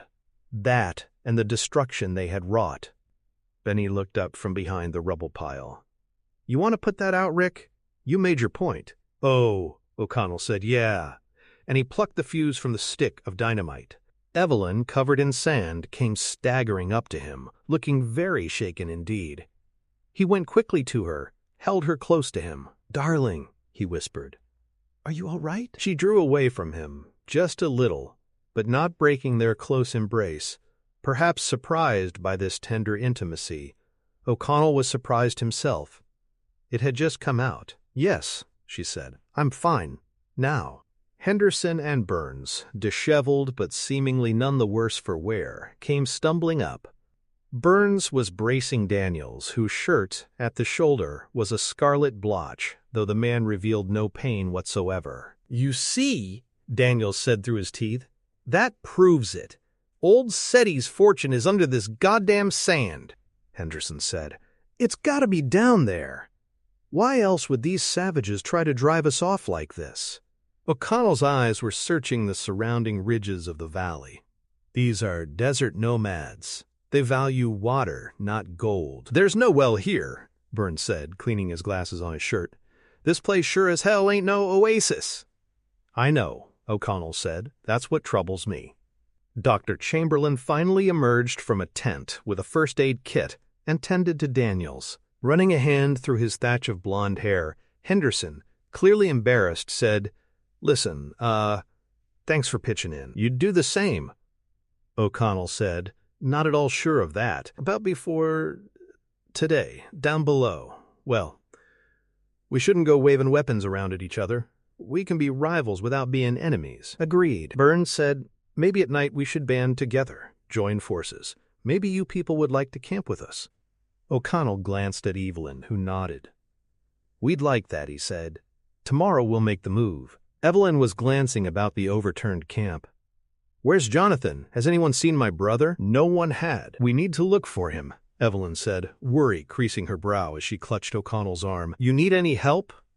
O'Connell asked the Americans. "You have bodies to bury." "No," Henderson said. "Thanks. We'll manage. You did plenty already." And Henderson offered his hand for O'Connell to shake, which he did. O'Connell and Evelyn moved quickly through the moonlight-washed ruins, back to their camp, where the fire was dwindling, to find Jonathan's body sprawled out in its dimming light, vacant eyes staring at the sky. "They've killed him!" Evelyn cried.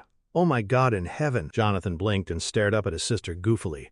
"I thought you were an atheist," he said, slurring drunkenly. That was when O'Connell noticed the bottle of Glendully, still tight in Jonathan's hand. Half a bottle was left, and O'Connell shared the liquor with Evelyn while Jonathan slept it off in his tent. O'Connell had built the fire up, but the desert night was its usual bitterly cold self, and they sat close together, sharing warmth. She told him she wasn't a drinking girl, and then proceeded to damn near drink him under the table, or anyway would have if they'd had a table. At one point, concerned, in the aftermath of the Medjay raid, that she couldn't defend herself, she inveigled him into giving her impromptu boxing lessons. She swung on him, landed in his arms, and they dropped to the sand together, cuddling rather drunkenly in the firelight. He offered her another drink from the chipped spout of the bottle. "Unlike my brother, sir," she said rather grandly. "I know when to say no." That was something a man in love didn't like to hear. "I should be angry with you," he said, taking a swig. "Why? Risking your life like that? I told you to stay put." She raised her eyebrows and slitted her eyes. "Who's in charge of this expedition anyway? Look, I understand why your brother's here. He's after riches. Anybody can make sense out of that. But why? ? What's a rotten place like this doing in a nice girl like me?" "Precisely." A faint smile tickled her full lips. Her voice became dreamy. "Egypt's in my blood. Don't you know who my father was?" "Who?" "Show you." She pulled on the chain around her neck, withdrawing from under the Bedouin gown a locket. She opened it to display the small photos of her handsome father and lovely mother, an Egyptian woman with her daughter's eyes and mouth. "Howard Carnahan. That is who my father was. I'm sorry, don't know the name. I'm just an ignorant American. But you're a soldier of fortune in Arabia, aren't you? Surely you've heard of the man who found King Tut's tomb. One of the men, anyway. Good Lord, are your parents? ? Dead, she said, with a forceful bob of her head. Plane crash. And I don't believe it's a curse. Such tommy rot, such poppycock. 13 people have died, yes. But people die every day. Not because of a curse. Not because of fate. O'Connell was a tad blotto himself, but he wasn't fooled by the offhand, glib nature of her remarks. "So you're continuing your father's work," he said, "spitting in the eye of the King Tut curse. Put it that way if you like. I may not be an explorer like my father, or adventurer like you, Mr. O'Connell, but I'm exceedingly proud of what I am."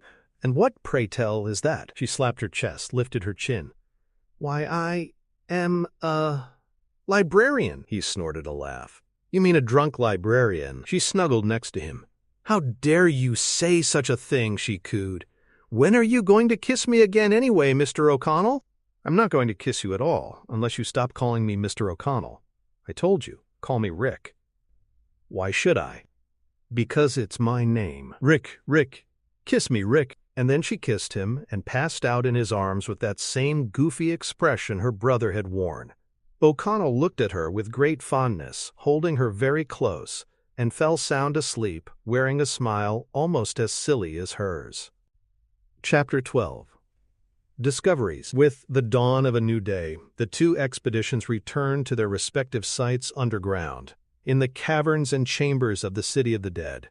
4 men, Hassan and 3 diggers, had died as a result of yesterday's attempts, not counting the 5 natives who'd been killed in the attack by Medjay warriors. But that raid had only convinced the American group that abundant riches awaited them. Accompanied by a mere trio of diggers now, the Americans returned to the base of the statue of Anubis. Over a breakfast of canned beans, they had decided that the booby trap that had reduced 3 men to steaming skeletons had, in Henderson's evocative phrase, shot its wad, that its supply of acid was exhausted. Nonetheless, certain precautions were taken, specifically the enforcing of the 3 turbaned natives at gunpoint to pry open the lid of the secret compartment. No spray of death emerged, though when the heavy stone lid thunked to the floor, everybody jumped, except the seemingly unflappable Daniels, his wounded arm in a sling. Benny, who had protested returning to this site, suggesting they seek the pharaoh's treasure elsewhere in the underground maze, was huddling against a wall, praying in several languages. Dr. Chamberlain stepped forward and, in their native language, bid the diggers to reach inside the secret compartment.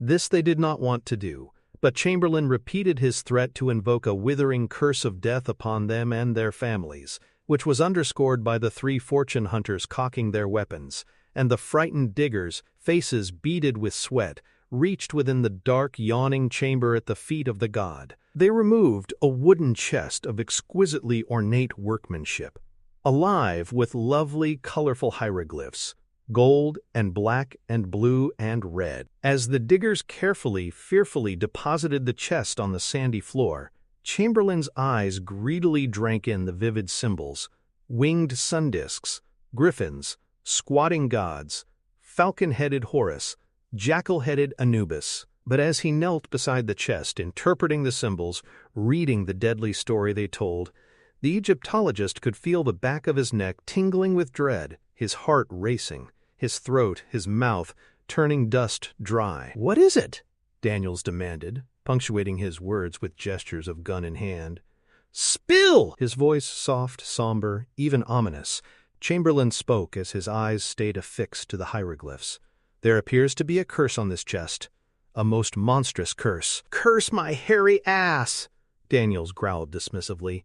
"Does it say anything about the pharaoh's treasure?" Chamberlain, still kneeling, looked up sharply at the 3 rough-hewn adventurers gathered around him, torches in one hand, guns in the other, but for the wounded Daniels, who settled for a gun. "Gentlemen, please, we must proceed with caution." "Look, Doc," Henderson said, "I understand these ancient savages were pretty savvy Joes, with their fancy booby traps and all, so we'll be careful.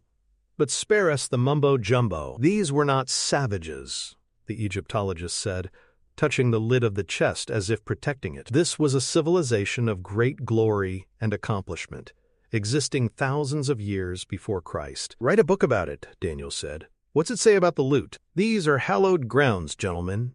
Who are we to say that the beliefs of these people were any less valid than our own?" Burns laughed.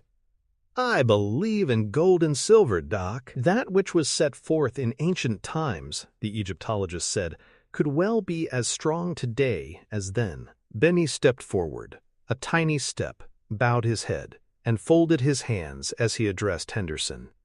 "Listen to him, Baratum. Benny is all for plunder, but we must be swift, cautious, clever." Yeah, Henderson said. "We're all shaking in our shoes and genuflecting before this dog-headed god, all right. Now, what's the box say?"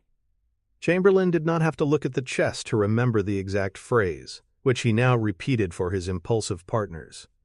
"Death will come on swift wings to whomever defiles this chest." Quote, "A ghostly gust of wind came howling through the chamber, and the torches in the hands of Henderson and Burns nearly flickered out.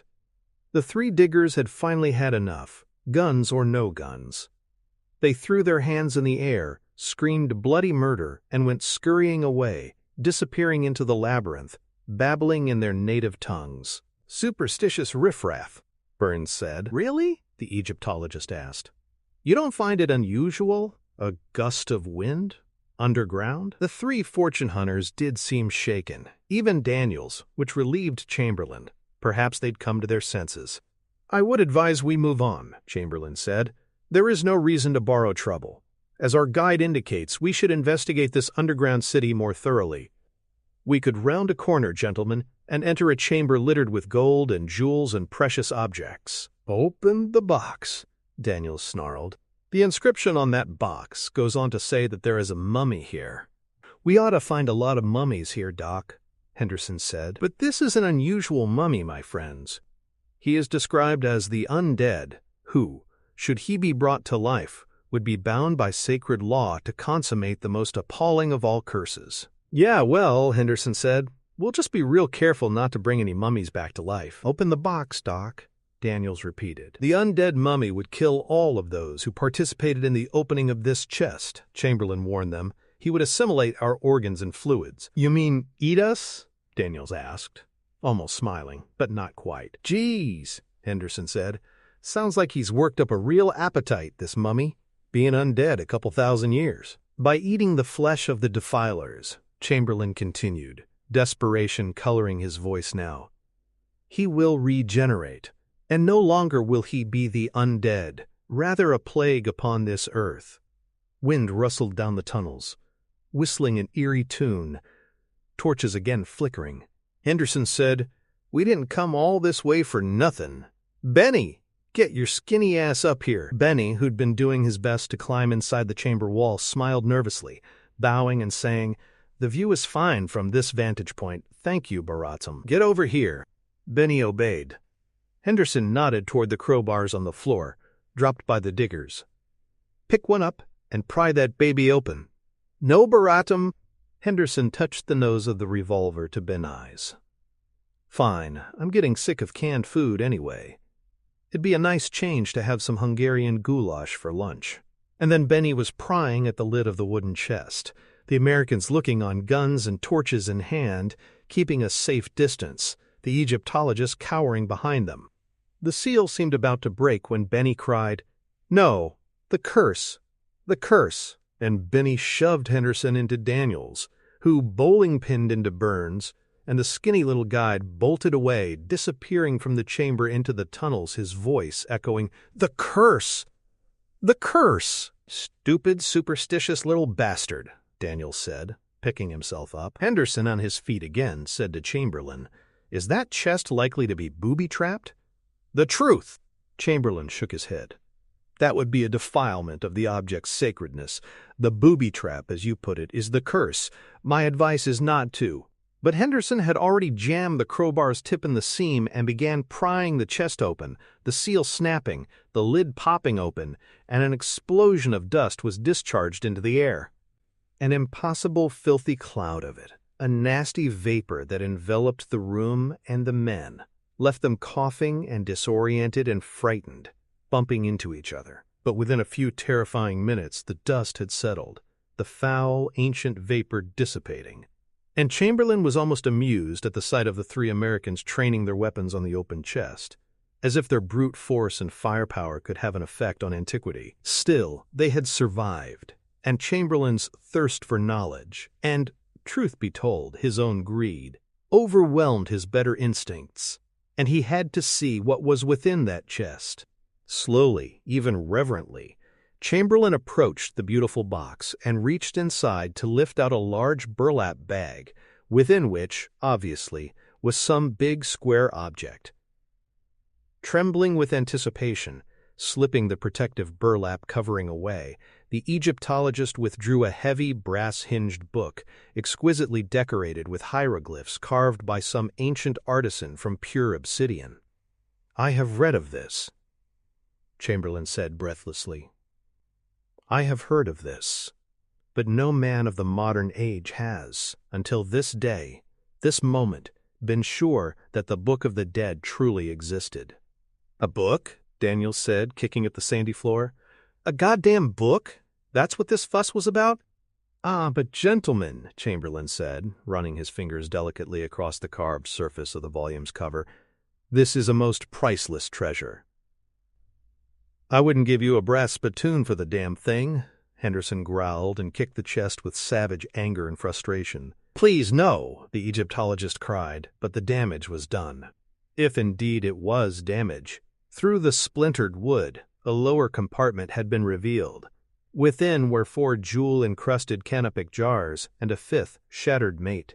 Chamberlain shuddered, experiencing the giddy jolt of a cocktail of dread and elation. Precious objects, these jars, but also the coda to the curse, the preserved entrails of a mummy. Burns, eyes glittering behind his glasses, was grinning.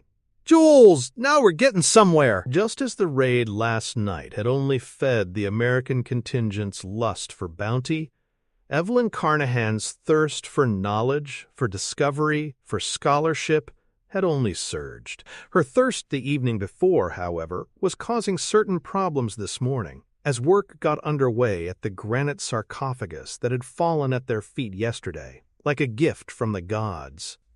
Evelyn, and, judging by their dark-circled eyes and sluggish demeanor, Jonathan and O'Connell as well, was suffering from that most ignoble of maladies, a hangover. At the moment, she was unfolding the puzzle box with a little difficulty, though she'd opened it before, numerous times. Easy as pie. I can't believe I let my defenses drop to such a sorry state that you two reprobates could get me tipsy. Don't blame me, sis, Jonathan said. I'd already passed out, like a true and proper drunkard. Tipsy doesn't quite cover it, O'Connell said. His eyes were bloodshot and his flesh a sickly gray. You were drunk as a lord. Well, Evelyn huffed and glared at her brother. Jonathan raised his hands in surrender. He looked even worse than O'Connell. Don't ask me for vindication. I don't even remember being there. Neither do I, she said. Thank you very much. That's a shame, O'Connell said, with a hurt look that was obviously feigned. Last night you said you'd remember it forever. I never, until last night. And he grinned at her. Horrified, flushed with embarrassment, she fumbled with the box, and O'Connell reached out, took the box, and opened up its metal petals. Nothing happened, he said softly, except that you agreed to start calling me Rick. Relieved, she smiled. Then she was irritated by his teasing and said, This couldn't be more serious. Now I want you two schoolboys to behave yourselves. Stand back, O'Connell said, and he inserted the box turned into key into the large lock, which mirrored the box's unfolded shape, ducking down, keeping his back to the sarcophagus. Mr. O'Connell, Evelyn said, I appreciate your concern, but there's no record of any sarcophagus itself being booby-trapped. And Evelyn strode up and turned the key to the right, initiating a series of strange grinding noises as the mechanism responded, and then a loud hiss indicated the breaking of an airtight seal. All three of them backed away, glancing at each other with excitement and perhaps some anxiety, finding themselves facing no splashing acid bath, no thrusting steel spikes, no nasty surprises at all. Soon they were exercising their aching morning-after muscles by doing their best to slide the heavy granite lid off the sarcophagus, pushing, shoving, groaning. At first, they seemed not to be getting anywhere at all. But finally, the lid began to budge, only grudgingly, inch by inch. It'll be too heavy for us to lift off, she said as they took a break, panting, passing a canteen around. I'm afraid we'll have to shove it to the floor and risk breaking it. It's that or our backs, Jonathan pointed out. And their backs were what they put into their next joint effort. And suddenly the lid slid off its perch and went pitching off the sarcophagus onto the chamber floor with a loud, resounding slam that echoed through the chamber, as well as Evelyn's poor, hungover head. Beside her, O'Connell and Jonathan had reacted similarly, Jonathan covering his mouth, O'Connell his eyes, and with Evelyn covering her ears, the sound had made monkeys of them all. Within the sarcophagus was a considerably less grand wooden coffin. She bid her two assistants to lift it out, which they did, and she could not have stared down at the ancient object, adorned only with cobwebs and dust, with more avid anticipation and tingling ecstasy if it were fashioned of solid gold. I've dreamed of this since I was a little girl, she said. You must have been a weird kid, O'Connell said, still kneeling by the coffin. Oh, indeed she was, Jonathan said, crouching at the other end of the thing, like a reluctant pallbearer. She flashed them disgusted looks and asked O'Connell for a rag, which he proffered, and she began brushing away the webs and dirt, clearing the coffin lid, looking for hieroglyphs.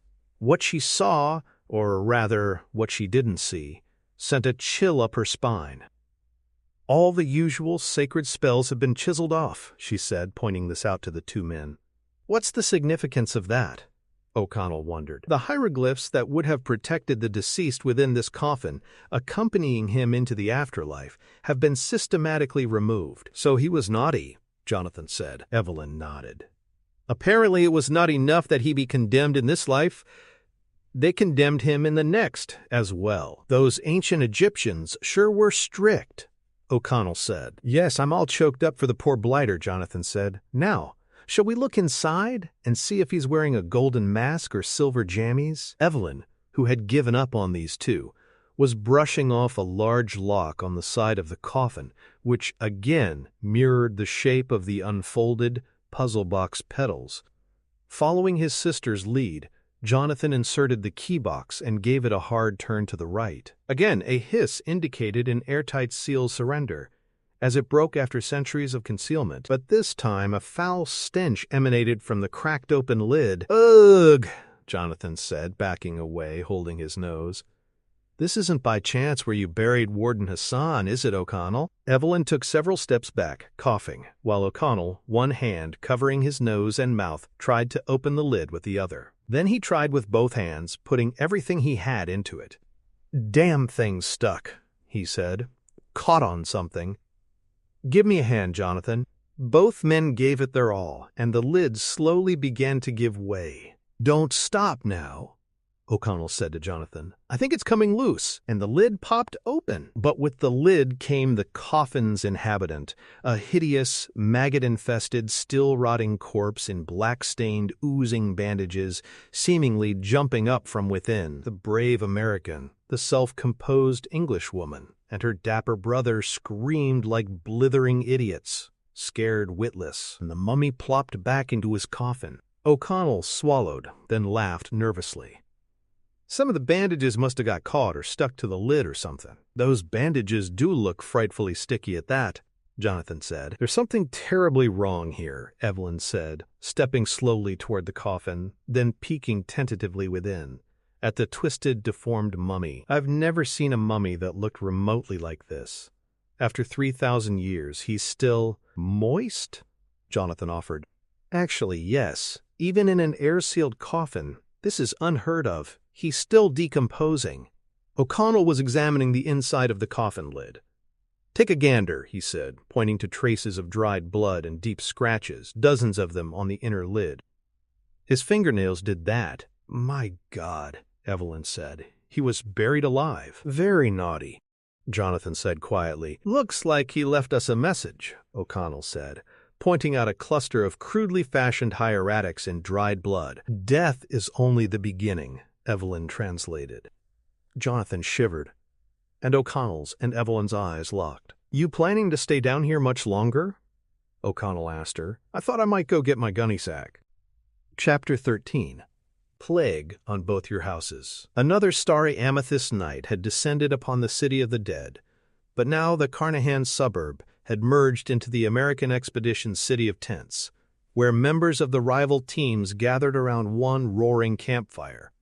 The wary truce was matched by an uneasy calm, as rifles and revolvers lay near at hand should the Medjai welcoming committee decide to drop by again. Arms folded, rather enjoying the chilly evening, Evelyn carried a small canvas bag by its drawstrings, like a kid with a sack of marbles, as she headed toward the campfire. Starting from her own small tent, she passed casually by the much larger tent, which served as Dr. Chamberlain's headquarters. The Egyptologist, wearing his sun-shielding pith helmet even in the moonlight, stood at a work table arrayed with various artifacts gathered from below, including one jewel-encrusted canopic jar in perfect condition and another that was in pieces.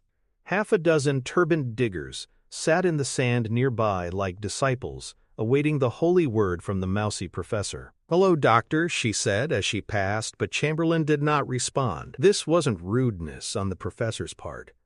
He seemed wholly absorbed with the examination of a certain artifact, a book, a large, brass-hinged, obsidian volume with a strange, large lock on its face that was keeping Chamberlain from opening the thing. Smiling privately, Evelyn strode to the campfire, sitting between her brother Jonathan and Rick O'Connell, who was perched next to his old Foreign Legion comrade, Benny.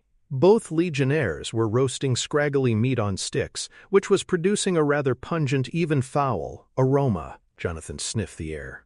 "Might I ask what that vile-smelling entree might be?" "It might be a rat," Benny said. "Best the desert has to offer." "Want some of mine?" O'Connell asked. Don't worry, it doesn't taste too much worse than it smells. No, thank you, Jonathan shuddered. For a moment I thought our old friend Warden Hassan had returned from the dead. Across the flittering flames, the adventurers from America, Henderson, Burns, and Daniels, were sitting together, talking quietly, all grins and high spirits. Like Chamberlain, each had a canopic jar, elaborately and valuably jeweled, and the men were turning the jars over and over in their hands, practically fondling the things. Henderson held his jar up and grinned through the flames at Evelyn and O'Connell. "Miss Carnahan, you're an expert. What do you think this beauty will fetch on the collector's market?" "My expertise is in the realm of scholarship," she said primly. "I'm afraid commerce is your department, Mr. Henderson." "Benny tells us you kids found yourselves a mummy today," Burns said, flames dancing on the lenses of his wireframes. "Congratulations." O'Connell glanced irritably at Benny, who didn't acknowledge this small betrayal of confidence, focusing on how his rat-on-a-stick was doing. "I hear he's nice and ripe," Burns added. "Why don't you dry him out?" the stoic Daniels asked, offering a rare witticism. "We could use the firewood." The fortune hunters bellowed with laughter, patting each other on the back, drunk with their good fortune. Evelyn ignored this uncouth behavior and said to O'Connell, "I made another interesting discovery after you and Jonathan went topside." O'Connell frowned. "You didn't go wandering off into another chamber without us, did you?" "Heavens, no.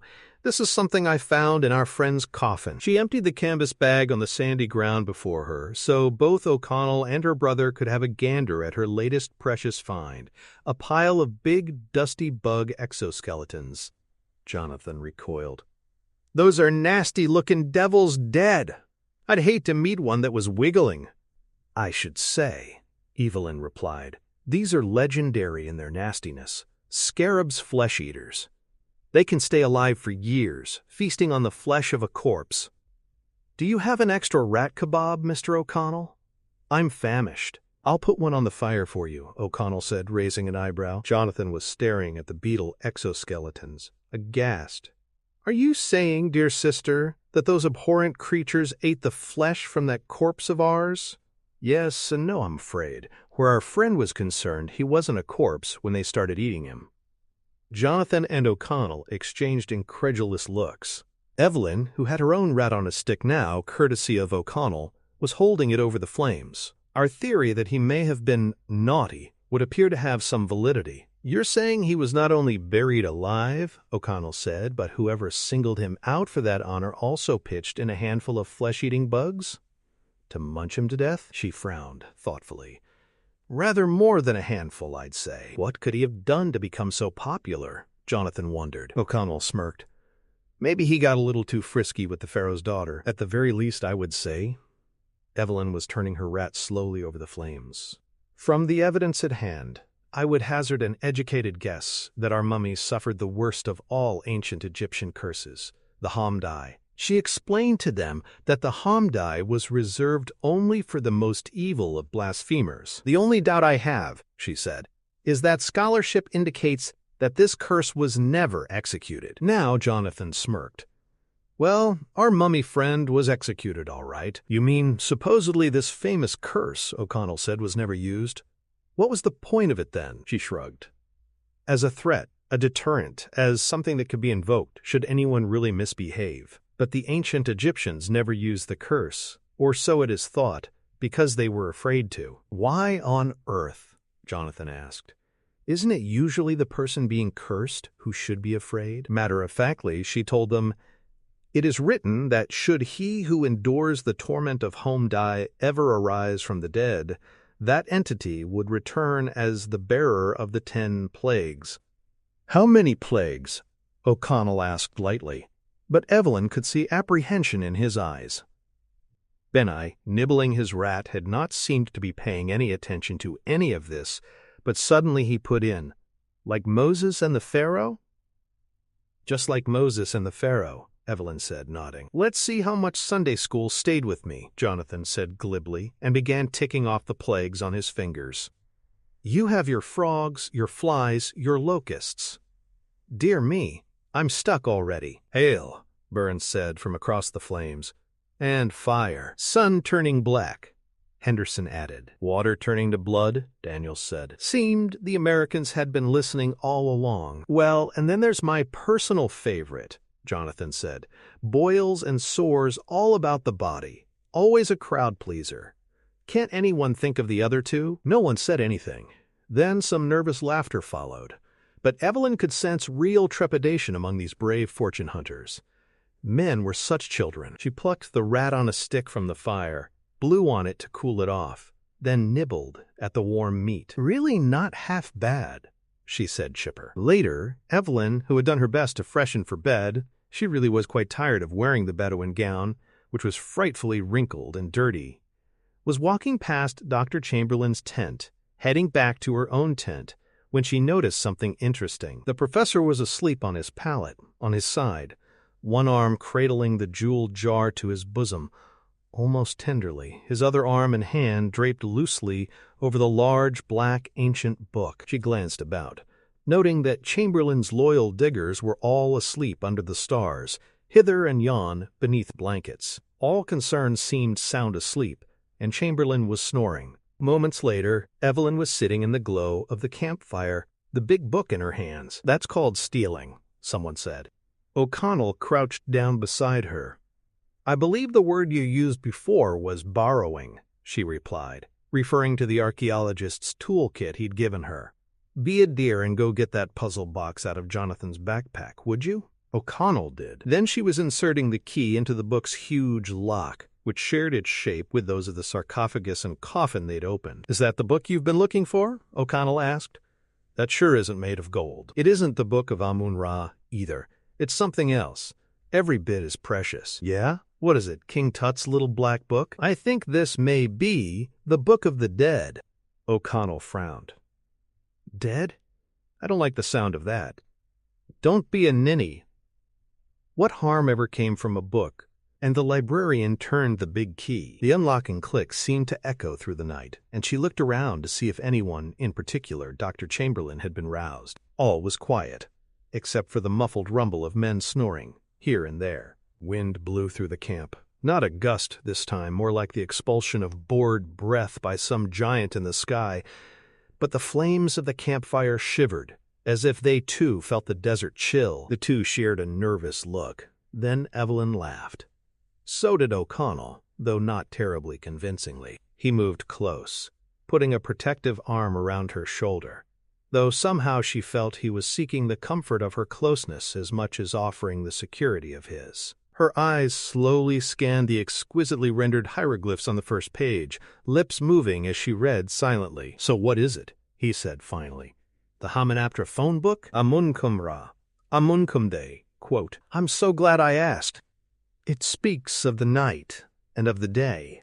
She began to read aloud, still to herself, but wanting to hear the words, compelled somehow to speak them. And she could not know, of course, that within the chamber where their mummy lay, uncovered in his coffin, alongside his granite sarcophagus, his ancient putrescent flesh and bones stirring, his eyelids opening, Imhotep awoke with a jolt, staring into the darkness with empty sockets.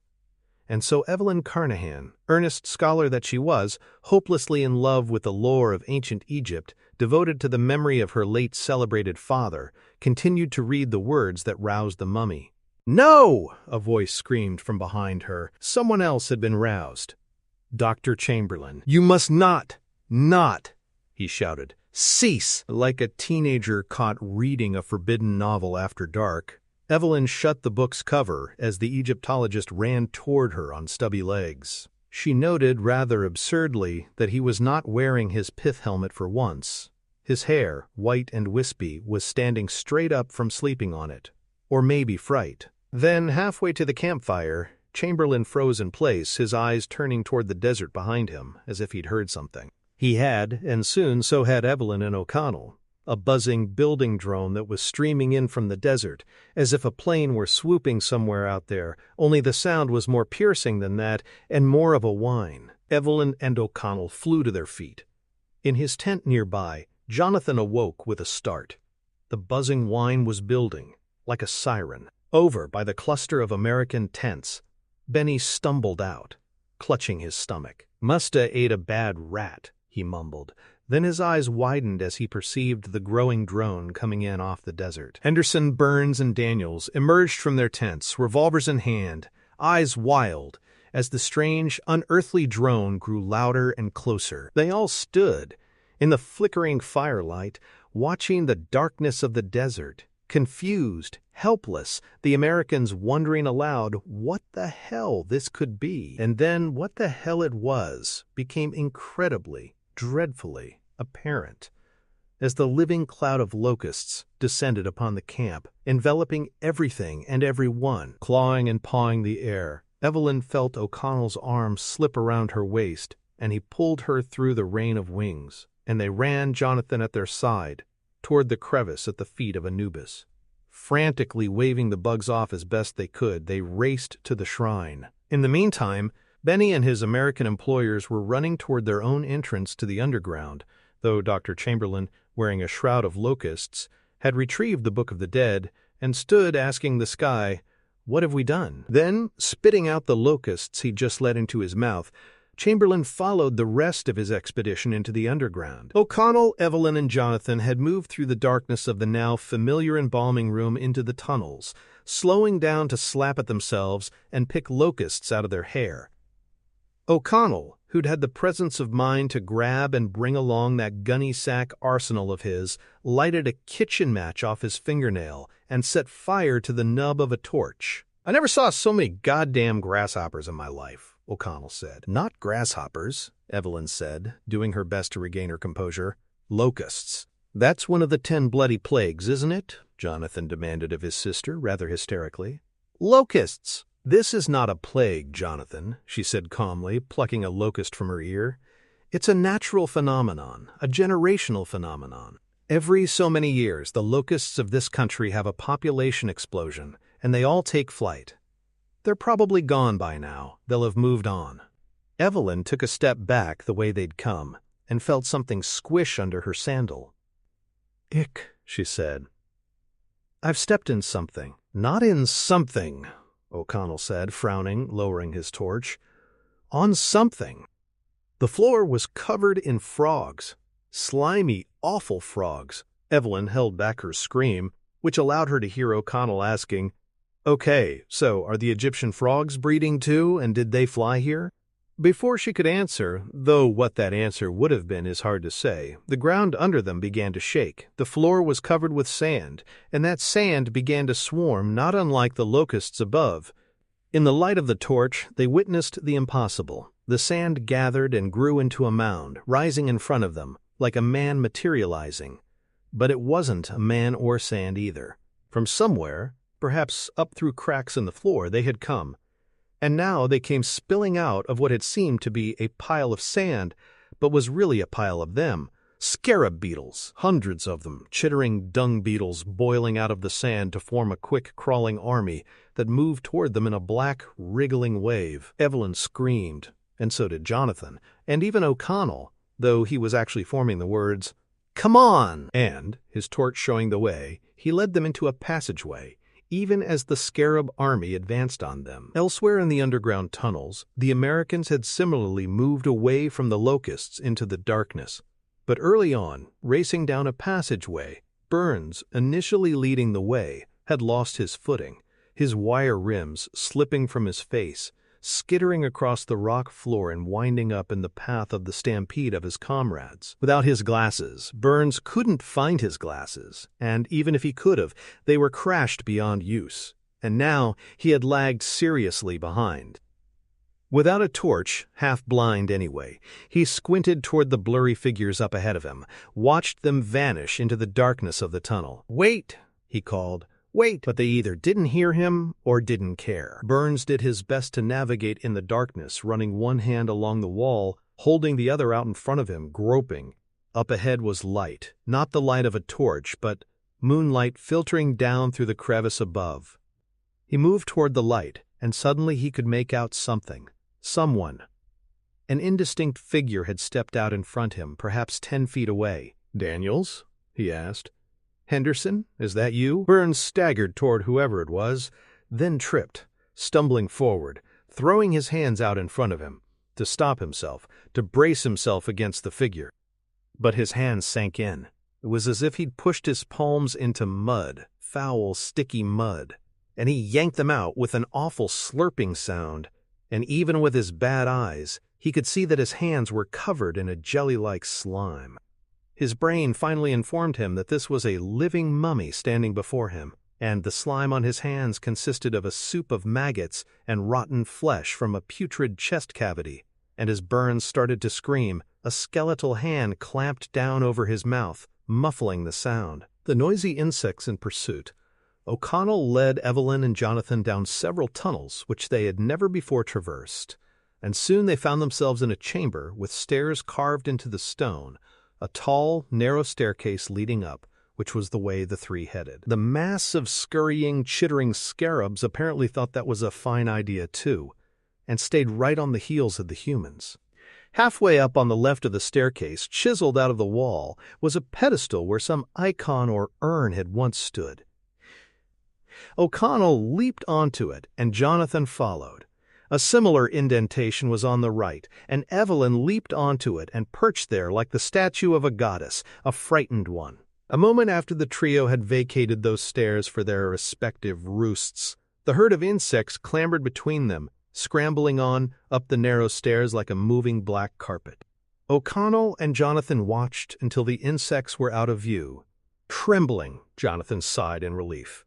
"Gone! Hell!" O'Connell said, looking past him. "So's Evelyn!" The pedestal where she'd stood was empty. Chapter 14. Bringer of Death. O'Connell's fingers fumbled over the wall in the recess of the pedestal where Evelyn Carnahan had stood. Just below, on the chamber floor, Jonathan, holding the torch, asked, "Anything?" "Nothing. But there's gotta be a goddamn hidden switch, or a trapdoor, or—" Somebody screamed. Not a woman, not Evelyn, a man. Several men, in fact, as scream layered upon scream came echoing down from the top of the stairway. O'Connell glanced at Jonathan in confusion. An elephant gun in tow hopped down from the pedestal and began to climb the stairs.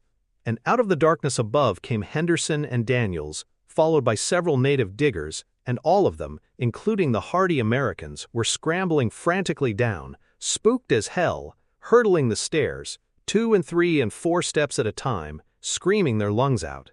Henderson yelled down to O'Connell and Jonathan, "Out of the way, you sorry sons of bitches, run for your lives!" And from behind these new arrivals, and above them, came that awful sound again, the hungry chittering of the herd of scarabs, making their inexorable way down the stairs in a wave of wriggling black. Jonathan fell in with the running men, but one turbaned native tripped and fell, offering himself in unintentional sacrifice, flung across the bottom of the stairway. O'Connell turned to go back and help the man, but the beetles had already swarmed over the digger, covering him, consuming him, and the metallic music the beetles made seemed to intensify, to grow almost deafening, as in moments the creatures had reduced the poor bastard to a half-eaten corpse, whose skeleton provided a stark white contrast to the black dung beetles devouring his flesh. And now O'Connell, who was brave, but not stupid, ran too, as the men darted into the catacombs, dividing up, disappearing into the darkness of various tunnels, taking advantage of the precious moments they had as the raucous army of insects finished their meal. Evelyn found herself enveloped in darkness.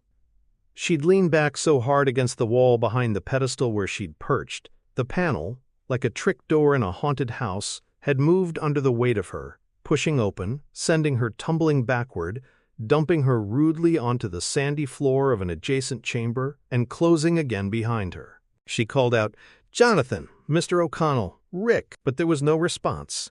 So shaking the sand out of her hair, she got to her feet and began tentatively feeling her way along the wall, her eyes trying to adjust to the dark. At least there were no scarabs in here, or locusts, or frogs. Rounding a corner, she entered a chamber where she was relieved to see moonlight filtering down in through a long crack in the ceiling, the last gasp of the crevice that granted entrance to this underground world.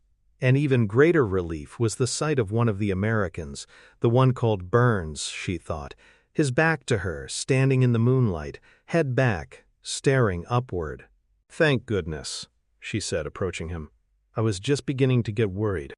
As she neared him, she suddenly heard a sobbing, a whimpering. Touching his shoulder, she asked, "Are you all right?" And Burns careened around and stared at her with gory, gaping sockets where his eyes had been, streaks of blood like tears streaming down his pain-distorted face. Evelyn did what any self-respecting Englishwoman in that situation would do. She screamed like a banshee. Moaning, Burns dropped to his knees, as if he were praying to her. Evelyn backed away, her screams subsiding into deep, hysterical breaths, and bumped into something, or someone, just behind her. She wheeled and looked into the slimy, bandaged face of the awakened mummy, who looked at her through freshly harvested, recently inserted eyeballs. The mummy squinted at her. Burns's eyesight hadn't been the best, after all, and a decayed hand pawed the air. "A-N-C-K Sunamoon?" the mummy rasped at her. Evelyn's reply was another blood-curdling scream as the young woman backed into a wall and the mummy stumbled toward her, its skeletal legs shedding rotting bits of flesh, its slime-soaked bandages loose and oozing. As the mummy closed in upon her, a walking nightmare in the moonlight-dabbed darkness, Evelyn edged down the wall, horror-struck. Beyond the mummy, in the shaft of moonlight, knelt Burns, and she cried out to him for help, and his response was to lower himself even further, as if he were bowing down to the mummy. "Please!" Evelyn cried as the mummy staggered toward her. Burns looked up, with his blood-streaked, eyeless countenance, and opened his mouth as if to reply to her, but he could only moan and gurgle, frothing blood, his tongue missing, ripped out. As this appalling fact dawned upon her, Evelyn, still sliding along the wall in the semi-darkness, saw the mummy stretching out his arms toward her, as if to embrace her, and even under the filthy wrappings his face seemed contorted with emotion. "Kadish Pharos A-N-C-K Sunamoon," the mummy cried, and she looked past the fetid lips beyond the rotten teeth to see the fresh tongue flapping there. Burns's tongue. Almost paralyzed with shock, shivering with cold fear, Evelyn still managed to make her way along that wall. The mummy was moving slowly, shambling toward her, bandaged hands outstretched, and then she ran out of wall and realized she was at the entrance of a tunnel. Relieved, she turned and bumped into somebody and screamed. "Hey, take it easy," O'Connell said, taking her by the arm and moving her back toward the moonlit chamber. "Where have you been? This is no time for exploring. Let's get out of here already." And that was when he looked beyond her and saw the tall creature in grimy bandages, with rotting flesh and exposed bone and glittering eyes, moving toward them. "Jesus!" O'Connell said, grabbing Evelyn and pulling her close to him, then stepping in front of her, protectively. This seemed to irritate the living mummy. That seemed to be a look of rage, distorting the decaying face. And just as the mummy was lurching toward them, reinforcements arrived, unintentionally, but they arrived, as into the chamber burst Jonathan, Henderson, and Daniels, emerging from a tunnel behind the mummy, whose towering, if deteriorating presence was highlighted by the moonlight. The men skidded to a stop at this remarkable sight, and any exclamations of surprise caught in their throats as the dire consequences of their greed stood wrapped in filthy bandages before them, tottering but menacing. The mummy cast its newly acquired eyes about the room, taking in the grave robbers with loathing and scorn, looking from face to face as if he were making an inventory and wondering where to start. The mummy's borrowed eyes bore in on O'Connell, who stood protecting Evelyn, and he who shall not be named unhinged his skeletal jaw, his nearly skinless mouth stretching to an inhuman size, as does a snake when devouring larger prey, and he emitted a primordial shriek that would have been loud enough to wake the dead, had the dead not wakened already. This prompted screams from everyone else in the chamber, not just the young woman, but every brave man, including O'Connell, who, immediately embarrassed by his fearful behavior, shrieked right back mockingly at the mummy, and blasted the bastard with the elephant gun, a resounding explosion in the enclosed space that nearly shattered the eardrums of all concerned. But it did much worse to the mummy, tossing it to the far wall like a rag doll, a limp pile of putrescent flesh and stained, mucky bandages, his ribcage half torn away, exposing the ooze and sludge of rancid organs within, leaking out. No one, however, stayed around to take the mummy's pulse. O'Connell latched on to Evelyn's hand and pulled her into the darkness of the nearest tunnel, and she went along gladly, and the others followed after. O'Connell's torch showing the way, they were soon in the embalming chamber beneath the crevice, where the Carnahan expedition's dangling ropes provided an exit. They clambered up, stumbled out into the moonlight, sucking in the cold, fresh air of a night free of locusts now. The wind was whipping through the ruins, stirring sand, the campfire long since extinguished, and they huddled, disheveled, disheartened, in the shadow of the half-buried statue of Anubis. From the darkness, through the stirring sand, emerged Medjay warriors, on foot, rifles at the ready. O'Connell's weapon was empty, and around him the other men, those tough Americans included, were putting their hands in the air. Dr. Chamberlain, holding on to the Book of the Dead, was already the prisoner of one of the warriors, being dragged along on his knees. The angular-faced leader stepped forward, wind tugging at his black robes like a child seeking attention. Who did this? Who read from the Book of the Dead? Who invoked the sacred incantations? Evelyn took a step forward, chin high. I did. Evelyn Carnahan. Carnahan, the Medjay leader said, as if tasting the word and finding its flavor unpleasant. I know of your father. My father was a great man. Your father was a great fool. And his daughter has proven even more foolish than he who unleashed the curse of Tutankhamun upon the world. O'Connell stepped up beside Evelyn. Who are you? He demanded. I am called Ardeth Bey. The Medjay leader's eyes narrowed as he regarded O'Connell. How are you known? O'Connell. You are the leader? Evelyn started to speak, but O'Connell, touching her arm, said yes. Ardeth Bey sighed dramatically. You were told to leave or die. You refused, and now you may have killed us all and many more.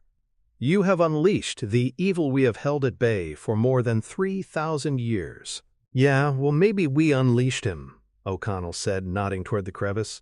But we stopped him, too. I let him have it with this. And O'Connell hefted the elephant gun. Ardeth Bey's smile was like an unhealed wound in his face. No mortal weapon can kill this creature.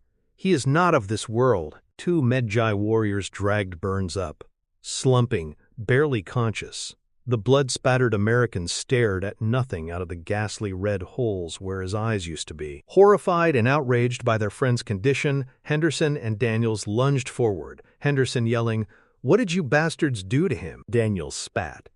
Goddamn savages! Ardeth Bey backhanded Daniels with a casual viciousness, and Daniels fell to the sand, landing on his wounded arm in a sling and howling.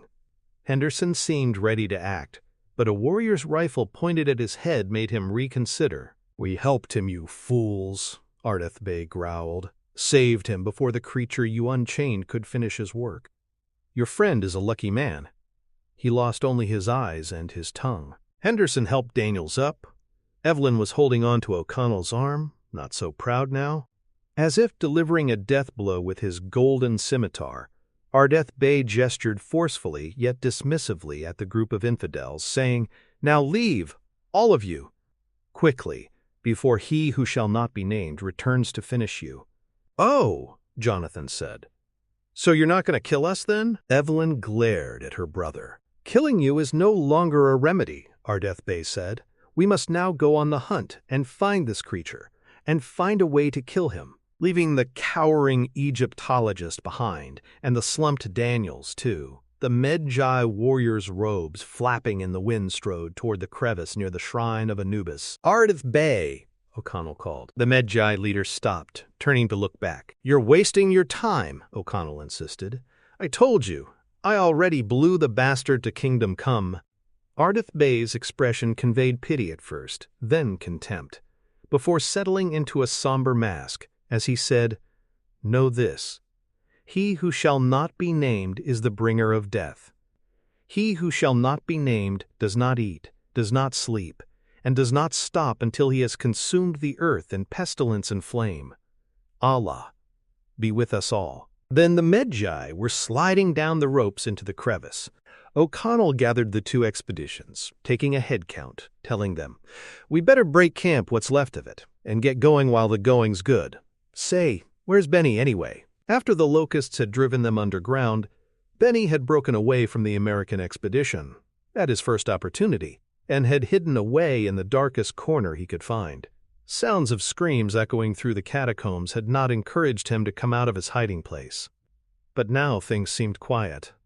The worst apparently was over, and Benny began to make his way back. Moving cautiously, gun in hand, Benny crept around the base of the statue of Anubis, knowing the ropes dropped down the crevice by the Carnahan expedition were just one chamber over moonlight, seeping in from the start of the crevice above paved his way. Then he rounded the base and almost bumped into somebody. Something. Benny looked at the rotting mummy in the loose, slimy bandages, a mummy with a huge, gaping hole in its side, as if a cannonball had blown through there, and for a moment wondered how this artifact had been propped up like this. Then the mummy took a step forward, and Benny screamed and raised his gun to fire, and a bony, decomposing hand batted the gun from Benny's hand. Benny backed up and found himself immediately cornered. Quivering with fear, he clutched at the chains around his neck, where symbols and icons from many faiths dangled. Benny was not a religious man exactly, just hedging his bets. He held out a Christian crucifix, as if this were a vampire, not a mummy, and uttered the opening phrases of the Lord's Prayer. The mummy shambled forward, apparently not a Christian. Benny fumbled with the other icons, trying to slow the mummy's progress. An Islamic sword and crescent moon, a Hindu Brahma medallion, a small Buddhist bodhisattva statue, blessing himself in Arabic, Hindi, Chinese, and even Latin, just in case this crumbling monstrosity staggering toward him was Catholic. The mummy's skeletal hand was outstretched, not to make the sign of the cross, but to reach out for Benny's throat. Weeping, hysterical, Benai displayed a Star of David and began to pray in Hebrew, and the mummy stopped as if he'd taken root. That was funny, Benny thought. He didn't look Jewish. Nonetheless, that decaying hand had lowered, and those weirdly familiar eyes were staring at Benny, who blessed himself in Hebrew. The mummy spoke, his voice a rumbling thing, echoing up like bubbling lava. "You speak the language of the slaves." This was spoken in ancient Egyptian and meant nothing to Benny, but the mummy's next words in Hebrew did. "I am Imhotep. Serve me, and the rewards will be bountiful." The mummy clawed at himself, at his tattered bandages, and withdrew a small object, which he displayed to Benny, in a fetid palm crawling with squirming maggots, a jeweled fragment of the one canopic jar that had been discovered in a shattered state. In Hebrew, the mummy asked, "Where are Anck Sunamun's sacred jars?" And in Hebrew, Benny said, "I will help you find them." Above ground, the two expeditions had broken camp and loaded up their horses and their camels. Henderson and Daniels helped their blinded friend up onto his horse, putting the reins in his hands, assuring him they would lead him. Burns said nothing, a living dead man in a saddle, but at least he didn't fall out of it. O'Connell helped Evelyn up onto her camel. She was looking toward Dr. Chamberlain, saddled up, clutching the Book of the Dead to him as if it were a life preserver that would keep him afloat through the sea of the night and desert that awaited them. "Let him keep the damn thing," O'Connell told her. "All we want now is our lives." She swallowed, nodded, and said, "You're right, Rick." He smiled at her. "Let's go back to civilization, Evelyn. Our civilization." And soon O'Connell and Jonathan were astride their camels as well, heading out into the moon-swept, wind-blown desert, ready to leave the ruins and riches of Hamunaptra gladly behind. As they rode quickly away, they did not see, none of them, the skeletal hand punch up out of the sand, behind them, in the city of the dead. But they did hear the terrible, resounding shriek of the mummy, echoing across the sands, telling them that Ardith Bey had been right. O'Connell's mortal weapon had not killed he who shall not be named, that they had indeed unleashed the bringer of death. Part 3. The Mummy's Revenge. CAIR 01925. Chapter 15. Sanctuary. On the southernmost outskirts of Cairo squatted Fort Stack, named after Sir Lee Stack, the assassinated Governor-General of the Sudan. The mud brick courtyard affair reminded O'Connell of a cavalry outpost in the old American West. Great Britain had withdrawn, not long ago, from the actual governing of Egypt. Fuad I was the elected king, but the British Army remained in an advisory capacity, was to Fort Stack, where the Union Jack flapped lazily in the dry breeze, that the disheveled, dusty caravan of the combined Carnahan and American expeditions sought sanctuary from the blistering desert sun, not to mention assorted plagues and a resurrected mummy. After a 3-day trek from oasis to oasis, they had trudged up to the front gate, displayed their various papers, and were granted admittance. For 2 days, the members of the combined parties mostly slept in the guest quarters of the fort.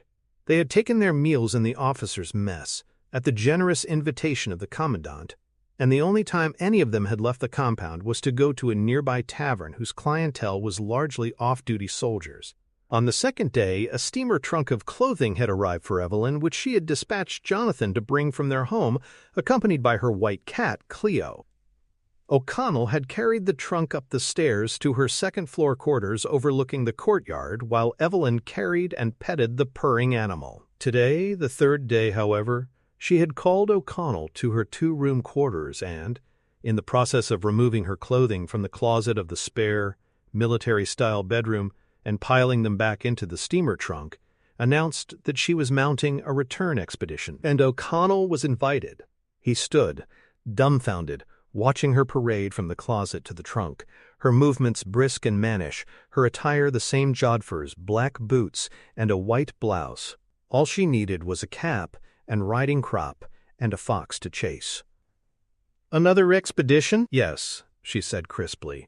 "I'm arranging for a full team of diggers, and this time we'll have proper equipment and proper weapons." "Evelyn, I shot him with an elephant gun." Her cat had crawled inside the trunk. She lifted the white animal out and placed some underthings within. "Now, I want you to find some brave, competent men, regular soldiers of fortune. What do you call Henderson and that bunch? And you saw how well they fared. Listen, for all we know, that mummy is dead, or anyway, dead again. I blasted the bastard. Pardon my French." She frowned at him. "You heard that terrible scream as we rode off." He followed her to the closet. "Maybe that was his death rattle, or maybe it was just the desert wind playing tricks on our ears." "Fine." Dresses folded over her arms, she marched to the trunk and deposited them. "Then if the mummy is dead, why not return and properly excavate the site? We'd barely scratched the surface, you know." "And risk the wrath of those Medjai warriors again?" She shrugged, heading back to the closet. "They had every opportunity to do us ill, and they didn't." Watching her as she made the journey from closet to trunk and back again, O'Connell gestured melodramatically. "Do you really think that Walking Dead man is going to come after us? It's been days, and where's the rest of his plagues? Have you noticed the sun turning black, or seen any water turn to blood?" "Can't say I have." Tucking some shoes away, she looked up, arching an eyebrow, a teacher explaining something to a particularly dim student. "The curse is very specific. He will seek us out if we don't seek him out. It's those who disturbed his slumber who—" "I thought you didn't believe in curses." "I was wrong. You now believe your parents died as a result of King Tut's curse?" She paused, halfway between closet and trunk. I believe I do. You see, Mr. O'Connell, once a young woman has had a tête-à-tête with a walking, talking corpse, her outlook on life tends to change." He followed her along as she packed. "All right, I understand all that, but no new expedition. Why borrow trouble? Maybe you'd like to see Chicago. We'll go rowing on the lake. Or maybe you could give me a tour of London. I always wanted to see the clowns at Piccadilly Circus." She gazed at him, and the affection showed through. "Rick, we can't run away from this." "Who's running away? I just don't see the point of running back to where we just barely escaped with our lives." Her expression turned firm, her voice too. "We woke him, and it's our responsibility to try to stop him." "We woke him? All right, I woke him, and I intend to stop him. If you don't want to help me, well, that's your decision. Cleo, bad girl." The cat was in the trunk again. "Listen," he said, "I'm no coward, but you heard that Medjai chief Ardeth Whatsit? He said no mortal weapons can kill this thing. That stopped her, but only to mull over his words, as if he'd provided her telling food for thought. Then perhaps we need to consider what would constitute, end quote, an immortal weapon. Perhaps another incantation in the Book of the Dead. I want no part of this. He went to the trunk and grabbed a handful of her clothes and marched back to the closet with them. And I can't allow you to— Allow? Who appointed you, my guardian? Hanging her dresses back up in the closet, he said, Evelyn, it's too goddamn dangerous. Rick, I need your help. Now that this creature has been reborn, his curse will spread, like a terrible infection.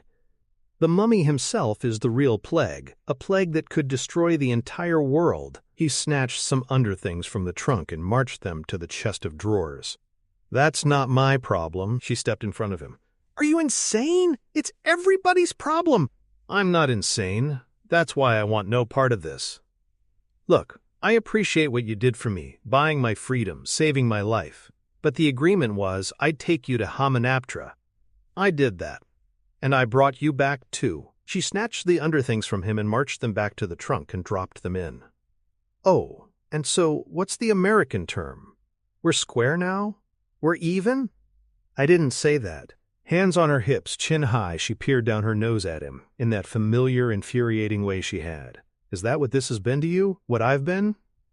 A business arrangement. Hey, you got a choice. Come with me and leave this insanity behind, or hop a boat back to hell and try to save the world. I've already booked passage, thank you. Fine, he said. Fine, she said. He searched for just the right, telling remark, to really put her in her place, to state his case in a manner so articulately that later, upon reflection, she would just have to come around to his way of thinking. Fine, he said, and slammed the door behind him. Then he realized he had some of her underthings in one hand, opened the door, pitched them in, and went off to get drunk. Within minutes, O'Connell was sitting at the bar in the dingy dive near the fort, where, even in the middle of the afternoon, business was good.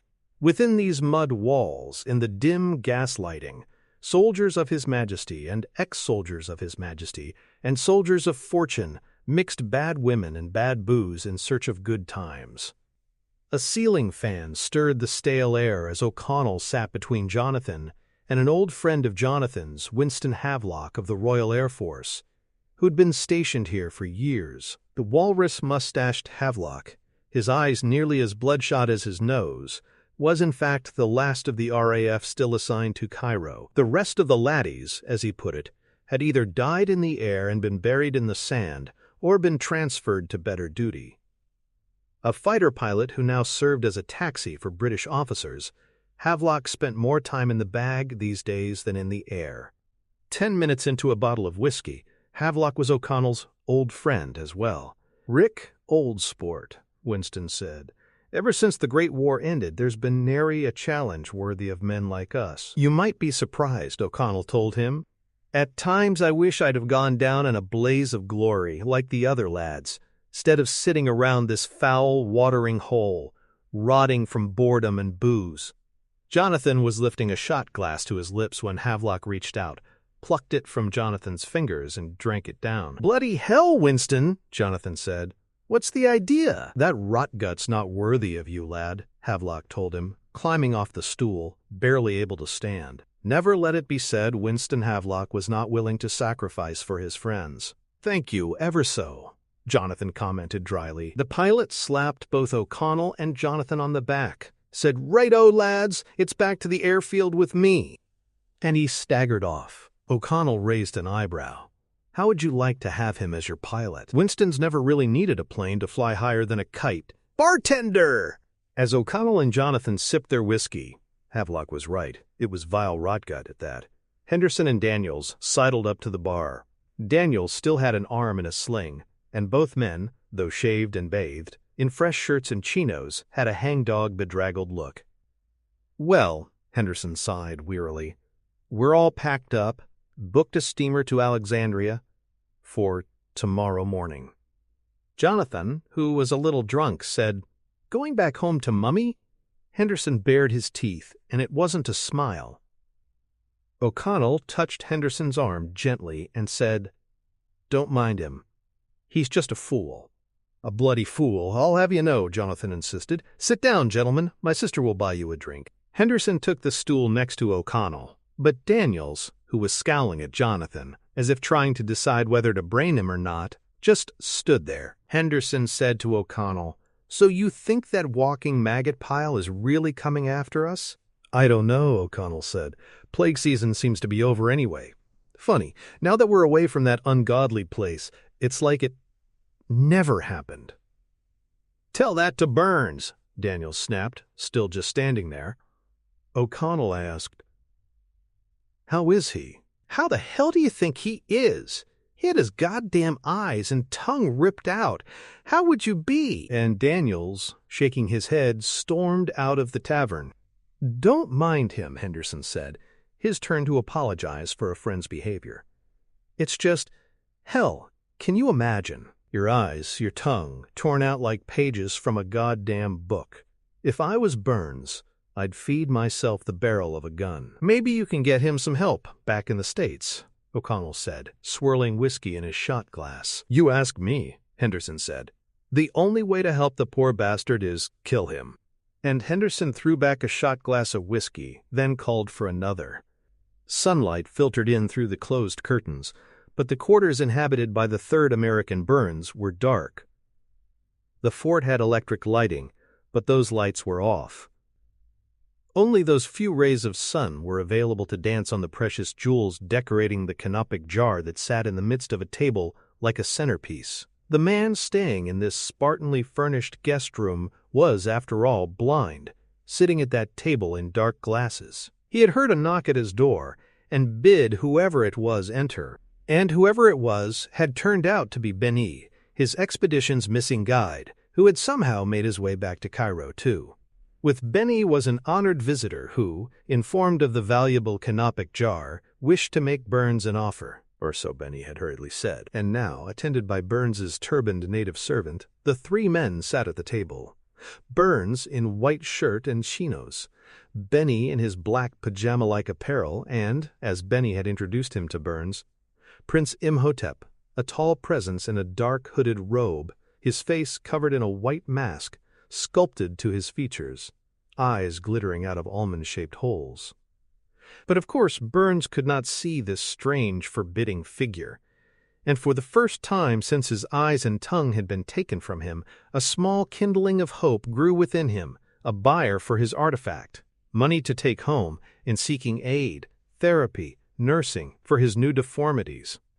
"So very pleased to meet you," Burns said by way of tongueless greeting. And the American, almost eagerly, thrust his hand out in the Western world's ritual of friendship and trust, the handshake, a ritual his visitor refused. Then he said, "I'm sorry, Mr. Burns, but the prince's religion does not allow him to touch one beneath his station.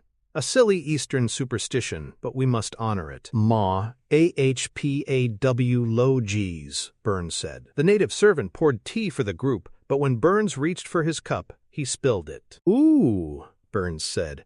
"Sorry.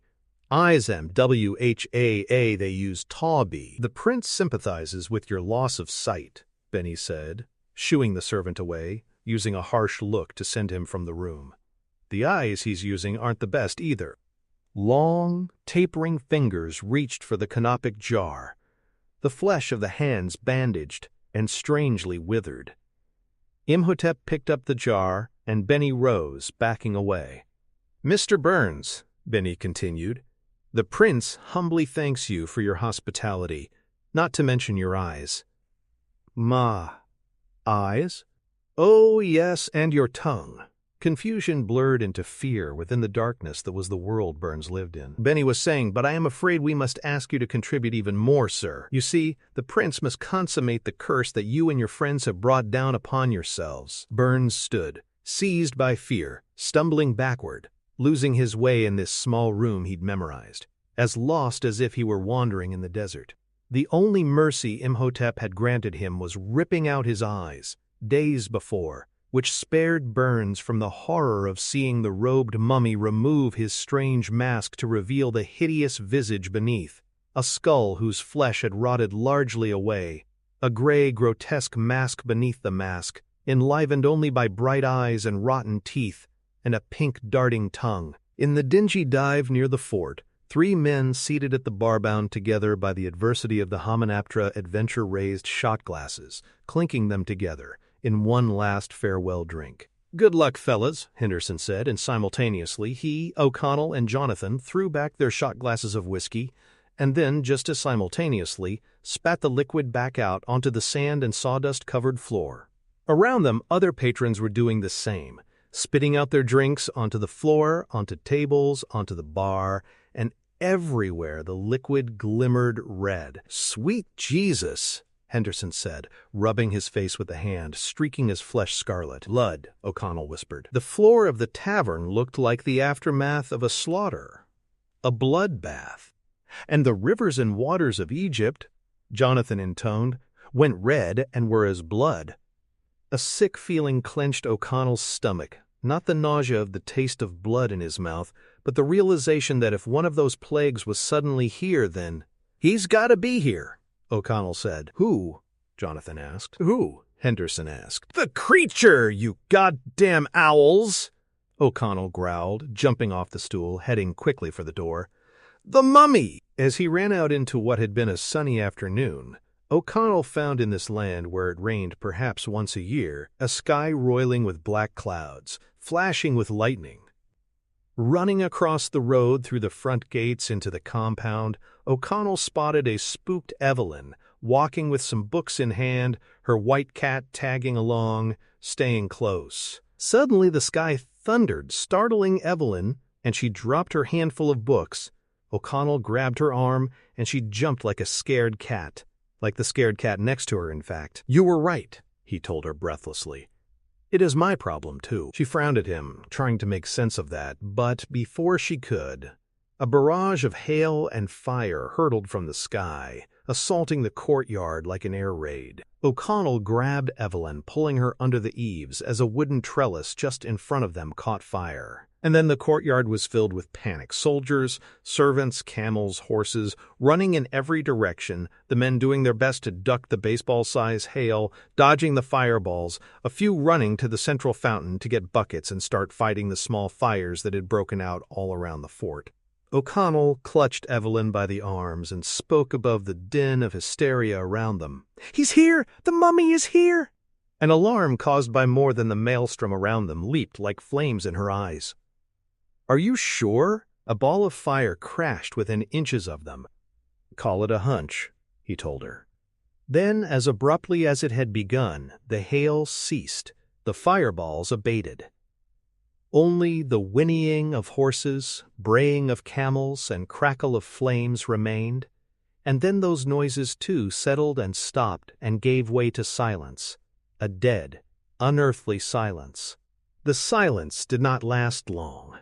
A scream of pain and terror unlike anything O'Connell had ever heard, and in recent days he'd heard a few, ripped the stillness like a sharp blade through thin fabric. Right above them. "Stay here," O'Connell said, and raced up the open wooden stairway to the living quarters above.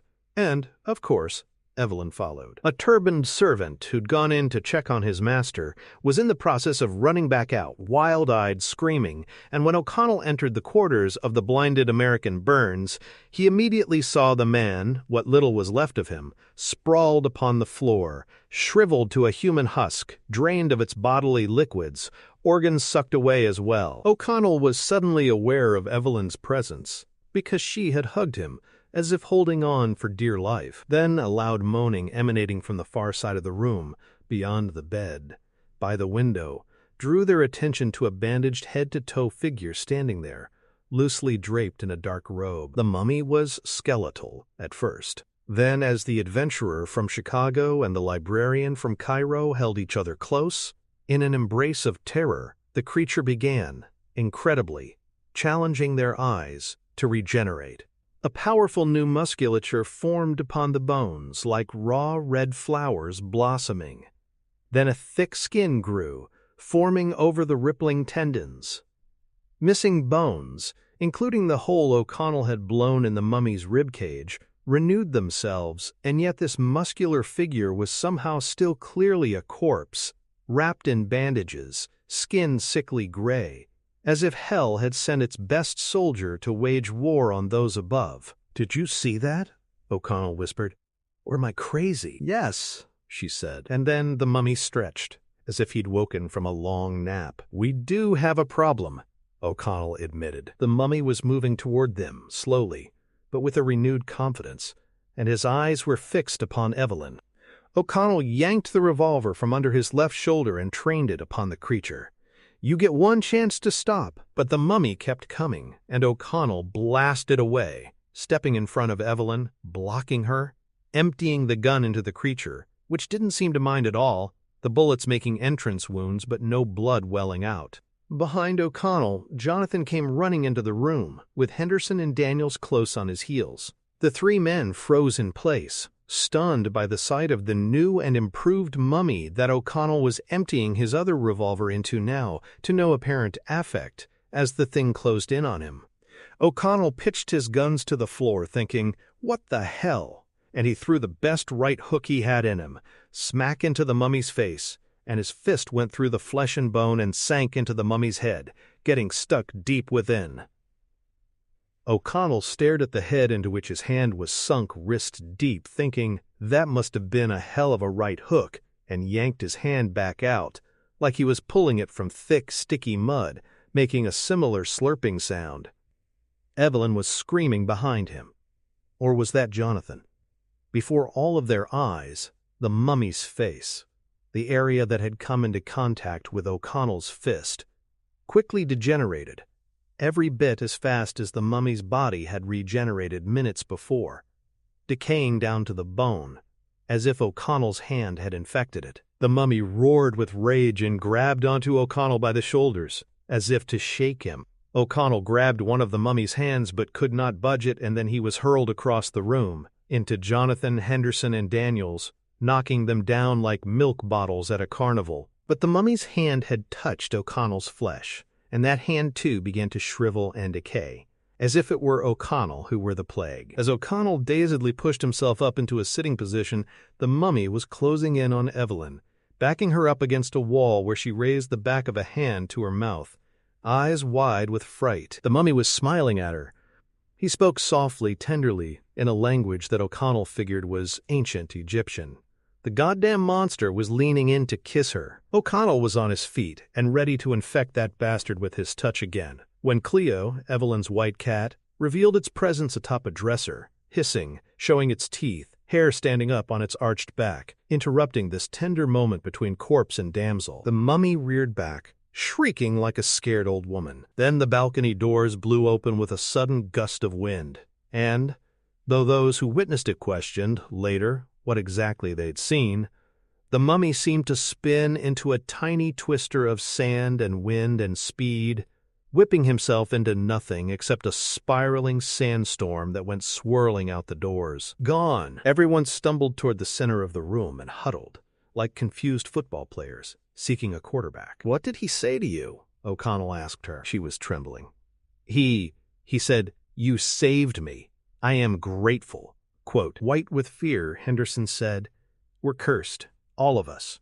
Cursed." And the hard-bitten American stumbled over to the shriveled shell of his dead friend and knelt beside him and began to weep. Whether for himself or Burns, no one knew, and certainly no one asked. Chapter 16. Strange Bedfellows. Evelyn knew of only one person who might provide them with the answers they needed to combat he who shall not be named, that walking plague carrier who had performed unspeakable acts and dark magic in the room where Burns had died. She had to admit that, to his credit, O'Connell did not display any silly masculine pride when it came time for her to step forward and take the initiative. He had dutifully followed her lead as she instructed Jonathan to bring his Duesenberg around. When her brother had gone to their house to fetch her steamer trunk, he had returned with a convertible, and the entire lot of them, O'Connell, Jonathan, Henderson, Daniels, and herself, had piled in and roared off from the fort to her old place of employment. Returning to this familiar facility made an eerie homecoming for Evelyn. Their feet echoing off the marble floors of the Cairo Museum, she led the men through the halls, past galleries displaying the coffins of ancient kings, and the mummified kings themselves, who seemed to watch them pass by. In all the many months she had worked here, Evelyn had never found these premises, well, spooky. But now that she had met a mummy in the rotting flesh, the nature of this huge haunted house, this repository of grave robbing, finally sank in for her and her skin crawled. She was leading the little group, the men in their white shirts, holstered guns, and chinos looking like a safari seeking a wild beast to shoot, which wasn't far from the truth, toward the curator's office at the back of the museum. But as they rounded a corner, in the gallery to the left, there stood Dr. Bay. And not alone. The round little man with the round face, a red fez atop his oily, thinning black hair, in his usual dark suit with string tie, was speaking to an unusual guest, an angular-faced figure in dark, flowing robes, from under which gleamed the handle of a golden scimitar. Ardeth Bay, the chieftain of the Medjay warriors, standing tall, like a figure from a museum exhibit come to life. "You!" everyone said in an echoing chorus of surprise and outrage. Revolvers flew into the hands of O'Connell, Henderson, and Daniels, but Ardeth Bay merely glowered at them, a scowl touched with a contemptuous smile. The curator gestured to Evelyn and her contingent. "Miss Carnahan, gentlemen," and he gestured to the Medjay leader. "May I introduce Ardeth Bay, the guest from out of town." "We've met," O'Connell snapped. Evelyn stepped forward, facing her ex-boss. "What is he doing here? Do you truly wish to know? Or would your impulsive American friends prefer to react as they always do, with swift, stupid violence, and no thought as to consequences whatsoever?" And indeed, the guns of the Americans were raised and trained upon the curator and the warrior, the tension in the air crackling. Pieces fitted quickly into place within Evelyn's mind, and she said, "As opposed to your considered astute violence, Dr. Bay?" She gestured to Ardeth Bay. "You told the Medjay that I possessed the puzzle box, the key. You sent them to steal it from me and kill me. It was not my desire for you to die. And here you stand alive before me. But if I had been killed and the key box retrieved, that would have been an acceptable price to pay, I suppose." "Frankly, Miss Carnahan, yes. The life of one silly, headstrong, incompetent girl in trade for saving the world from what, in your religion, might be called Armageddon? Oh, yes, yes, and yes, 1,000 times." O'Connell stepped forward, uncocking his revolver, returning it to his holster. He nodded to Henderson and Daniels, and the men frowned, but lowered their guns.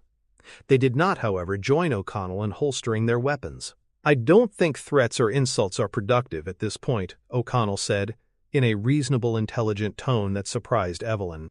"The genie's out of the bottle, so to speak.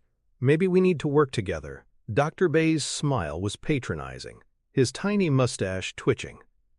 "Are you sure you wouldn't prefer just to shoot us? I'm not saying that doesn't sound like a good time, pal." And O'Connell gave Ardeth Bay a nasty smile. "But I just saw my fist vanish into the skull of some walking dead thing. So I'm willing to go on faith here. At least for a little ways. You would not be capable of comprehending. Hey, I saw a guy turn into a sandstorm and blow himself out the window. You might be surprised what I'd buy at this point." The curator studied O'Connell's face, as if it were an inscription he was translating, and then Dr. Bay said, "Follow me," leading the group through the gallery, Ardeth Bay at his side.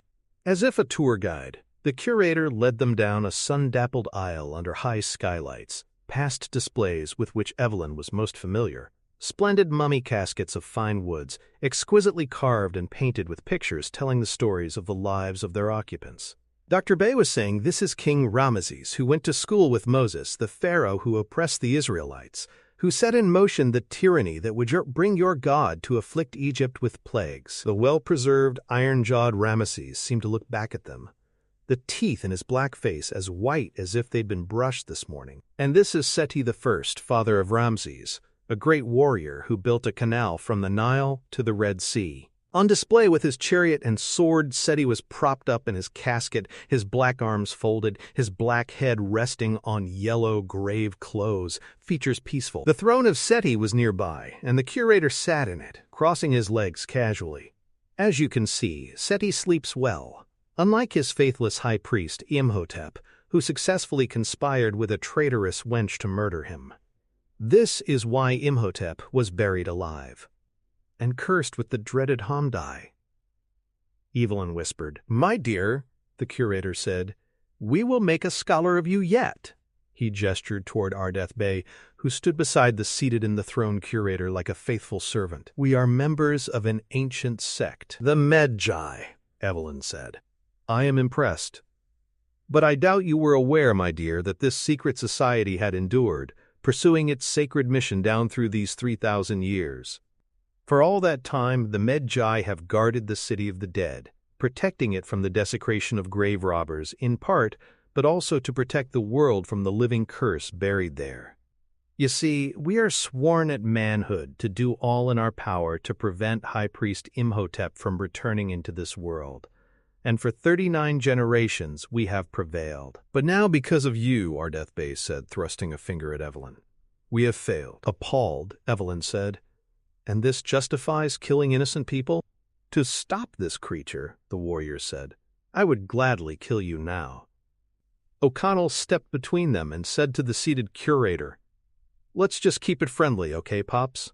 You want to try to pin the blame tale on some jackass, or do you want to help us stop this son of a bitch?" Evelyn frowned at O'Connell, wondering if she'd just been insulted. A small smile traced itself beneath the curator's mustache. He nodded. "I believe you are right, Mr. O'Connell, isn't it? Yeah, for instance, why was this big bad monster afraid of a little bitty kitty? Cats are the guardians of the underworld. He who shall not be named will fear these harmless animals until he is fully returned to his perfect state." Regenerating himself, you mean? Yes. Once he has regenerated, he will fear nothing. And nothing will be able to stop him. Daniels stepped forward, gesturing with his revolver at the curator. "I don't need this clown in a Masonic cap to tell me how this creep is doing that. He's killing everybody who opened that chest. He's sucking all of us dry." "A very astute observation," the curator said, "from so unlearned a man." O'Connell glanced sharply at Henderson, who nodded, and went over to settle his friend down. Evelyn approached the throne-perched curator. "At Hamunaptra, Imhotep addressed me by an ancient name." Alarmed, the curator asked, "What was that name?" "Anck Sunamun." The curator and the Medjai chief exchanged dire looks. O'Connell said, "I think the slimy bastard was about to try to kiss her when that cat spooked him." Nodding. Absorbing this, Dr. Bey said, "That is the name of the mistress, for the love of whom he who shall not be named was cursed. Could it be, even after these 3,000 years, even after suffering unending death, flesh eaten away by scarab beetles, that even now he loves her?" "A love that spans the ages," Evelyn said. "How sad. How romantic." "Are you kidding?" O'Connell said, wide-eyed. Her brother was shaking his head, smirking at her. Embarrassed, she looked away. Ardeth Bey said, "He who shall not be named will try to raise Anck Sunamun from the dead." "Yeah," O'Connell said. "And how the hell will he manage that, exactly?" "With a human sacrifice," the curator said. Then he nodded toward Evelyn. "And it would appear he who shall not be named has chosen a subject." Evelyn felt a sudden chill, and every eye in the room, including those of the dead pharaohs, upon her. Jonathan made a clicking sound in his cheek. "Bad luck, sis. Sometimes it just doesn't pay to be popular." "Jesus," O'Connell breathed. "Just when I figured things couldn't get any worse." "On the contrary," Dr. Bey said, "this may give us the time we need to find a way to kill this evil creature." "That's why we're here, Doc," O'Connell said. "You're the expert. Can we read some other incantation from that Book of the Dead?" "Possibly, if it could be retrieved. But I know of nothing, either in ancient writings or modern scholarship, to confirm that assumption." The gallery, lighted only by gas torches, had grown dark. Looking upward, Ardeth Bey said, "His powers are growing." Evelyn and everyone else looked at the ceiling, toward the skylights that until moments ago had been slanting rays of sun down into the gallery. And they saw the sun as it moved into full eclipse, afternoon becoming midnight. Driving through the streets of a confused Cairo, Jonathan, behind the wheel of his Duesenberg, said, "And he stretched forth his hands toward the heavens, and there was darkness throughout the land of Egypt." Quote, "You must have learned more in Sunday school than you thought," O'Connell said, sitting at the rider's front seat window. Evelyn squeezed between him and her brother Henderson and an increasingly agitated Daniels in the back seat. "There must be a way to stop him from regenerating," Evelyn said. O'Connell sighed. "You heard what your old boss said. Once Imhotep's fully back in his prime, there's no stopping him." As they drew up to the fort, they could see British soldiers marching along the parapets under a black sun. "Days are getting shorter," Jonathan observed. Soon they were assembled in the foyer of Evelyn's two-room guest quarters. Henderson and Daniels were slumped in chairs. She and her brother were pacing. O'Connell had gone out to do a little snooping, he'd said. The door opened, and the adventurer from Chicago stepped back inside. Shutting the door behind him, O'Connell said, "My old buddy Benny was seen here today, with a tall stranger in Arab robes. According to Burns's servant, Benny and this stranger, who wore some kind of mask, went in there to talk business with Burns." "Benny was with the mummy?" Jonathan asked.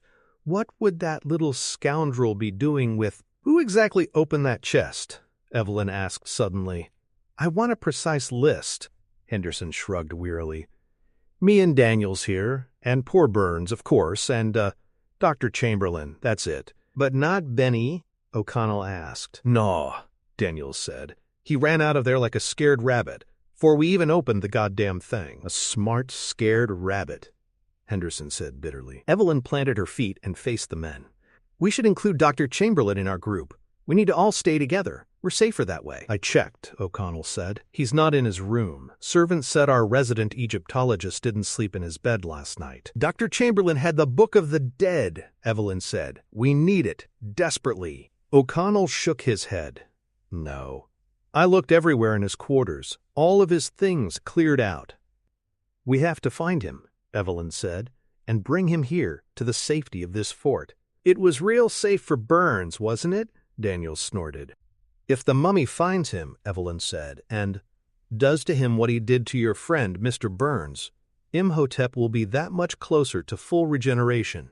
"Chamberlain has an office in Cairo," Henderson said. "In the alleys of the bazaar section. Maybe he went back there." "Okay," O'Connell said. He nodded toward the Americans. "You two come with me. Jonathan, you stay here with Evelyn. Protect your sister." "The hell with that," Henderson said. "I'll give you the address. You go if you want to. I'm not going anywhere." Daniels said, "I'm not leaving this fort." Evelyn charged right up to O'Connell, who it appeared did have an unhealthy dose of masculine pride after all, and said to him, "I am leading this expedition, thank you. I'm not some child whose well-being you consign to the nearest male adult." O'Connell shook his head, sighing, as if he were a poor, put-upon soul just trying to help. Then he grabbed her by the arm and dragged her toward the open doorway to her bedroom, tossed her in, and slammed the door. "You can't manhandle me like that," she shouted, pulling on the doorknob. "You brute!" On the other side of the door, she could hear O'Connell saying, "Jonathan, you have a key?" "I believe so, old boy." She yelled, "Jonathan, you traitor! Don't you dare help this!" But then she heard the click of the lock, and on the other side of the door, O'Connell was saying, "This door is never to be opened. Understood? Nobody in, nobody out." "Understood," Daniels said. "Stand watch over her, or I'll come back and suck out your spleens myself, got it?" Yeah, Henderson said. "Here's that address." "Come on, Jonathan," O'Connell said. She was trying the knob. It was locked. Firmly locked, all right. Jonathan's voice beyond the door was saying, "You know, I liked your first plan much better, old sod. Where I stayed here at the fort. I could, reconnoiter.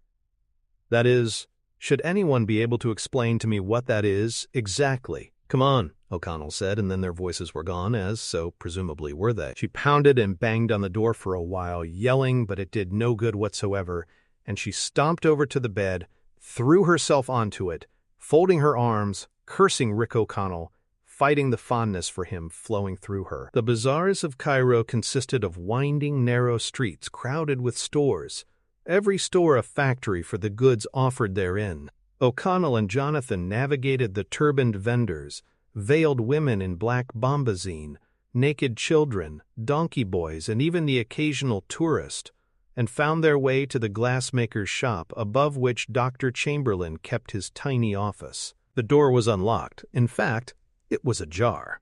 The Egyptologist wasn't in, but someone else was. Benny, in the process of ransacking the place. Desk drawers emptied, bookcases asunder, piles of photos and files everywhere. The skinny little knave had just slipped a silver watch into a black pajama pocket when O'Connell, followed by Jonathan, stepped inside the office to say, "Let me guess, Benny misplaced your principles?" Benny bolted for an open window facing onto the street. It was only a one-story drop.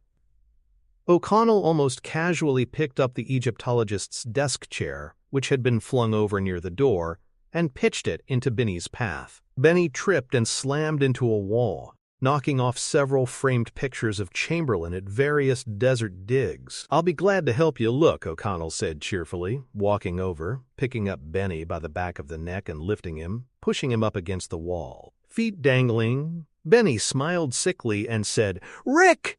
I didn't notice it was you. My old friend." "Oh, but you have a new friend, don't you, Benny? You came back from the desert with him, right?" Blinking, smiling desperately, Benny asked, "What friend?" "You're my only friend, Rick. You know I've always been picky about my associations." O'Connell allowed Benny to slide down the wall to his feet. The little man sighed in relief, smoothing out his black shirt. Then his eyes widened as a knife blade suddenly appeared in the hand of his only friend. Holding the sharp edge of the blade against Benny's neck, O'Connell said, softly, menacingly, "Why, Benny? What's in it for you? Why are you helping this monster?" I serve him only to save myself. Better to stand at the devil's right hand than to be in his path." O'Connell sighed. That sounded like Benny, all right. "What are you doing in this office? What are you looking for?" Even with a blade at his throat, Benny managed a single, harsh laugh. "Do you really think your small threats compare to what Imhotep could do? Imhotep isn't here right now. Do you really think I won't slit your lying throat? What are you looking for, Benny?" O'Connell pressed the blade harder. Flesh whitening. The book. That black book they found at the City of the Dead. Chamberlain had it. Imhotep wants it. Why? I don't know. All I know is he said it was worth its weight in gold. "Gold?" Jonathan said, interested in the sound of that. "Spill, Benny," O'Connell said, applying more pressure to the blade. "What does he want with the thing?" "I don't know, I tell you. Rick, come on, don't do this." "Spill what you know, or I'll spill your blood. Choose." It's something about bringing her back from the dead. Whoever her is. And he needs the book to do that." "The book, yes, the book and what, Benny?" "The girl. He needs your girl." Benny looked toward Jonathan, his sister. Jonathan frowned. "I say, he'll have to kill me first," Benny shrugged. "He won't mind." Outside, in the night that was afternoon, a shrill scream rose above the chatter of the bazaar like the howl of a wounded animal. O'Connell's eyes went to the window, and he took just enough pressure off the blade at Benny's throat for the little bastard to knee him in the groin. O'Connell doubled over as Benny scrambled past him, leaping out the window, sliding down an awning to freedom. Jonathan helped O'Connell to his feet. "Anybody ever tell you you're bad luck?" O'Connell asked Jonathan through gritted teeth. "Almost everyone, old man.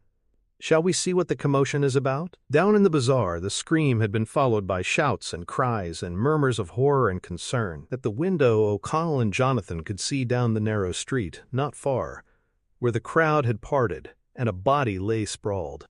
Though barely recognizable, and mostly so only by the pith helmet and khaki clothing, the shriveled corpse was clearly Dr. Chamberlain, on its side another human husk. And over the body hovered the robed figure of Imhotep, the black book of the dead already tucked under an arm, like a big, heavy schoolbook. He who shall not be named was plucking the jewel-encrusted canopic jar from the withered fingers of the dead Egyptologist. Somehow the mummy sensed the eyes that were upon him, and the creature looked suddenly, sharply up at O'Connell, and Jonathan poised in the window. Imhotep had regenerated further, and the infection-like wounds O'Connell had inflicted earlier had healed perfectly, and the mummy stood, jaw seeming to unhinge, mouth opening to an impossible, inhuman size, and from within him, as if disgorging himself of them, a swarm of flies emerged, more like angry hornets, a black, buzzing mass racing right at the window where O'Connell and Jonathan watched, stupefied spectators. O'Connell slammed shut the shutter, Jonathan closing the one on his side of the window too, and the flies flew into it, pummeling the wood.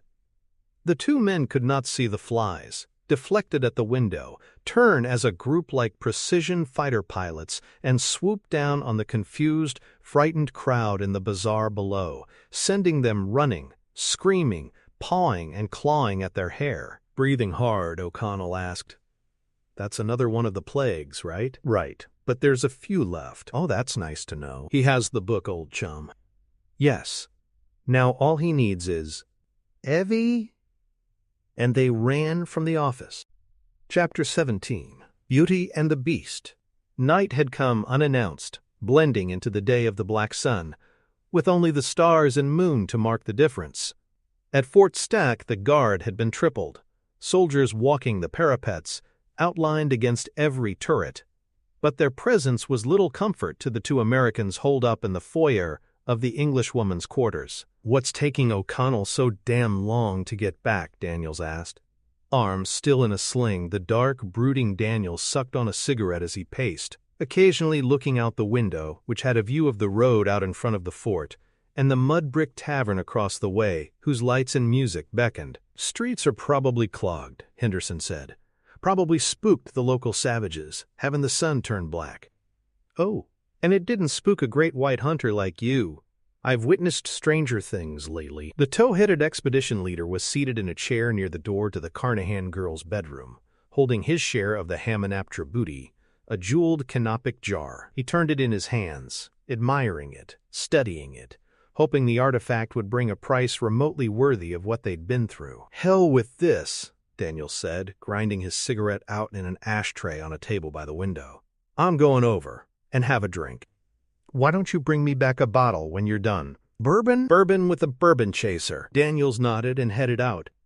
Henderson lit up a cigarette, letting it pull on his lungs, relaxing him. Smoke streaming out his nostrils, dragon style, he fondled the jeweled jar, and for the first time he reflected on its antiquity, its beauty, not just its value. A breeze drifted in the open window along with the sounds of flute and tambourine music from the tavern across the way, creating pleasant images of veiled belly dancers in Henderson's mind, filmy curtains fluttering, like the arms of a native girl gesturing seductively to him. Then the breeze blew colder. Nights were so goddamn chilly here, and Henderson, the precious jar in his hands, rose to shut the window. He gazed out at the lights of the tavern, the foreign music with its compelling rhythm calling to him. Maybe he'd go over and join Daniels. Maybe he'd see if some wench was dancing to that exotic music. He glanced at the Carnahan girl's door, wondering if he dared leave her here alone for a few minutes. He was dying to get out of this prison. Then he turned to the window just as the breeze gained intensity. Even as he was reaching to shut the shutters, a tidal wave of sand blasted through the window, knocking him back, the jar tumbling from his fingers unharmed to the floor as a swirling, whirling dervish of desert dust engulfed him, lifting him, sucking him into its cyclone-like funnel. There, in the foyer of Evelyn Carnahan's living quarters, while furniture looked mutely on, untouched by the storm in its midst, Henderson twirled within the sandstorm, spinning in a deadly pirouette, his screams quickly dying, choked off as the life was sucked out of him. Then the sand drew away from what had been Henderson and gathered in upon itself, taking a human shape, transforming into a further regenerated, dark-robed Imhotep, looming above the withered shell of the American.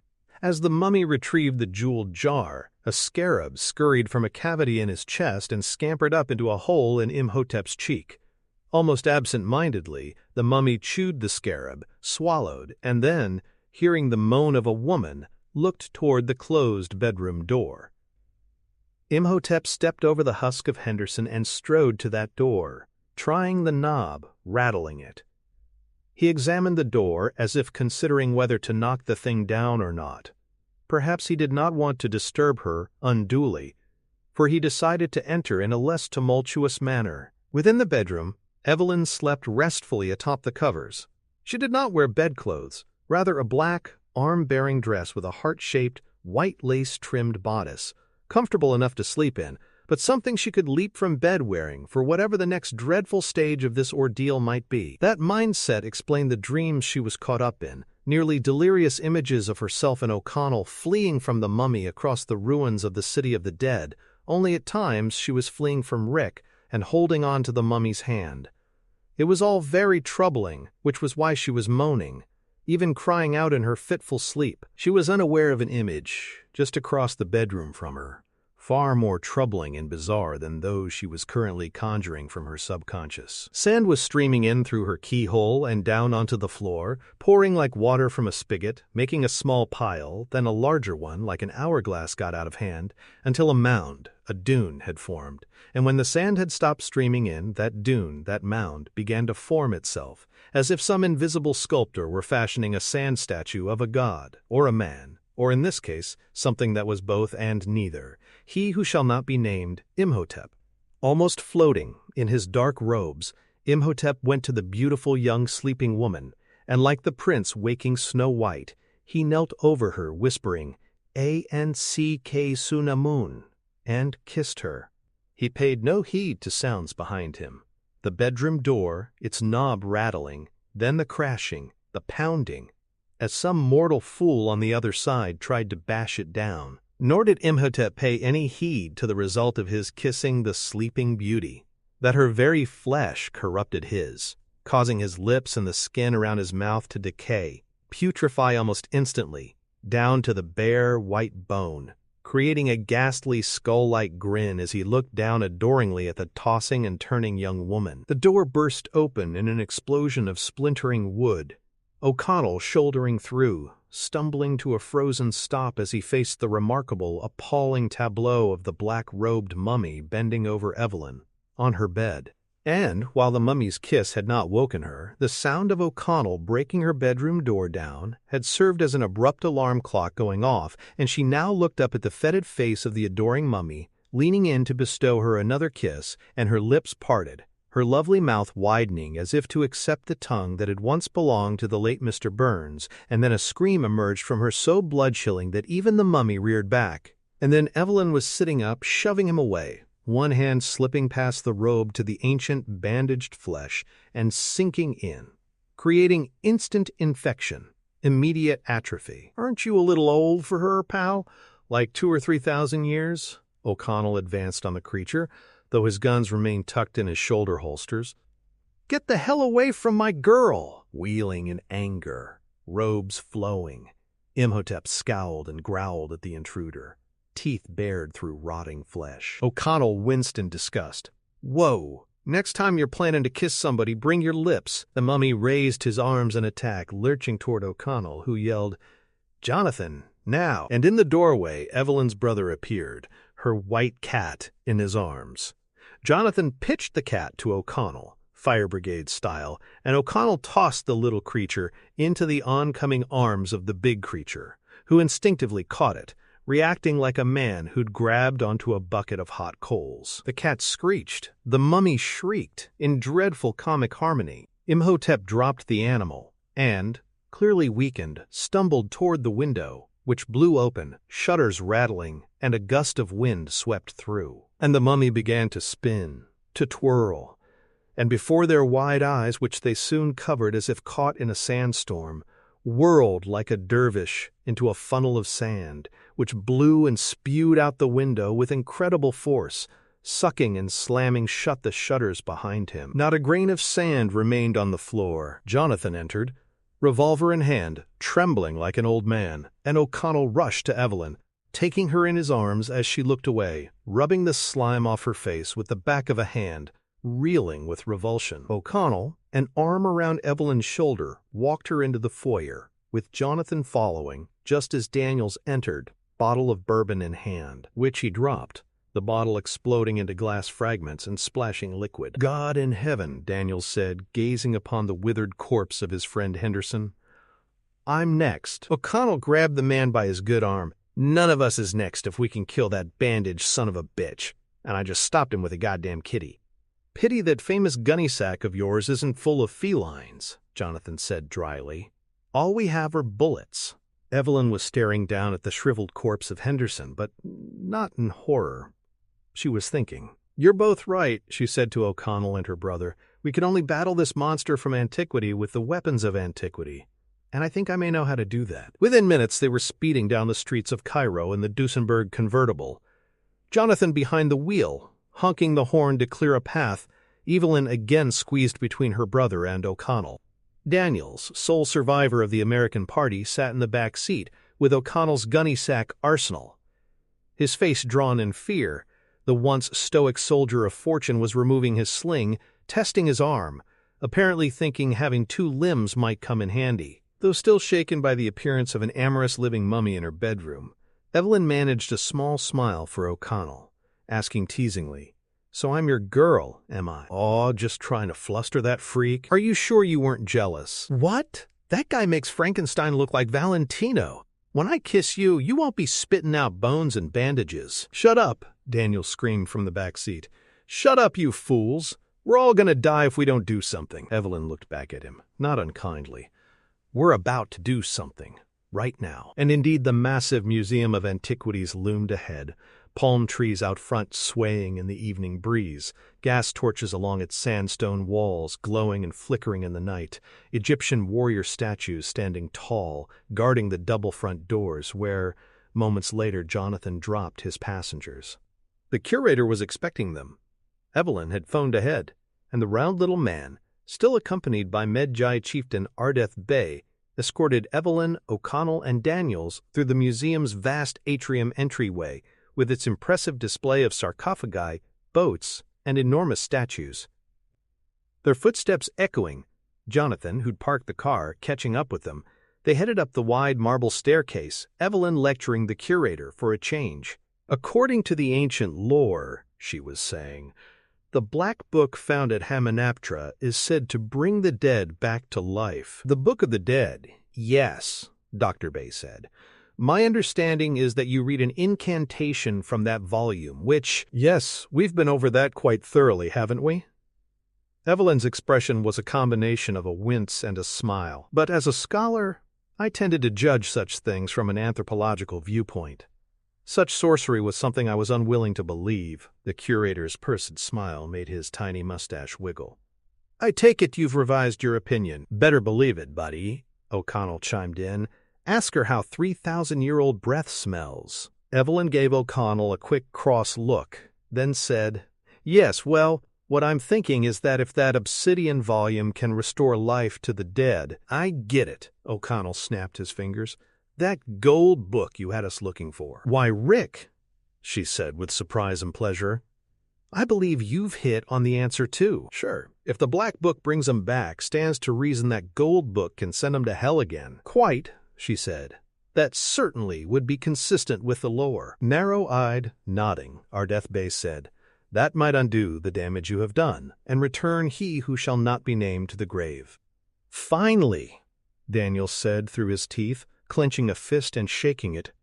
They had reached a landing and paused there. "An incantation from the Book of Amun-Ra," the curator was saying. He'd been thinking this through.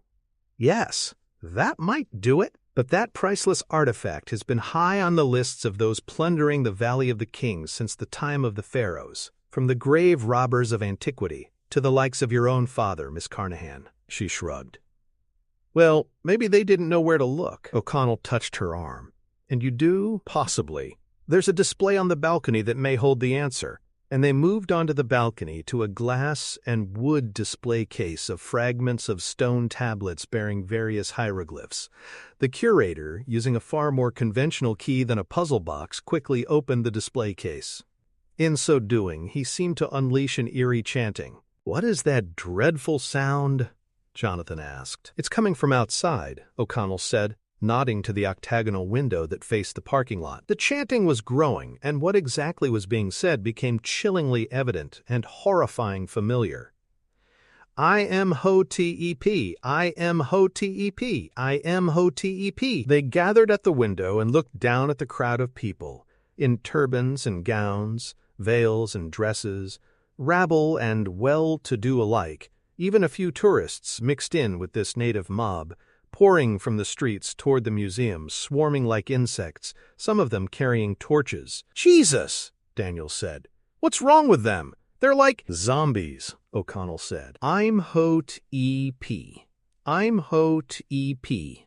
I'm Ho-T-E-P. I say, what's a zombie, old chap?" Jonathan asked, his eyes wide with the terrible sight below him, the milling, chanting multitude. "The living dead," O'Connell said. "Daniels drew his revolver. West African voodoo cults," the curator put in. "Look at their flesh," Ardith Bay said. Many of them were closer now, staggering like sleepwalkers, eyes wide and empty, their skin covered with hideous lesions. "Boils and sores," Jonathan said. "It's another plague. I'm Ho-T-E-P.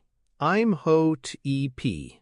I'm Ho-T-E-P. And they don't look happy about it," O'Connell said. "It has begun," Ardith Bay said. "The end begins." "You can give up if you want to," Evelyn said to the Medjai warrior, then added sarcastically, "After all, you have been at this for 3,000 years. Perhaps it's time you took a break. But we're going to get to work, right, Dr. Bay? I'm Ho-T-E-P. I'm Ho-T-E-P. I'm Ho-T-E-P. "Yes," the curator said, "as soon as I go down and lock the doors."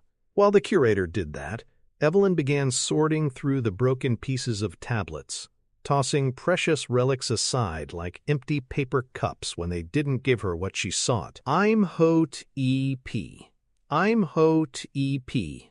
I'm Ho-T-E-P. According to the Bembridge scholars," Evelyn said, entirely focused and seemingly unconcerned about the crazed crowd beyond these walls, "the golden book of Amun-Ra was hidden inside the statue of Anubis." Daniel said, "But that's where we found the other book, that goddamn black book." "Precisely," Evelyn said. "Those Bembridge boys were mistaken when they spurned my sister," Jonathan said. "Maybe they were wrong about that as well." "I'm Ho-T-E-P. I'm Ho-T-E-P. I'm Ho-T-E-P. Daniels, pacing about with revolver in hand, said, "No offense, but your British Reserve is giving me a royal pain. Can't you work a little faster?" Evelyn's fingers were moving quickly across a large stone tablet.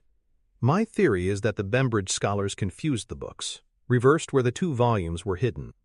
So if the black book was inside Anubis, then the gold book should be, I'm Ho-T-E-P. I'm Ho-T-E-P.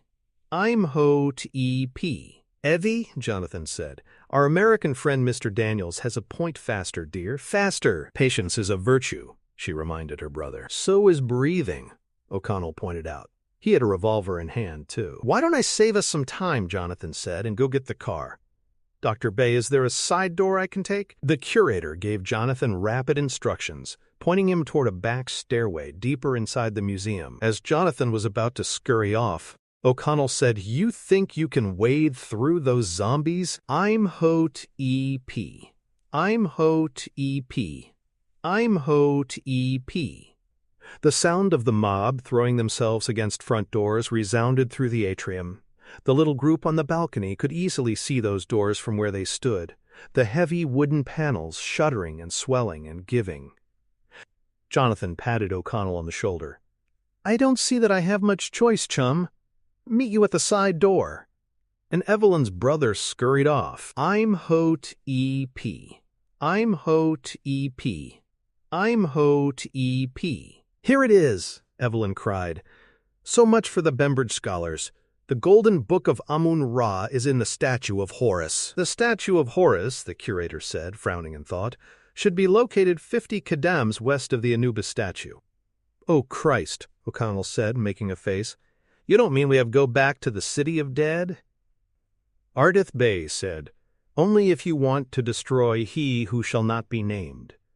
The front doors of the museum gave way, falling and echoing like giant timber.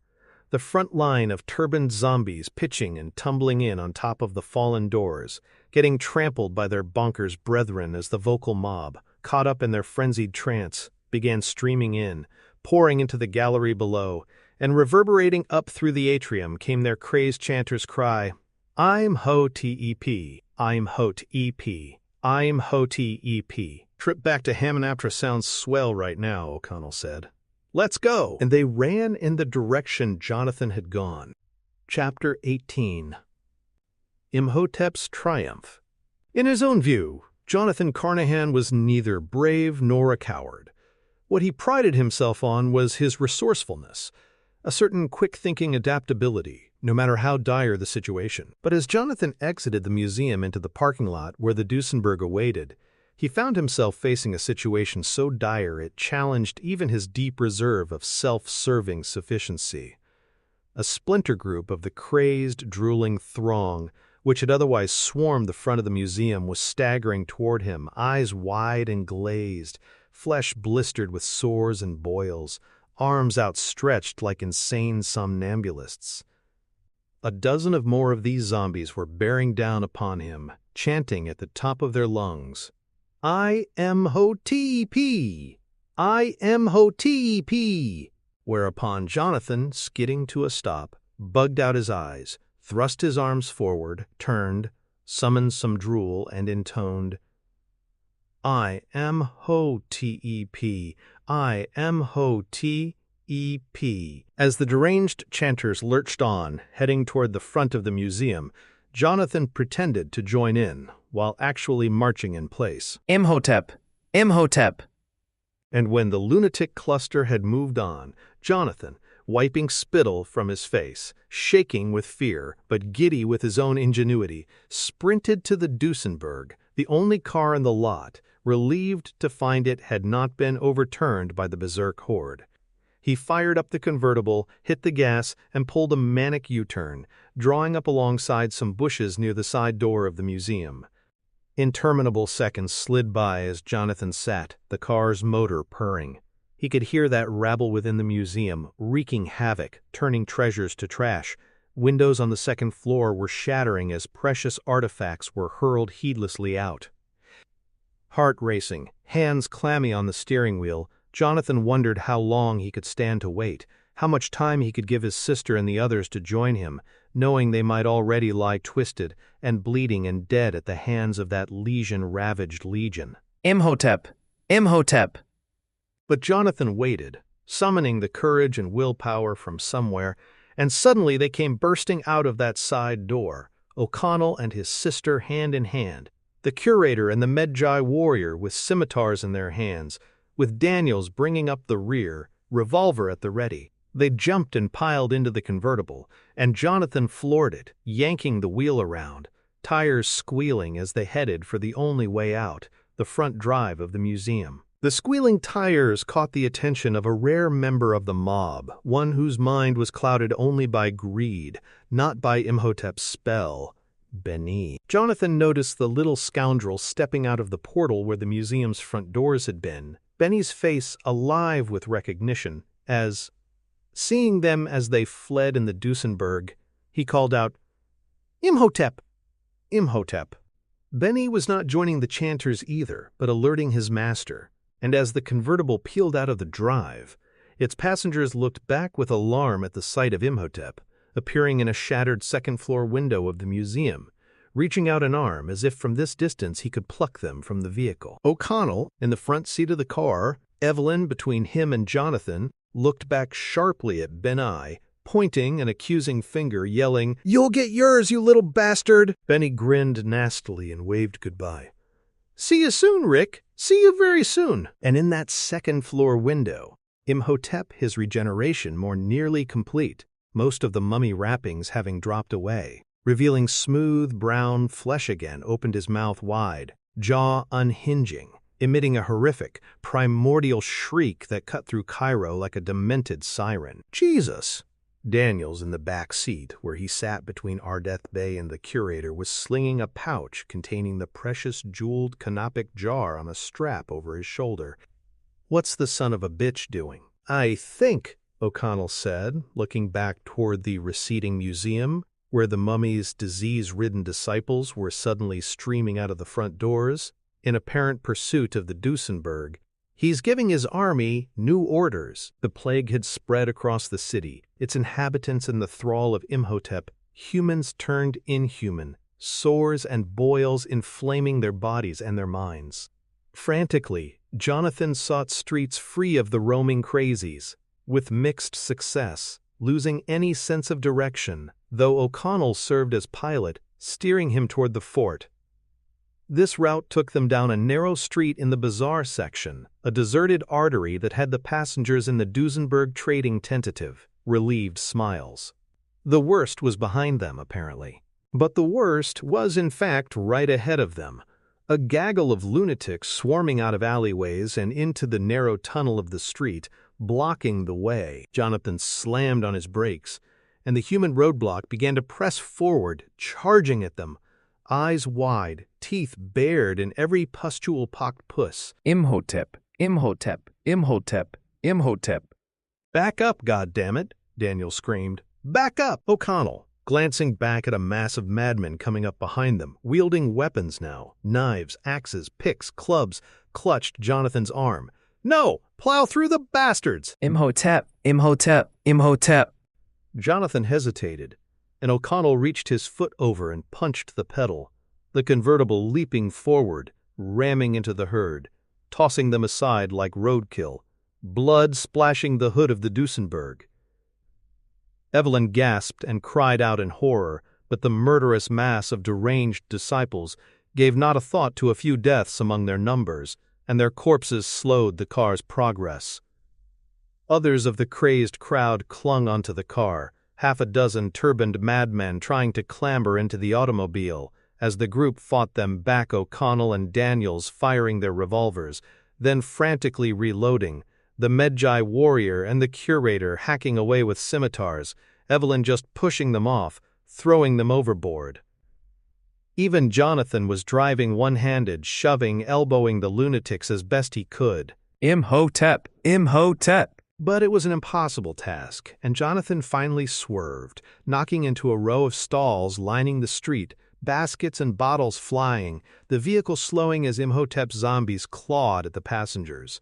A pair of them latching on to Daniels and yanking him, screaming, out of the back. "They've got Daniels!" O'Connell yelled. Ardith Bey was halfway over the back of the convertible, reaching out for him, but there was no going back. The Duesenberg was swarmed with puss-oozing crazies, and the remaining 5 passengers had their own waking nightmare to deal with. They did not witness what happened to Daniels, who managed to throw off the pair of zombies who'd torn him from the car, and tumbling across the pavement, came up shooting, blasting into the hideous teeming riffraff pressing in upon him, emptying his revolver into them, every bullet finding a target, curing insanity with death. But there was always another zombie to take the last one's place, and then his revolver's hammer was falling on one empty chamber after another, click, click, click. And yet the vacant-eyed, festering-faced crowd, surrounding him where he'd backed himself up against a wall, did not advance. They stood staring at him, like circling vultures, waiting for nature to take its course and provide them with supper. And then the mob parted like the Red Sea, and the mummy, regal in his black robe, walked through them as they very softly spoke the name of he who shall not be named. I-M-H-O-T E.P. I am Hot E.P. I am Hot E.P. I am Hot E.P. Daniels, who, in a soldier of fortune's life, of risk-taking and adventuring, had prided himself on his unflinching strength, his stoic courage, threw himself to his knees, whimpering in pitiful, prayerful submission to the towering high priest who stood reborn before him. From the pouch, Daniels withdrew the jewel-encrusted jar and held it up to Imhotep, an offering to a living god. And Imhotep accepted the offering, nodding, smiling faintly, as if in thanks. Daniels grinned up at him, nodding back, hope flooding through him. He had paid homage to Imhotep. He would be spared. In the Duesenberg, Jonathan and his sister and O'Connell were still trying to plow through the sea of zombies when the blood-curdling, death-rattling scream interrupted the mindless chanting of the boil-blistered battalion attacking them. The pause encouraged Jonathan to hit the gas hard again, and he charged through another series of stalls, swerving around the corner toward freedom. But instead they crashed headlong into a stone water fountain, fender crumpling, the convertible immobilized. O'Connell grabbed Evelyn's hand, yelling, "Come on, come on!"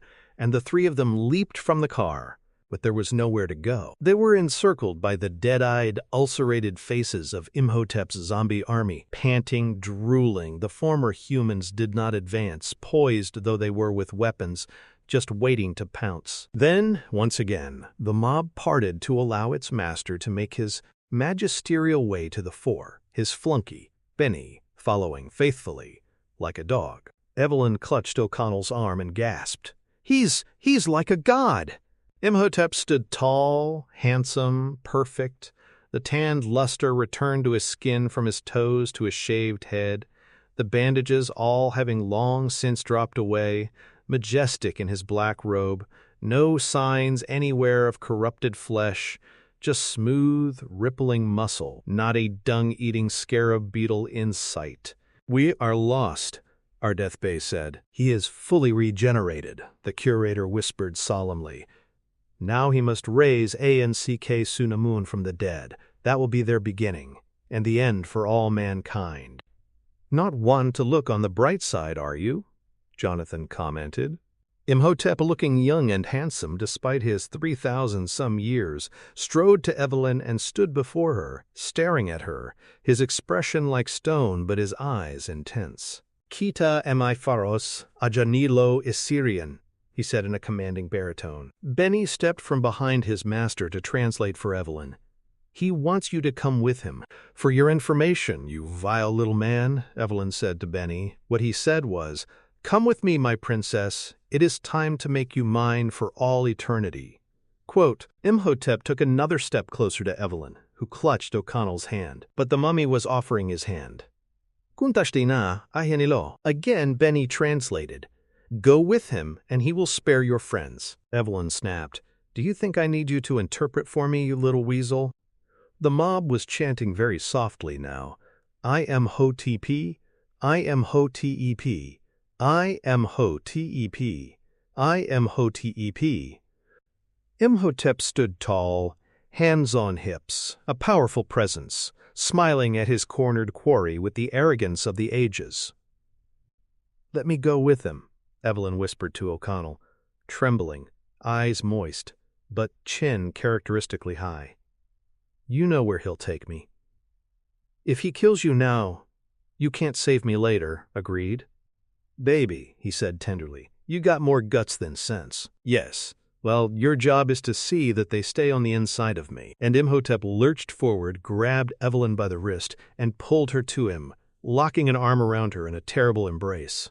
O'Connell lunged forward, but our death bay clutched him by the arms, holding him back, whispering, "Be calm. There is still time." He must take her to Hamunaptra to perform the ritual.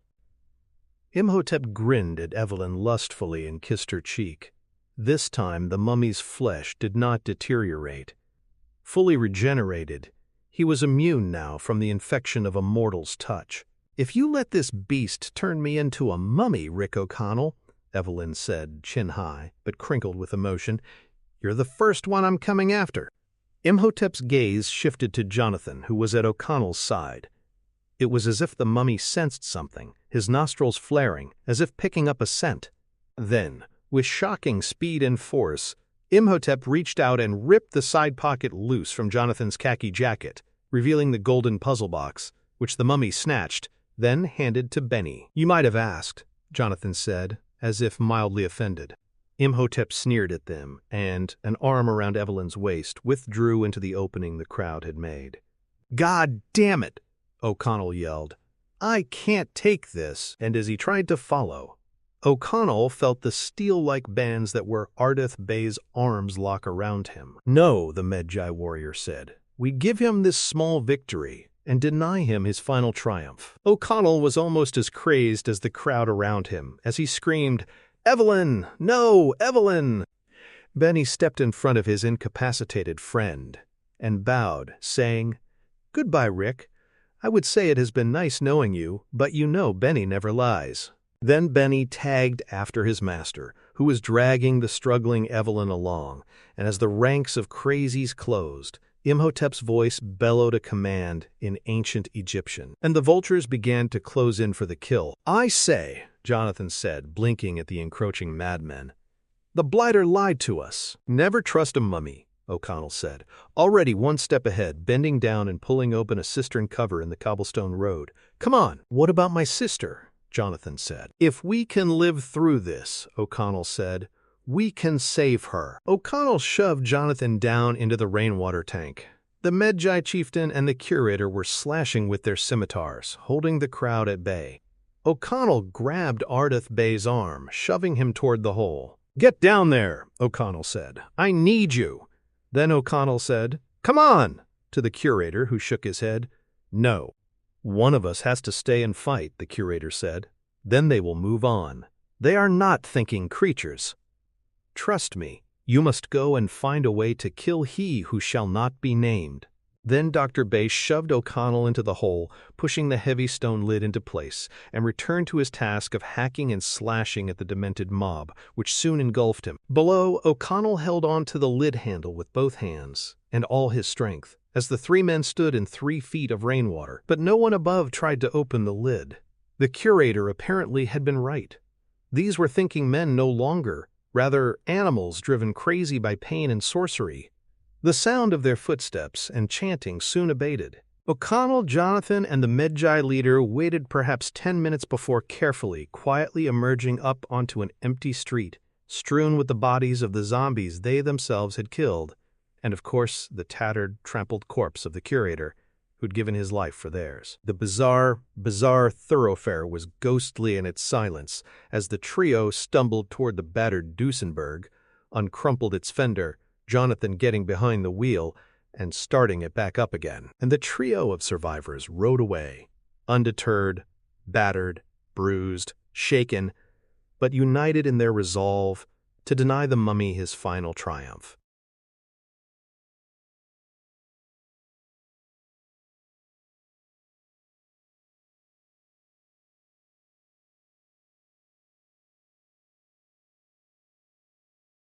Chapter 19. Desert Storm. The headquarters of His Majesty's Royal Air Corps, located 5 miles beyond Fort Stack, had seen better days.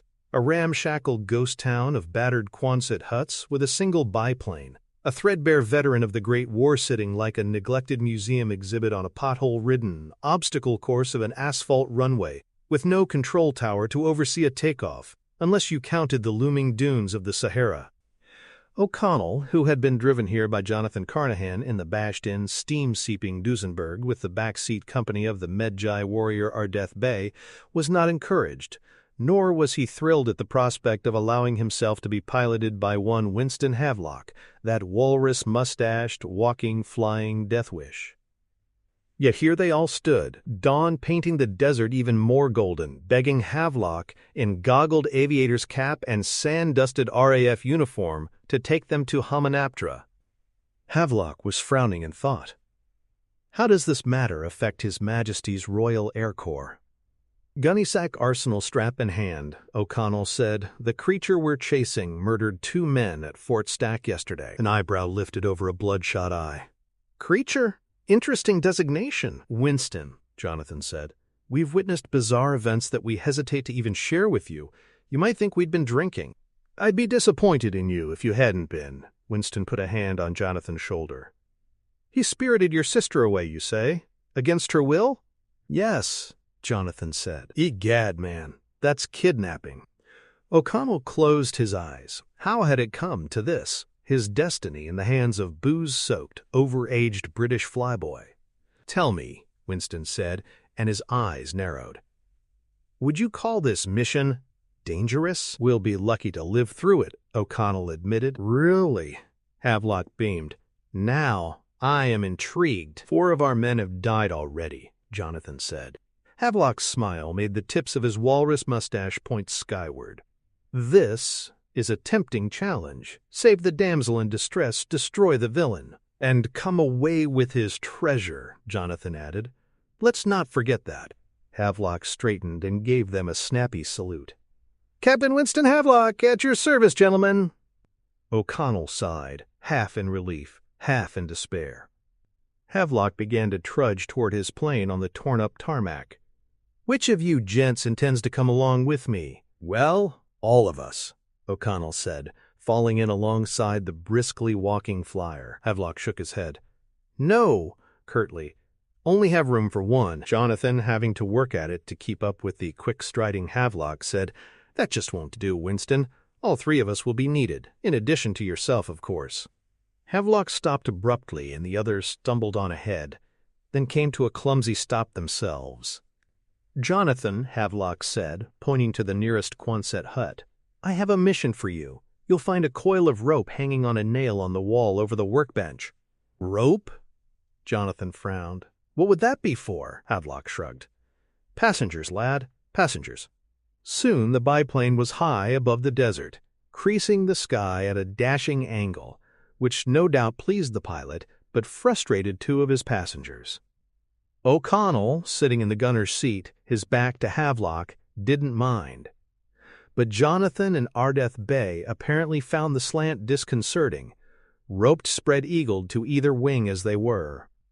The apparently fearless Ardeth Bey had finally found something that scared him silly, a state he shared with Jonathan, who had been scared silly before, just not so thoroughly. "Are you all right?" O'Connell asked him. Jonathan, belly down, looked over at O'Connell with wild eyes, wind whipping him, yelling above the engine noise. "Do I bloody well look all right?" O'Connell glanced over at Ardeth Bey, who was muttering a prayer in his native language. From the cockpit came Havelock's jaunty call. "Oh, O'Connell, take a look to your left, old chum." The tilt of the plane had been to give its pilot a better look at an unusual sight on the desert floor. A whirlwind of sand was gliding along as if on a charted course. "Sand devil," Havelock said. The cyclone of sand was stirring, was rocking the plane. Jonathan began to swear, colorfully, and Ardeth Bey's prayers could be heard above the engine's rumble. "Is that unusual?" O'Connell yelled at the pilot. "Never saw one like it. Never that big." O'Connell didn't like the sound of that, and he certainly didn't like the look of the natural occurrence.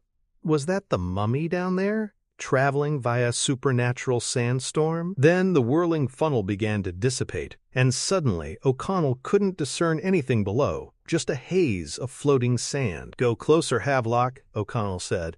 "I want a better look." "Righto." What O'Connell couldn't see from that height was the sand slowing to a stop, like a carousel nearing the end of its ride. And he also did not see two riders on that slackening carousel getting tossed rudely out and onto the waiting pillow of a dune. Evelyn and Benny picked themselves up slowly, shaking sand out of their hair. What happened?" Evelyn asked groggily, dusting sand off her black dress. Benny dug some grains out of one ear. "I don't remember. Sand began swirling around us," Evelyn pointed.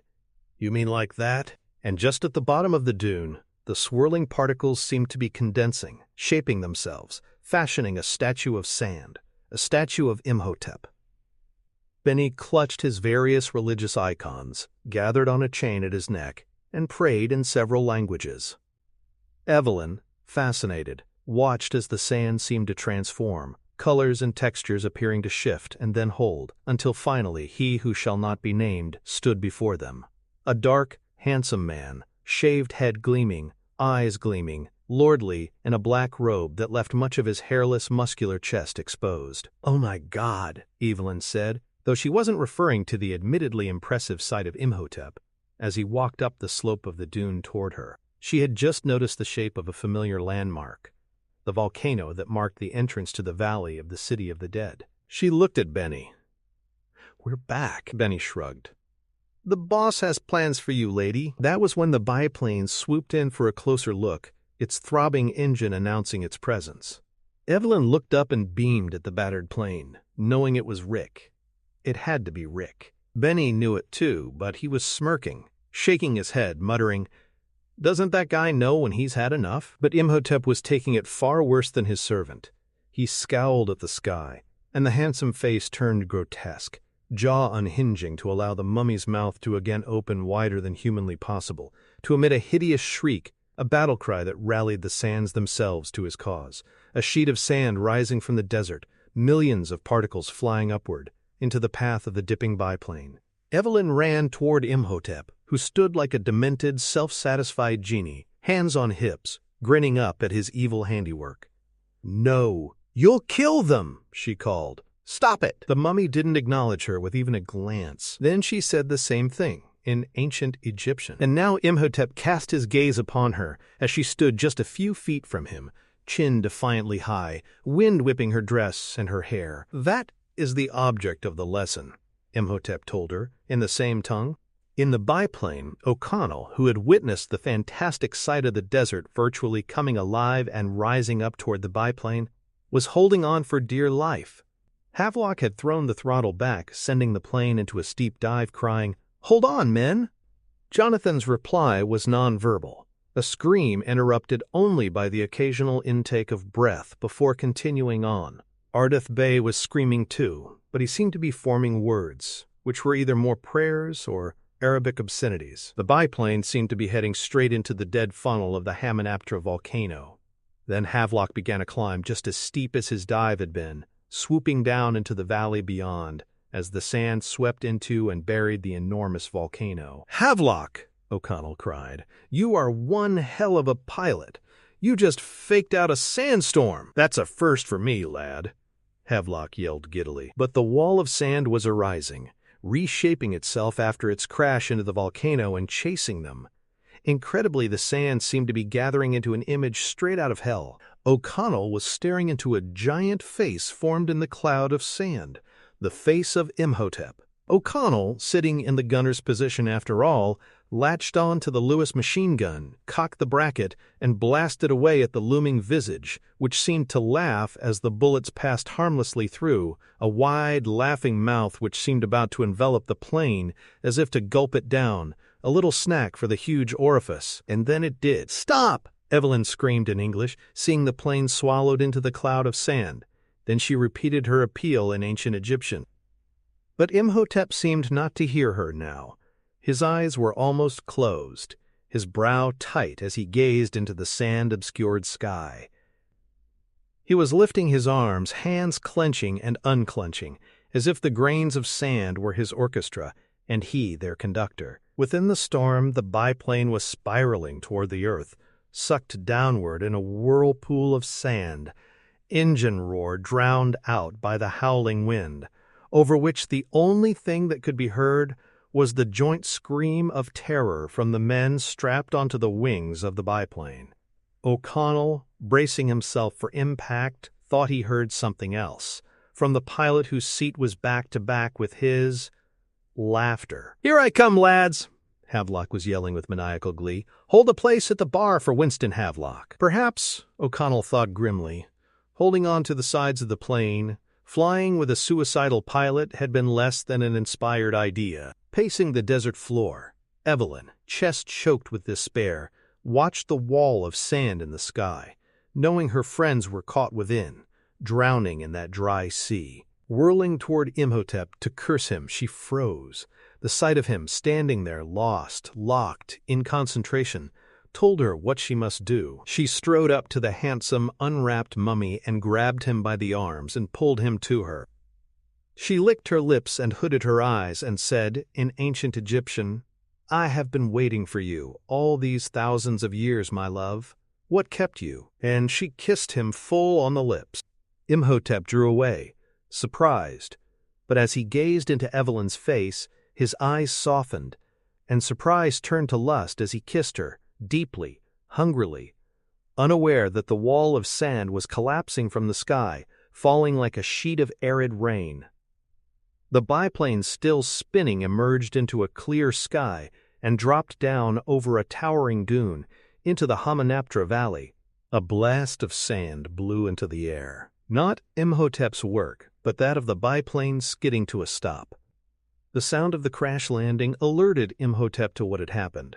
woke him from his lustful reveries, told him that he had been tricked into breaking his concentration and used by this 20th century wench who, sneering at him, was pushing herself out of his arms contemptuously, spitting disgustedly into the sand in rejection of his kiss.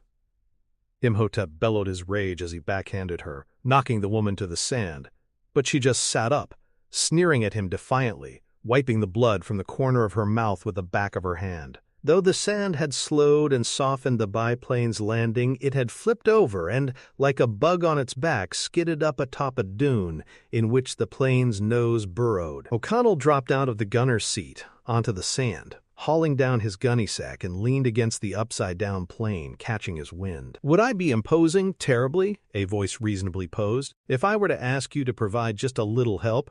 If it's not too much bloody trouble."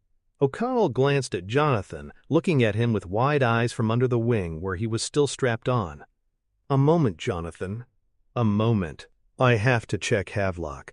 This plane is precariously perched, feels like it could slide down that dune, nose under the sand, and I have to get him out of that cockpit."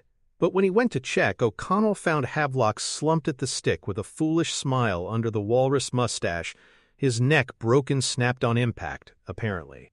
The biplane, however, was moving, or rather the sands under the plane were caused by nature, not Imhotep, but dangerous nonetheless, and O'Connell quickly untied Jonathan. Ardeth Bey had managed to get his hands onto his scimitar and was able to cut himself free. The warrior took it upon himself to unfasten the Lewis machine gun from its mount, throwing the cartridge belt over his shoulder and hauling his prize away. Helping Jonathan, whose head was still reeling, O'Connell followed Ardeth Bey toward an outcropping of rocks. The sand beneath their feet was shifting again, sinking under their feet, and the plane was moving, sliding down the slope of the dune, nose first. They made it to the rocks, the ground solid enough to risk pausing, and from this vantage point they could see the biplane sliding down the dune and into a vortex of sand that sucked the ship and its brave pilot into an unmarked grave. O'Connell took a deep breath, threw Havelock a quick salute, and nodded toward the ruins that lay sprawled across the desert before them. The city of dead had already claimed Winston Havelock. Now, as they trudged toward Hamunaptra, they knew all too well who its next 3 permanent residents were likely to be. Chapter 20. Too Many Mummies. Under the blistering morning sun, the ruins of Hamunaptra lay scattered like a child's discarded building blocks.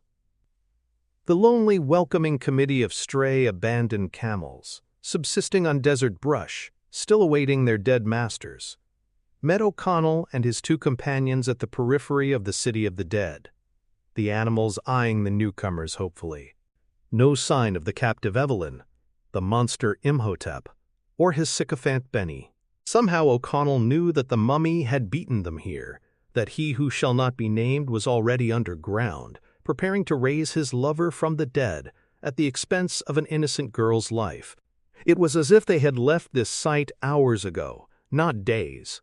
The rope still dangled into the crevice near the open shrine with the half-buried statue of Anubis. From his gunny sack, O'Connell removed several torches, their nubs pre-soaked with kerosene, kept one, and passed the others to Jonathan and Ardeth Bey, who was lugging the heavy Lewis machine gun. Before they descended into the darkness, however, O'Connell, using a compass, walked the ruins according to the directions the late curator had given them. The statue of Horus should be located 50 katams west of the Anubis statue. At the base of the Horus statue should be a secret compartment with the gold book of Amun-Ra, which could banish Imhotep and save Evelyn. "All right," O'Connell said, standing on a small sand dune under which presumably was the statue they sought. "Now we know the direction we have to head in." And they dropped down into the embalming chamber, Jonathan's mummy factory, and, with O'Connell leading the way, lighted torch in hand, watching his compass, they began their underground trek through tunnels and caverns and chambers toward the statue of Horus. "Can you read from this gold book?" O'Connell asked Jonathan, the group ducking low in a narrow passageway painted orange by their torches. "If we find it, your sister may not be in any condition to." "I've had some training," Jonathan said stiffly. "Answer my question." "I can definitely Possibly read it. You can read ancient Egyptian. Yes, enough to order off the menu anyway. O'Connell winced. The fate of the woman he loved depended on the skills of her simp of a brother. It was enough to make him long for another ride with Winston Havelock. Then again, maybe they'd all be meeting up with Winston soon enough. Before long, they were making their way down a winding, narrow staircase, cut right into the face of the rock, heading into the dark depths of the underground city, a stairway that seemed endless, as if it might extend into hell itself. But they finally reached the bottom and were moving across a sandy-surfaced floor as O'Connell followed his compass. After a while, O'Connell asked, "This statue, what the hell does this Horus look like? Lion head, ram head, dog head?" "Falcon head, actually," Jonathan said. Cute little fellow with a big beak. That Jonathan had any Egyptology knowledge at all was reassuring to O'Connell, who pressed forward into the darkness.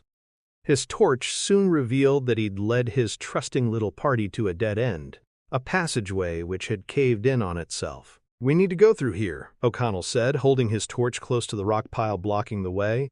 Looking carefully, he said, "I think it's navigable. Just beyond this entrance. We need to start clearing this stuff away." And they did, or at least two of them at a time did, as the quarters were cramped.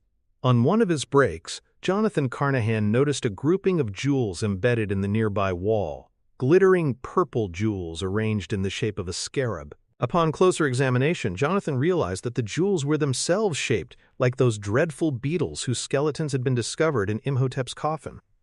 As the late Warden Gad Hassan had been before him, Jonathan was ignorant of the relative worthlessness of such semi-precious stones, the purple quartz winking at him attractively, like the jewel in a belly dancer's navel. With thumb and middle finger, Jonathan tested each stone, finally discovering one that seemed loose. He jiggled it, trying to free the scarab-shaped gem, and the object popped out. Dropping it into his palm, holding it there, Jonathan studied the stone, amazed to see the thing begin to glow, pulse with a light from within. Was something inside there? Something wiggling? "I say, lads," Jonathan said, "take a break and look at this. It's quite remarkable." And then the scarab stone showed Jonathan just how remarkable it was, breaking open on its own accord, like a nut breaking out of its shell, and suddenly a real beetle was wriggling from the quartz cocoon. Yelping, Jonathan immediately tried to throw the thing off his palm, and the gem-like shuck went flying. But not the vicious dung beetle, which already had begun to burrow into and under his flesh. "Dear God, help me!" Jonathan screamed, and he began to dance in pain. Whirling from the rock pile, O'Connell recognized the frenzied tarantella immediately. The late warden had danced himself to death with those very steps. Jonathan threw off his khaki jacket and was clawing at his arm. "Grab hold of him!" O'Connell commanded the Medjay warrior, and Ardith Bey latched onto Jonathan from behind, gripping him around the waist.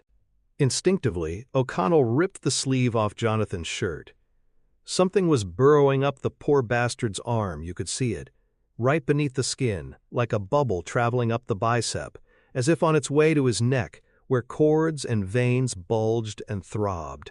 "Scarab!" Jonathan shouted. "Beetle!" If he hadn't been hysterical with pain already, Jonathan might have passed out at the sight of O'Connell whipping his knife off his belt, the blade flashing past Jonathan's bulging eyes. And if Jonathan's screams had echoed throughout the cavern before, now they resounded as O'Connell stopped the bug's progress with his blade, then cut the flesh in front of its path and along one side, digging with the knife tip and flicking the dung beetle from its burrow onto the sandy floor in a splash of British blood. The black bug was still hungry, however, and went skittering back toward Jonathan, whose boot the bug was about to climb up on, when O'Connell whipped out a revolver from under an arm and blew Bastard away, turning it to jelly, courtesy of a .38 slug as big as it was. Having O'Connell's bullet cut so close to his foot drew a yelp from Jonathan, whose screams had already subsided to whimpers. He slid down the rocky wall to the sandy floor and sat there, moaning, while Ardith Bey turned the discarded shirt sleeve into a bandage. "It's not a bad wound," O'Connell said, having a look before the Medjay warrior covered it up. "Just superficial." Jonathan's lower lip was trembling as he sat there like a hurt, frightened child. "It doesn't bloody well feel superficial," "From now on, for God's sake, man," O'Connell said, "don't touch anything. Not a goddamn thing. Keep your hands off the merchandise." Jonathan swallowed and nodded numbly, then said, "O'Connell, yeah, my future children and I thank you. We haven't lived through this day yet. You rest while we get this passage the rest of the way cleared." Jonathan nodded again and sat back, still breathing hard. O'Connell and Ardeth Bey exchanged expressions, sharing silent knowledge that this little incident was only the smallest indication of trials, tribulations, and terrors to come, and then they got back to work. As O'Connell and his little crew had been descending down ropes into the embalming chamber near the statue of Anbuis, Evelyn Carnahan was already deep within the catacombs, the unwilling second of a three-person procession through the necropolis, where, 3,000 some years before, Imhotep and Ankh-Sunamun had died. Skirts of her black gown flowing not unlike Imhotep's robe, Evelyn was not as frightened as she might have been, believing as she did that Imhotep viewed her as the reincarnation of his lover. She was already mentally rehearsing her lines in ancient Egyptian so that once he had performed whatever hocus-pocus he had in mind, she could pretend to be the reborn Ankh-Sunamun and wait and watch for the right moment to escape. Ahead of her, Imhotep led the way, torch in one hand, the massive brass-hinged obsidian Book of the Dead in the other, as they approached a stone slab that served as a bridge over a moat of bubbling black detritus, a foul moat on the edges of which large, hairy rats scurried at the sound of the humans.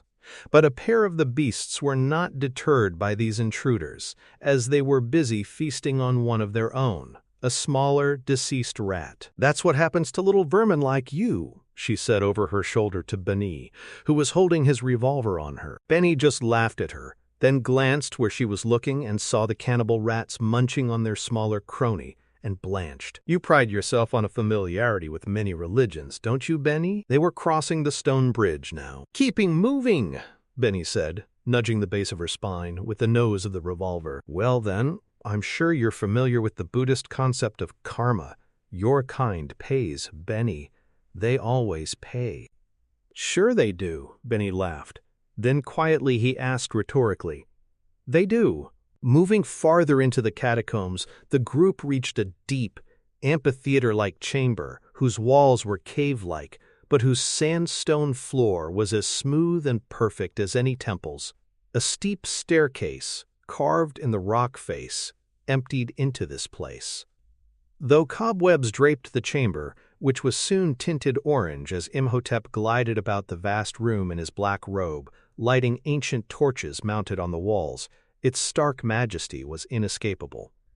Statues of Anubis lurked here and there, icons and other precious objects perched on pedestals and mantels, and, most imposingly, a weird altar of heavy dark stone took center stage. The altar was exquisitely decorated with winged scarabs, cobra heads, and ram's horns, and as the daughter of Howard Carnahan, Evelyn could not help being overwhelmed by its dark beauty. Yet to the hostage of a reborn mummy, this sacrificial altar was less than reassuring. It was then that the echoes of O'Connell's scarab-slaying gunshot reverberating through the catacombs reached the ears of Imhotep, his guest, and his servant. The high priest scowled at the sound, even as Evelyn brightened, knowing that Rick and rescue had to be close at hand. Hope flooded through her.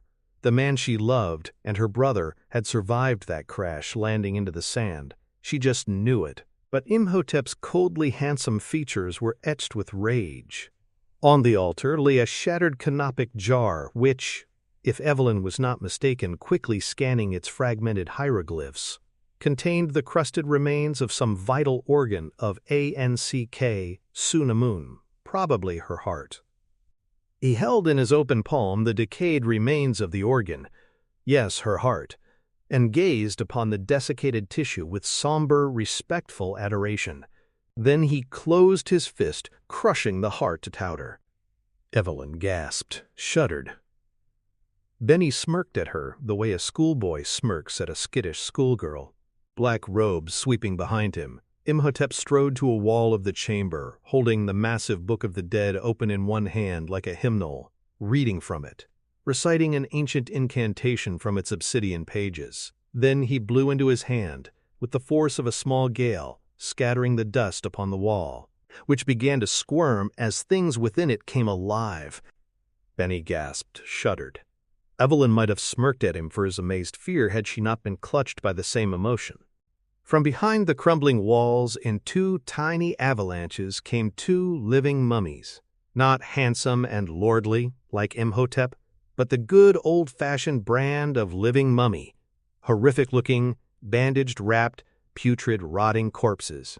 They stumbled toward Imhotep, unsure of their footing. It had been a while since they'd walked, after all, and bowed before him. He spoke to them in ancient Egyptian. "My God," Evelyn whispered. "They're his priests, his long-dead priests." Benny, who had a revolver in one hand, was clutching his various religious icons with the other, praying silently in one language after another. Then the mummies, surer-footed now, marched off down a passageway. Evelyn's heart sank. Imhotep had dispatched these creatures to attack the intruders. Rick, her brother, and the Medjai chieftain. Face tight with self-satisfaction, Imhotep strutted to the altar and began to reach within his flowing robes. One at a time, almost magically, as if making them materialize, he produced from hidden pockets the remaining 4 jeweled canopic jars, setting them tenderly upon the table that was the black altar. As he arranged them in a row along the altar top, Imhotep spoke not in ancient Egyptian but in Hebrew. This struck Evelyn as curious, until she realized he was, perhaps, avoiding his own language because he knew she understood it. Hebrew, the language of the slaves, after all, was a tongue he and Benny shared. "What's he saying?" Evelyn demanded of Benny. "Oh, and now you want Benny to translate? Well, I'll tell you. Prince Imhotep is pleased to have won your heart." She sneered a bit. Maybe he shouldn't flatter himself. Maybe it's already taken. Imhotep, still arranging the jeweled jars, continued on in Hebrew, his voice echoing through the chamber. Benny listened, then smiled as he said to Evelyn, "Perhaps you shouldn't flatter yourself. You see, he also wants your brain, your liver, your kidneys, and, how do you say, those ropey, slimy things in your sweet tummy." Though chilled by the revelation that Imhotep viewed her not as the reincarnation of his lost love, but as an appropriate human sacrifice, she managed to say drolly, "They're called intestines, you dreadful little man." "Ah, yes. He wants those, too. All of you. What's the American expression? The works." And, chin high, she called out to Imhotep in his own language, "So you only want me for my body? How like a man." Imhotep strode to her, showing how high a chin could really be held, and he grinned at her, looked her up and down in the most demeaning fashion. And then he backhanded her, a blow so savage, so hard, that she was unconscious before she and her black gown pooled on the sandy floor. Benny, taken aback by the viciousness of the blow, looked timidly toward his master, who commanded him in Hebrew to carry the woman to the altar, which Benny, straining his weak back, somehow accomplished. He even arranged her gown, smoothing it out, covering her legs, giving her some modesty, even as his fingers glided over her curves. Evelyn was unaware of any of this, and was not awake to see Imhotep turn to walk off toward an adjoining mausoleum chamber, seeking the last element required for this ancient procedure. But the high priest was interrupted by the sound of more gunshots echoing out of the labyrinth. Frowning, he quickly returned to the altar, reached a hand into another of the jeweled canopic jars, filling his palm with his late lover's liver, and crushed the crusty, decayed organ into dust.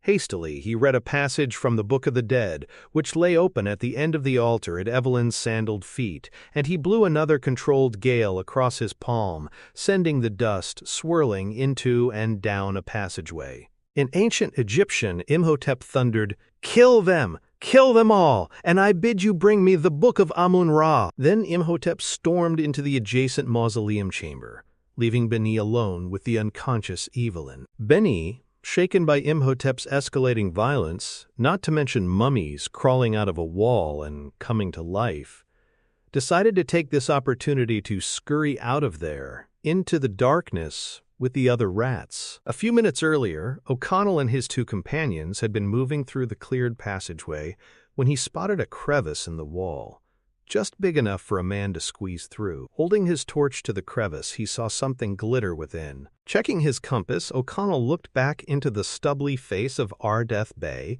Jonathan dragging behind him, and said, "This tunnel's taking us off course. I think there's a chamber next door, which might get us back on track." Ardeth Bay, showing no strain from lugging the heavy machine gun, nodded his agreement to this strategy, and O'Connell, taking the gunny sack off his shoulder, handed it and his torch to the warrior. Edging through, O'Connell dropped to the floor of the chamber. Without his torch, he was enveloped in darkness almost. A shaft of light shooting through a small hole in the ceiling was hitting the wall high up, right next to an oval object. Squinting, O'Connell wondered, "Is that what I think it is?" He withdrew a revolver from a shoulder holster and aimed, precisely, up through the darkness, firing, catching the pedestal of what turned out to be, as he had guessed and hoped, another of those mirror discs. His shot moved the mirror into the path of the shaft of light, which reflected off other discs high above them, turning on the ancient lighting system, saturating the chamber with reflective light. Reflective light was right. Light was bouncing here and there off golden surfaces, off glittering jewels, gilded statues, ebony ivory inlaid furniture, an array of treasures, overflowing, unimaginable treasures, shining, sparkling before him. Within moments after Ardeth Bay had handed down the gunny sack arsenal, the warrior and Evelyn's brother had dropped down into the chamber, and their mouths had dropped open too. "Seti's riches," Ardeth Bay uttered. "Egad," Jonathan burbled, "it's all the wealth of Egypt, stuffed into one chamber. It's a bloody fortune. I say, what's that peculiar odor?" And the three men turned to look away from the piled treasure, taking in the rest of the chamber, seeing where one of several passageways that fed into this place had provided entry to a pair of filthy bandage-wrapped mummies who seemed unhappy by the intrusion of these outsiders, and shambled toward them with arms outstretched. "I'm going to take a wild guess," O'Connell said, slowly reaching into his gunny sack for the elephant gun, "and say that's mummy rot." "The priests of Imhotep," Ardeth Bay intoned somberly, "returned from the dead to do his foul bidding." "Foul is right," O'Connell said, and blasted away with the elephant gun, smoke and flame shooting from its snout, blowing the upper torso off the mummy at the right. Pumping the gun, a huge spent cartridge flying out, O'Connell fired again, taking the top half of the other malodorous mummy clean off as well. The loud reports echoed in the chamber, and as the smoke cleared, O'Connell gasped at the most bizarre sight he'd been subjected to yet.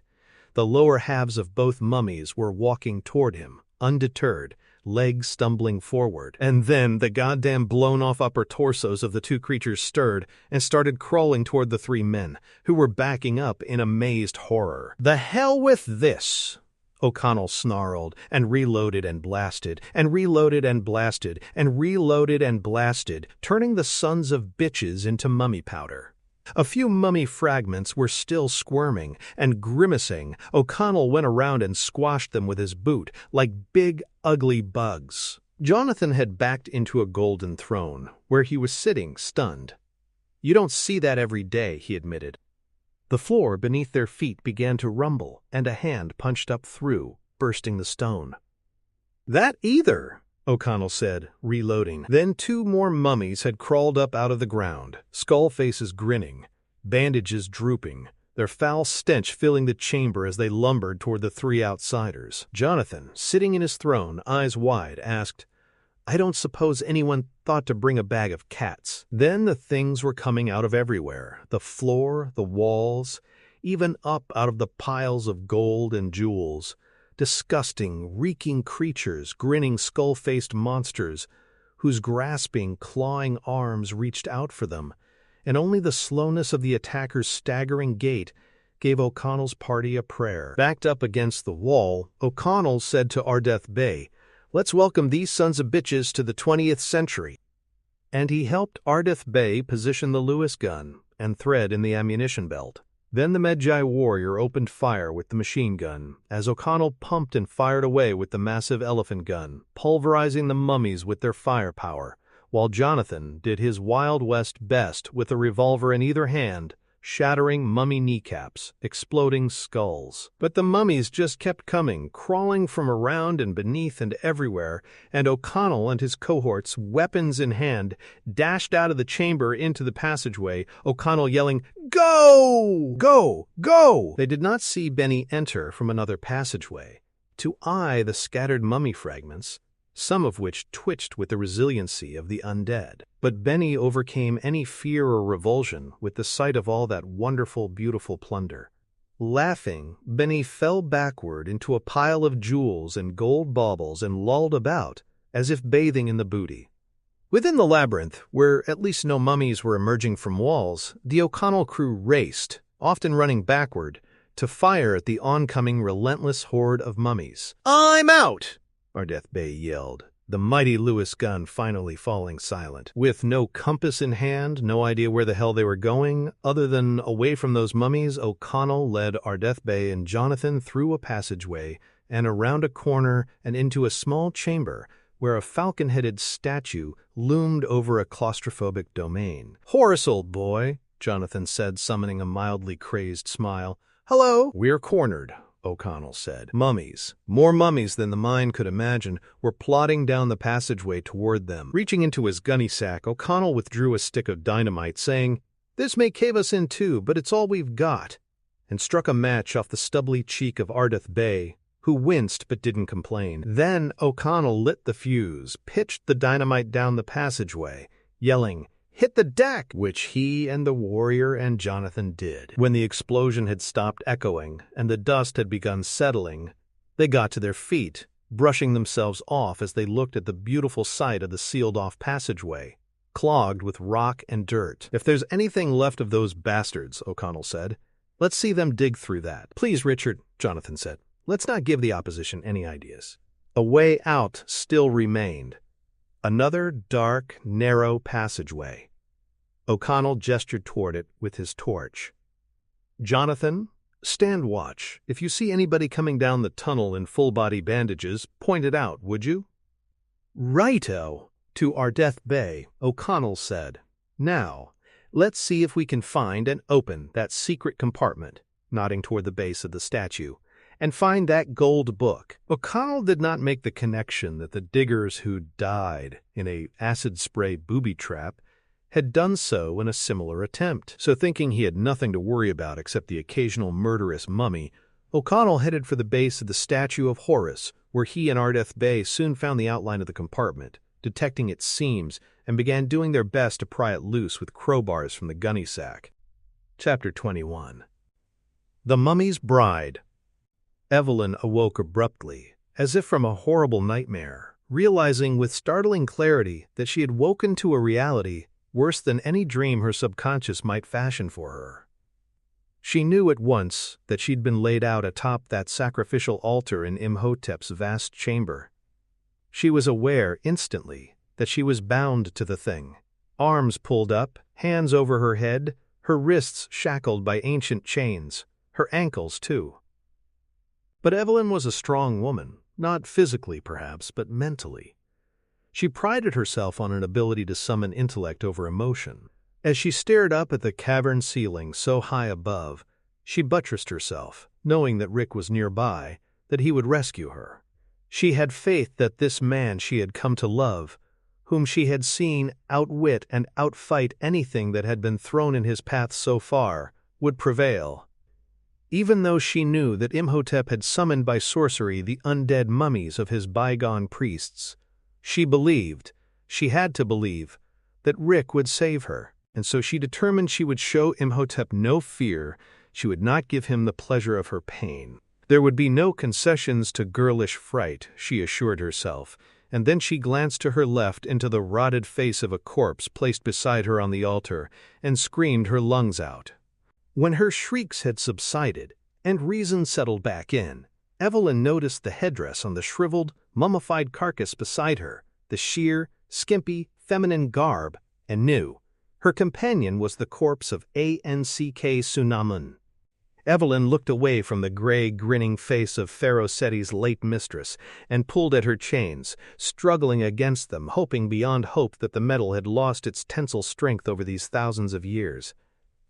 As she made this futile effort, she became aware of a faint, ominous chanting in a dialect of ancient Egyptian her scholarship could not penetrate. The chanting grew louder but no more understandable, until she saw the shambling shapes emerging from the darkness into the orange glow of the chamber. More of Imhotep's undead priests shuffling toward her. Soon they had surrounded her, bodies swaying or trying to, the awkwardness of their ancient bones denying their grotesque choreography any grace. And then she realized that this was not some unknown ancient Egyptian dialect at all. She was unable to understand the words because these bandaged, draped, rancid chanters lacked tongues in every case, and jaws and even mouths in many others. She smiled. She laughed. It was funny. So horrific was it that she found it just dreadfully funny, and, unaware how close she was teetering to madness, she accidentally glanced, again, into the face of the grinning corpse beside her, as if looking in a laughing mirror, and it snapped her back to reality. Ghastly, horrible, unimaginable reality. But reality. Alongside her, on the opposite side from the withered corpse of Anck Sunamun, had been arranged in a perfect row the jewel-encrusted canopic jars, including the broken one. Now the swaying mummified priests made a path, and Imhotep stepped through, princely in his dark flowing robes, the formidable Book of the Dead propped open in one hand, as if featherlight. The high priest seemed to reach a hand toward Evelyn, and she recoiled, but instead he tenderly touched the decayed cheek of his long-dead love. Imhotep began to read from the Book of the Dead. She could not see, from where she lay restrained on the altar, the eerie results of his utterances, but she heard the strange sound, as if an immense broth were being brought to a boil. She could never have guessed that the fetid black bog, whose pools formed a sort of moat around the chamber at its periphery, had begun to seethe and gurgle, to churn and burn and foam and fume. She could not see the black sludge, like a living being, slip up over its boundaries and slither across the amphitheater floor, coating it, oozing around the bony, bandaged feet of the droning mummy choir and the sandaled feet of Imhotep himself, as he intoned the incantation from the Book of the Dead. But she did see, to her wide-eyed amazement, to her mind-numbing horror, the ooze slipping up and in and over and out of the canopic jars beside her. Not knowing whether to cry or laugh or scream, she did nothing but watch in bewilderment and dread as the slime crossed over her, warm and bubbling, drifting across her as if she were a beach and it were the tide, sliding over the hills and valleys of her, and onto the deteriorated corpse of the concubine, enveloping the gray husk, turning it black like a shining ebony statue, and the liquid seemed to be sucked down inside the corpse, disappearing into every available portal eye sockets, mouth, gaps between ribs, every black drop. That was when Anck Sunamun's mouth opened and gasped for air. Evelyn's mouth opened, too, in a scream so loud, so spine-chillingly shrill, that even Imhotep was momentarily taken aback, pausing in his recitation. Even the mummy of Anck Sunamun, in the process of returning to life beside her, turned to gaze with empty eye sockets at Evelyn, who straggled wildly at her bonds, trying to will herself off that sacrificial slab, as Imhotep held the wide-hilted, sword-like sacrificial knife high above her, directly over her heart. "With your death," Imhotep said in his ancient language, which Evelyn understood painfully well, Anck Sunamun shall live, and together we will be an invincible plague upon this sorry world. And above her the serpent's tooth sharpness of the knife's point, poised to strike, caught the flickering light of torches and winked at her, as if this were all some awful joke. Minutes before, in the small chamber where the statue of Horus reigned, O'Connell and Ardeth Bay both hunkered down, digging away at the seams of the secret compartment at the statue's base, had managed to pry the panel loose. It seemed just ready to give. "Okay," O'Connell said, breathing hard, resting for just a moment. "At the count of 3, let's both put our backs into it, and the son of a buck should pop right off." Ardeth Bay, also catching his breath, nodded. 1, O'Connell said. 2, company's coming, Jonathan yelled. O'Connell and the Medjay warrior joined Jonathan at the mouth of the passageway, down which could be seen a contingent of rotting mummies, lumbering toward them in that too familiar shambling but resolute way. Ardeth Bay grabbed the elephant gun, scooping up a handful of shells from the gunny sack, saying, "Keep digging, get the book." O'Connell, working with Jonathan now, returned to the statue's base. Crowbars inserted, they again pried at the seams, as from the passageway echoed the thunderous reports of the elephant gun. Jonathan, white with fear, paused to look toward the mouth of the tunnel, down which Ardeth Bay was making a stand against the oncoming horde of undead. "Keep at it," O'Connell said. "We've almost got it now.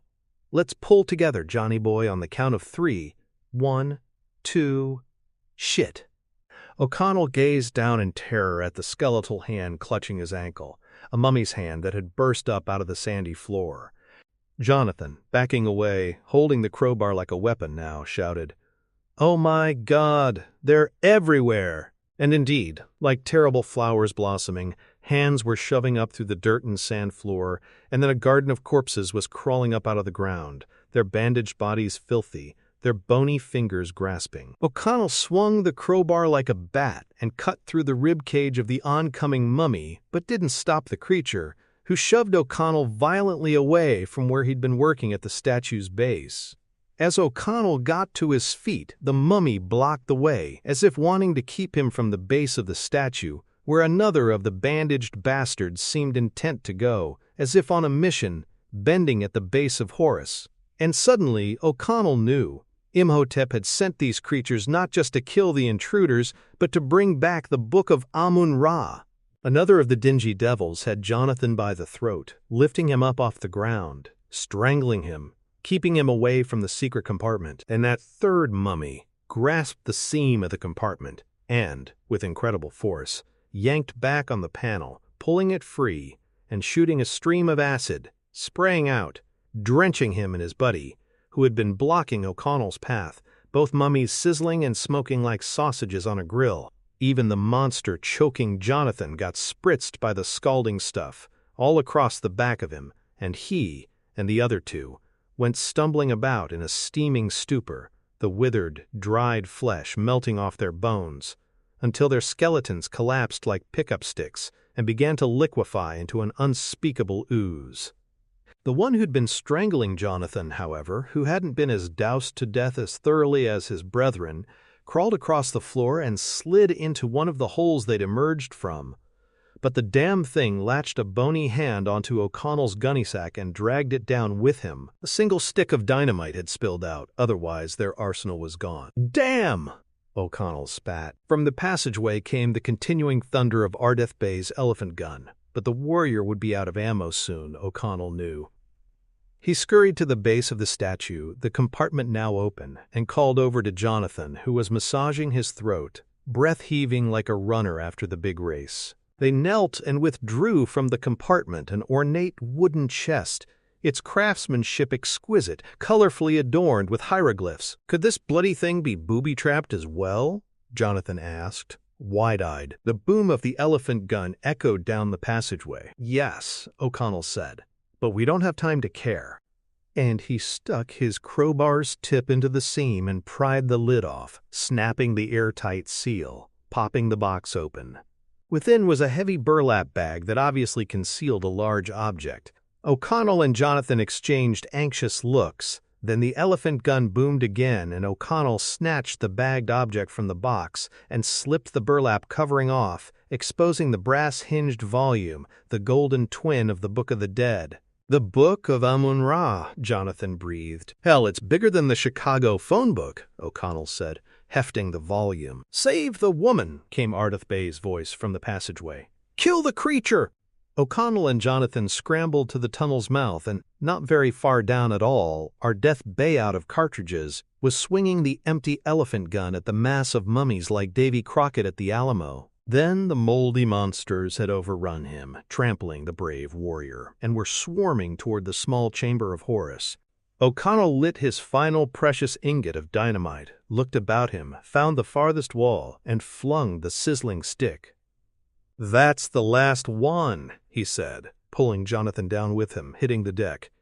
"We need some luck." The wall blew, debris collapsing, and, as the smoke cleared, a tunnel beyond beckoned. Just as mummies began to pile into the chamber, O'Connell and Jonathan scrambled through the opening and into the passageway, running for dear life, knowing that the one thing these lumbering undead monstrosities lacked was speed. They cut down a passageway, then another, and another, just guessing, and almost ran through an archway. But O'Connell, having heard a bizarre, indecipherable sound, a sort of muffled, mumbled chanting emanating from beyond that portal, braced himself against the wall and stopped both of them from going on through. Gingerly, O'Connell peered around the archway and took in a sight so stunning in its appalling scope and splendor that his mind could barely grasp what his eyes reported to him. At the bottom of an enormous stairway carved into the face of the rock, in the cavernous amphitheater below,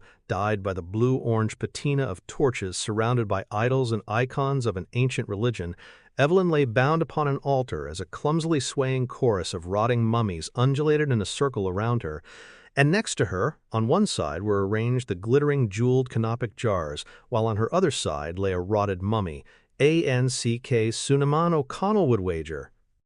And approaching her, sacrificial dagger in one hand, was he who shall not be named, the regenerated mummy himself, Imhotep. Jonathan was also peeking at this terrible tableau. "My poor dear sister," he uttered, as if about to cry. "Stiff upper lip, Johnny," O'Connell said, eyeing an adjoining passageway which took a steep downward path.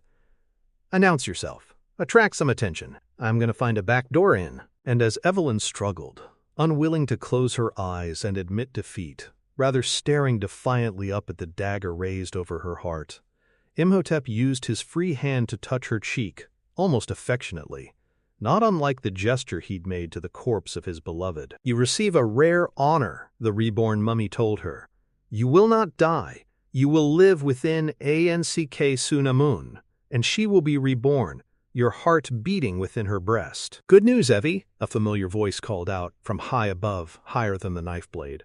"I've found it!" And she turned and looked, and there, way at the top of those stairs, was her wonderful, foolish brother, brandishing the golden book of Amun-Ra. The spell broken, at least momentarily, Imhotep stepped away from the altar, robes swirling, to look up at the intruder. "Open the book, Jonathan," she yelled. "That's the only way to stop him." Imhotep returned to the altar just long enough to gently place the sacrificial knife near the canopic jars, then quickly moved toward the staircase and Jonathan. "He's coming after you, Jonathan," she screamed. "Open the book. Kill him!" At the top of the stairs, Jonathan was very well aware of the dark-eyed, bald-headed, reborn high priest moving up toward him, but he wasn't having any luck at all getting the damned book open, and he suddenly knew why.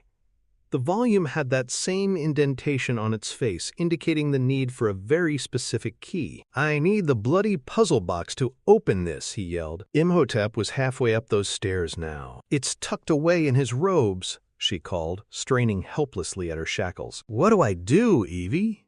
he called back. The handsome creature climbing the steps was grinning up at him, dark eyes hypnotic, coming closer, closer.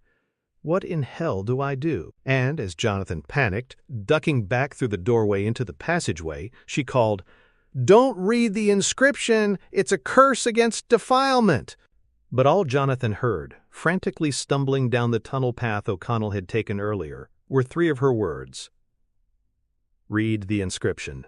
And, thinking he was obeying his sister's orders, Jonathan, with his meager command of ancient Egyptian, did his best to translate the legend on the cover. "Kitash.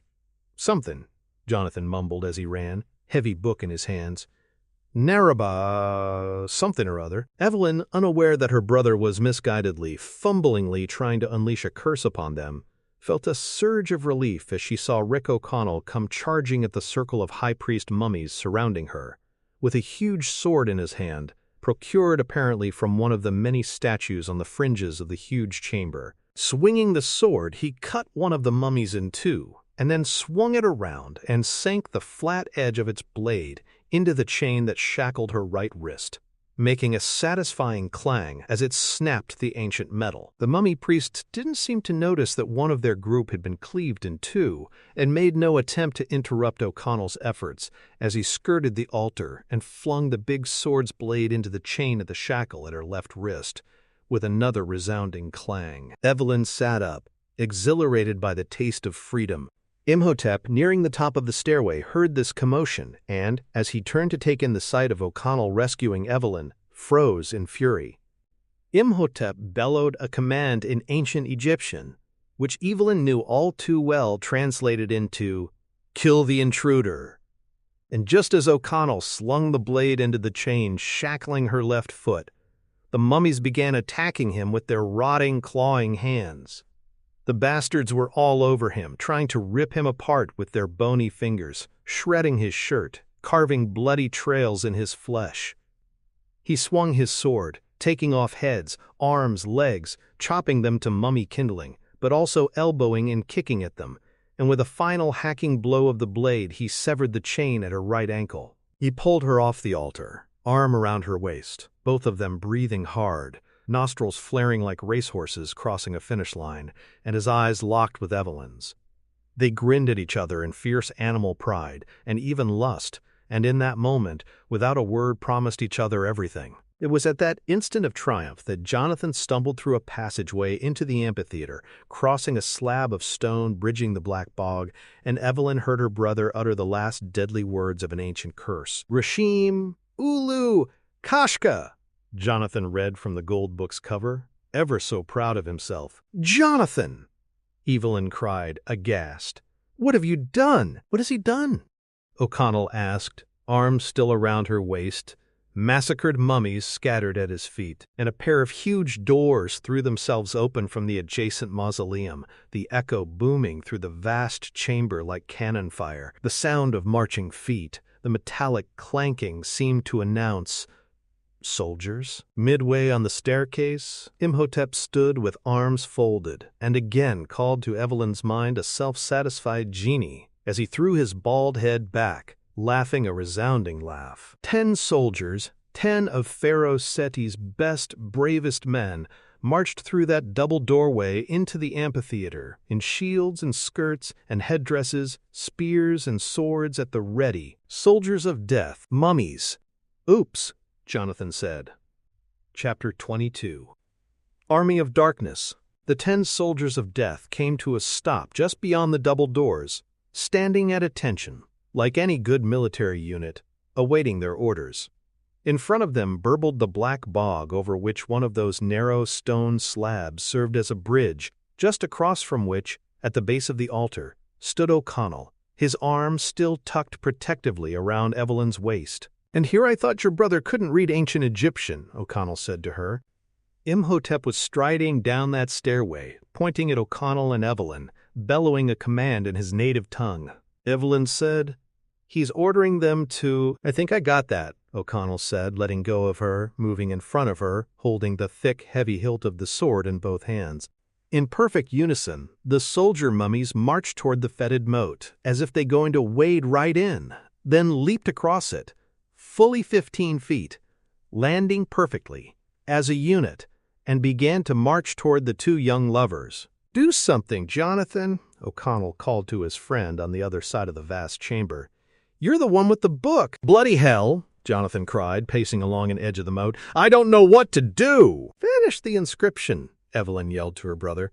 "If you complete it, you should gain control over them." "Really?" Jonathan said, gazing at the golden cover. "Well then, I'll give it a go." "Yeah," O'Connell said tightly. "Why don't you?" He was backing up as the 10 mummies moved toward him, their shields and swords and other weapons poised for battle. Evelyn, just behind him, was backing up also, as the mummy soldiers fanned out in front of them, readying for attack. Not expecting an assault from the rear, she let out a startled cry as a hand clutched her shoulder and spun the startled Evelyn around, where she could see that sacrificial dagger raised high above her once again. Not by Imhotep. He stood at the bottom of the stairway now, a general guiding his troops. No, this knife was clutched in a skeletal hand, the hand of the rotted, revived corpse of Anck Sunamun herself. They had not seen the hideous mummy in the filmy, feminine garb slip from the altar, steady herself on ancient bony legs, and pick up that sacrificial blade. Now it would seem Anck Sunamun had taken her regeneration into her own hands, and, though no eyes could be seen in those sunken sockets in that gray skull face, the pharaoh's concubine was having no trouble seeing Evelyn, at whose heart she swung the dagger. Evelyn leaped back, bumping into O'Connell, the mistress mummy's blade missing by a fraction of an inch. O'Connell's already amazed expression managed to be even more astounded by this new player in the deadly game. "You gotta stop her, baby," O'Connell said, squaring off with the advancing soldiers. "She may have the knife, but you got the weight advantage." "Just what a girl wants to hear," Evelyn said, moving away from the advancing Anck Sunamun. And O'Connell turned back, sword at the ready, to face the 10 dead soldiers, who lifted their shields and screeched at him in a hideous battle cry. O'Connell screeched back at them and waved his sword, even as Evelyn bolted toward various statues and idols, where she could lead the lady mummy on a merry chase. Imhotep called out a command, and 5 of the dead soldiers, again acting as one, leaped over O'Connell's head and landed nimbly on the altar. Now O'Connell had mummy soldiers in front of him, and behind him there was only one thing to do: run like hell toward the sidelines. Across the chamber, Jonathan, moving along the edge of the moat, kicking skulls and skeletal fragments from his path into the black stew, was staring into the face of the gold book, trying his best to interpret the hieroglyphs, muttering, "Hutash I am. Hutash I M, something or other, goddammit." "Hurry up, Jonathan," Evelyn called, as she played a deadly game of Ring Around the Rosie with the knife-wielding mummy of Anck Sunamun, circling a statue of Anubis. Jonathan was unaware that Imhotep, content that his soldiers were in pursuit of O'Connell, was moving leisurely but inexorably across the amphitheater toward him.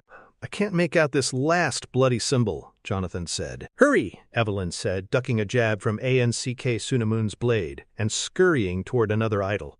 "He's coming! Imhotep's!" But Evelyn had no time for conversation, even when it might save her brother, because Anck Sunamun was bearing down on her. Somewhere in the back of her mind she knew she was destroying a precious relic of antiquity as she pushed a vase on a pedestal into the mummy's path, where it shattered, creating an obstacle that bought Evelyn a few precious seconds. With the soldier mummies on his heels, O'Connell raced across the chamber toward a rope secured to a post just to the left of the yawning stairway. The rope stretched high above to a pulley that held a big metal cage that had no doubt once been an instrument of torture. Right now it promised escape, temporary escape at least. O'Connell swung the sword, severing the rope, and, with mummy soldiers nipping at his heels, grabbed hold and was yanked up and away so quickly that even though one of the mummies managed a supernatural 15-foot leap in pursuit of him, the bony bastard missed him and plastered himself against the wall like a bug on a windscreen. Simultaneously, the huge weighted cage on the other end of the rope came slamming down from the ceiling and, in an echoing crash, smashed another of the soldiers to dust. Swinging like Tarzan, O'Connell nimbly leaped from the rope to the landing at the top of the tall stairway. He was not about to abandon Evelyn, but with the soldiers down there at the bottom of the stairs, they might, in their automaton-minded way, follow him up that long distance, buying him time while he ducked around through the passageway and came in the back door to save Evelyn. This plan in mind, he bolted into the passageway and was about halfway to his destination when he almost ran headlong into the damn things, those goddamn soldier mummies. Imhotep had apparently seen through O'Connell's strategy and sent his undead troops charging up this rear route to get him. Turning on his heels, O'Connell ran back the way he'd come, flew through the archway, and took the stairs 2 and 3 at a time, figuring the dead soldiers were right behind him, never dreaming that they'd race out of the archway and, defying gravity, walk down the walls like spiders and up on the ceiling above him. When he got to the bottom of the stairs, O'Connell whirled, sword in hand, ready to do battle. but the soldiers weren't there. Hearing something clank in back of him, he turned quickly to see the undead bastards dropping from the ceiling and lining up behind him, shields up, weapons raised, ready to attack. So what the hell?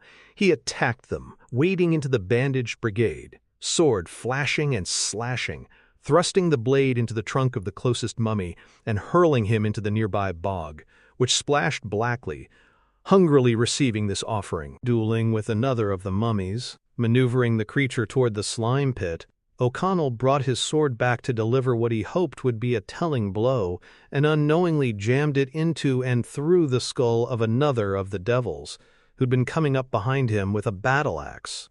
As he followed through with his swing, O'Connell was startled to find a detached head on the blade, but he hit his opponent just the same, with both the sword and the skull, shoving the soldier mummy into the voracious bog, even as the now headless attacker, still lugging his battle axe, tottered into the muck on his own disoriented accord. 2 more soldiers rushed up to take the place of their fallen compatriots, and O'Connell plucked a torch from a wall mount and jammed it into the face of the nearest mummy. Apparently those ancient bandages were highly flammable, because the soldier of death burst into flame, a head-to-toe human torch, or anyway, inhuman torch. O'Connell kicked the blazing bastard in the stomach, shoving him into his comrade, who similarly ignited, both of them doing a frantic flaming ballet before tumbling into the slime pit, which put out their fire but sucked them under, the bog-burping bubbles. 4 of the mummy military remained. Parrying the blows of their blades, ducking the thrusts of spears, O'Connell held his own, until he again found himself at the foot of the stone staircase, and soon was slashing away with the big sword as he climbed, backward, the 4 skull-faced soldiers skulking up after him. He kicked the shield of one, which sent the mummy toppling into 2 more mummies, all 3 taking a tumble from either side of the open stairway, onto the stone floor. But they sprang back onto their feet, as if that fall were nothing, while O'Connell fought their remaining comrade, sword to sword. With a vicious sideways swipe, O'Connell took the bastard's legs literally out from under him, dropping him to his bony knees. This success was undermined by the other 3 mummies making another of those supernatural leaps for a sprightly landing on the steps just above and behind O'Connell. Swinging around with the sword ready to cleave, O'Connell felt a shield slap his body and send him tumbling back over the shortened torso of the mummy behind him, pitching down the stairs, toppling, losing his sword on the way to the hard stone floor.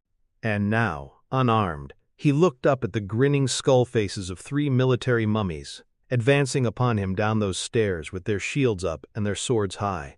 In the meantime, Jonathan, finally noticing Imhotep stalking him, continued skirting the edges of the black moat, doing his best to translate the remaining symbols of the inscription. On the move, he called out to his sister, who was fleeing Anck Sunamun's mummy, that sacrificial knife jabbing and hacking away, as Evelyn weaved in and around any barrier she could find. Right now they were back at the altar, circling the thing, playing a lethal round of tag. Jonathan, now engaged in a similar lethal game with Imhotep, called to his sister, "What's the ANCK symbol that has 2 squiggly lines above it, a bird and a stork?" "Amenophis," Evelyn called, and stumbled. This allowed the mummified Anck Sunamun, who was growing surer-footed by the second, to close the gap, reaching out a withered hand and grasping Evelyn by her throat. The skeletal fingers had incredible force, even as desiccated flesh peeled from the hand. The mummy turned Evelyn's face toward her own, and Evelyn, already growing faint, air cut off by the vice-like grip, found herself staring into the grinning skull mask of a once beautiful woman, whose other hand held high the sacrificial blade. At the same time, O'Connell was on his back, scrambling awkwardly on his hands and heels, like a crab, looking up at the 3 mummy soldiers whose swords swung back, then swung down. Just as Jonathan was saying, "Hutash I am Amenophis," and the dead soldiers froze, their blades halting an inch from the stunned O'Connell's face. Then the mummified trio, in unison, stood upright, turning to face Jonathan at the outskirts of the chamber, where he'd been hopping around, playing keep-away, Imhotep slowly closing in. Jonathan recoiled at this attention and said to the dead soldiers, Don't look at me. But Evelyn, choking under the fingers of Anck Sunamun, called out, "CA, command them!" Jonathan, eyes wide at the scrape Evelyn was in, looked at his soldiers, pointed at his sister, and yelled, "Efahushka Anck Sunamun." The soldier mummies turned and marched toward Anck Sunamun. Imhotep, seeing this, quickened his stride and closed in on Jonathan. Help was on the way, the mummies marching, but Evelyn saw the wrinkled corpse bracing to deliver the death blow with the blade, and the Englishwoman summoned whatever strength she had left to throw a right cross into the gray, shrunken face, taking teeth and knocking off rotten flesh, Anck Sunamun stumbling back. Then the soldier mummies were upon Anck Sunamun, carving and cleaving, the would-be bride of Imhotep hissing her rage and hacking back at them with the sacrificial knife, but quickly falling to the floor, cut to ribbons by the three flailing blades. "Anck Sunamun!" Imhotep shrieked, as if he were the one suffering the pain, and as Jonathan frantically scrambled away, the high priest of Osiris was after him. Still reeling, Evelyn, picking herself up from the floor near the base of the altar, gasping for breath, watched in horror as Imhotep grabbed her brother by the throat, just as the mummy of Anck Sunamun had done to her. "Rick!" she cried, moving toward her brother. "Help him! Help Jonathan!" O'Connell, getting to his feet, had witnessed Imhotep's assault on Jonathan too, and he ran to recover his sword, watching as the high priest lifted Evelyn's brother up and off the ground as if Jonathan were weightless, pinning him against a wall. Sword in hand now, O'Connell raced across a stone slab bridge over the bog, dashing toward where Jonathan struggled pitifully, Imhotep's robes flapping like black wings as the regenerated mummy choked his prey with one hand while, with the other, snatched the gold book of Amun-Ra from Jonathan's grasp, as if removing a dangerous toy from a child's fingers. And then O'Connell was there, swinging the big blade like a scythe, chopping off Imhotep's right arm like a tree branch, the limb thudding to the floor with the book of Amun-Ra still clutched in its dead hand. Imhotep dropped Jonathan, who slid down the wall, clutching at his throat, making a gurgling sound. But he who shall not be named, who whirled to cast a ferocious stare upon O'Connell, registered no fear, no pain, or for that matter blood. Where the dismembered limb had been sliced away, the rot of a decayed mummy showed within. Imhotep might look human on the outside, but within he was still a desiccated corpse. "Let's see how tough you are one-handed," O'Connell grinned at the monster, hefting the sword with a two-handed grasp. Imhotep's remaining arm shot out and grabbed O'Connell by the shirt and hurled him into a pillar, across the black moat 20 feet away. Hitting the stone pillar hard, feeling a rib crack, O'Connell cried out in pain, bouncing to the equally hard floor, where he felt another rib crack. Pushing up, groaning, pain lancing through him, O'Connell saw Imhotep striding toward him, black robes swirling, scowling, his remaining arm outstretched, fist clenched. Okay, so the bastard was left-handed. Dazed, O'Connell staggered to his feet, looked drunkenly for his sword, which he'd lost on the trip to the pillar, and Imhotep was closing in on him as Evelyn's voice called out, "Keep him busy!" "See what I can do," O'Connell said, and Imhotep slung his remaining arm, like a club, across O'Connell's chest, and sent the American spinning through the air, crashing into the floor, near the altar, with an echoing slam. O'Connell did his best to get to his feet, but his knees were buckling. Evelyn was at her brother's side, bending over him, surprised to see him smiling, if somewhat dementedly. "What?" she began. Jonathan, breathing hard, held up the puzzle box. "Got it," he said, clearly proud that he had mustered his pickpocket skills in the midst of being strangled by a living mummy. "Get the book," she ordered her brother as she deftly opened the puzzle box, petals unfolding into the large, unusual key. "You won't be needing this," Jonathan told the severed arm as he lifted the golden book of Amun-Ra from its lifeless fingers. And over by the altar, the regal, unstoppable Imhotep, eyes burning with rage, approached the barely conscious O'Connell, who was having trouble just staying on his feet, and clutched him by the throat, a deadly grip cutting off his air, lifting him off the ground. Evelyn, kneeling over the book which Jonathan propped up in his hands, worked the key in the lock, and the golden volume opened with a hiss. Her brother held the book while Evelyn quickly turned the heavy golden pages, looking for the incantation, eyes racing over hieroglyphs, translating at record speed. O'Connell, held high in the grip of the mummy's hand, hung limp like clothes on a line, was barely conscious as an evilly grinning Imhotep spoke to him in ancient Egyptian. Evelyn was too busy to translate, but O'Connell, groggy as he was, felt he'd gotten the drift. "I'm afraid your boyfriend's finished," Jonathan said glumly. "Never," she said, then called out to him, "Hold on, Rick, hold on!" But it was Imhotep who was holding on to O'Connell's throat, and now the mummy began to not just hold him there, but to tighten his steel fingers into a stranglehold. Coughing, choking, O'Connell's body swayed, and so did his mind, in out and of consciousness. It was like being back at the Cairo prison, with that noose around his neck, tightening, his feet kicking helplessly, the world turning red, then black. Maybe this had all been a dream, some final nightmare flashing through his last living moments, and he was still on that gallows, just another deserter from the Foreign Legion, hanging, dying. And Evelyn stood, reading from the book her brother held open for her, and faced he who shall be named, as he strangled the man she loved, and in a loud, firm voice intoned, "Kaddish Mal." Imhotep froze, easing the grip on O'Connell's throat, but still holding him high, and glared at Evelyn. But there was more than just rage in that glare. Fear.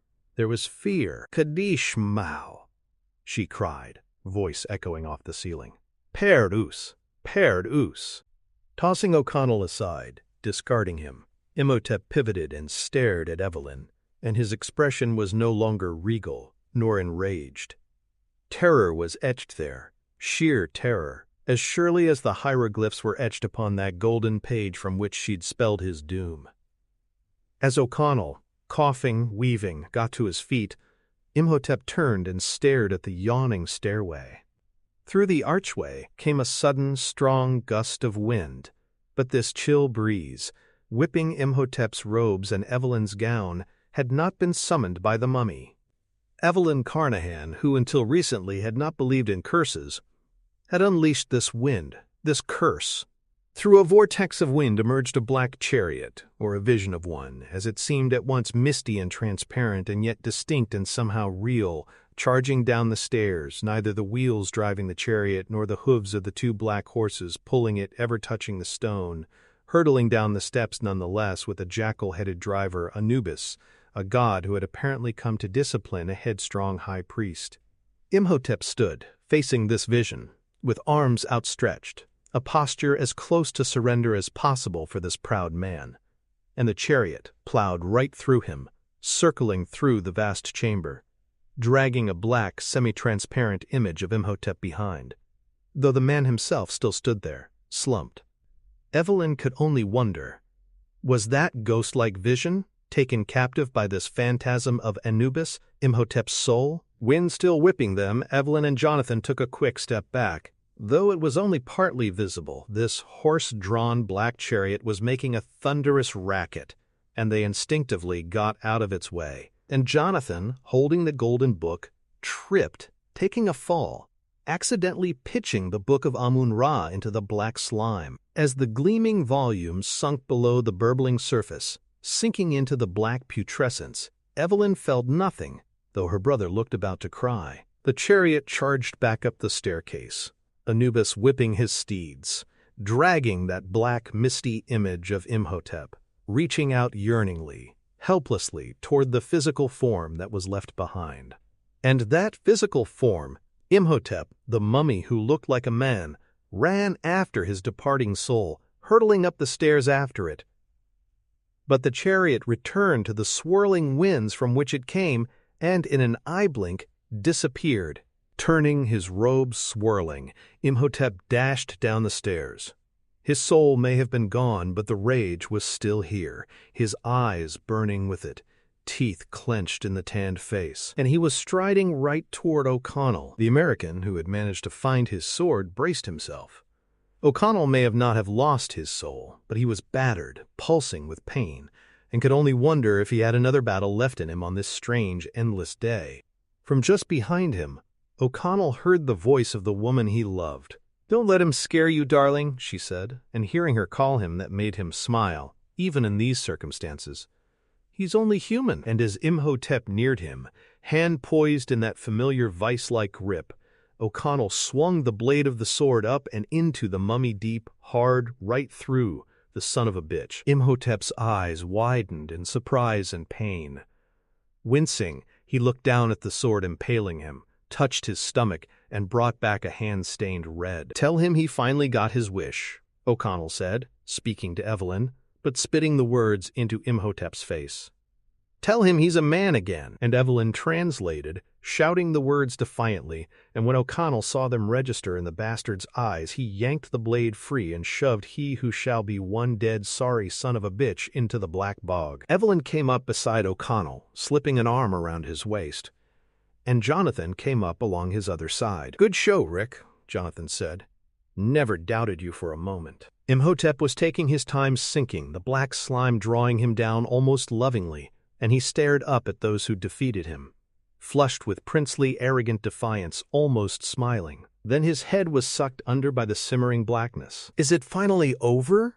Jonathan asked, and as if in reply, Imhotep's shaved head bobbed to the surface, and he sneered at the victors, shouting out one last phrase in his ancient tongue. Then the slime pulled him under, and he was, at last, truly gone. "What did he say?"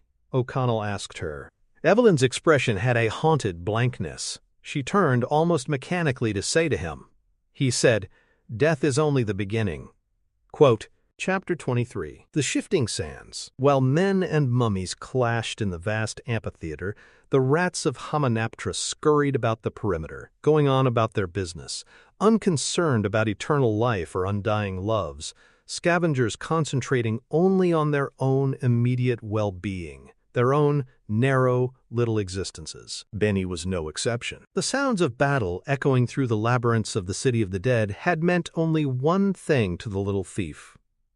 The others were preoccupied, leaving him to scurry about, gathering from the treasure chambers of Pharaoh Seti I, Benny had discovered, several more, the precious jewels and golden artifacts, which he stuffed into saddlebags he'd appropriated from the various stray camels that wandered about the ruins. And while O'Connell, his girlfriend, and her stupid brother waged their hopeless war against the mighty Imhotep, the shrewd Benny made trip after trip, carrying the glittering booty up through the stairway in the temple, which the American expedition had uncovered. Rounding up and tying up 3 camels, Benny began piling the saddlebags onto the backs of the beasts. Then he would scamper back down into the underground world, return to one of several treasure chambers, and load up more saddlebags.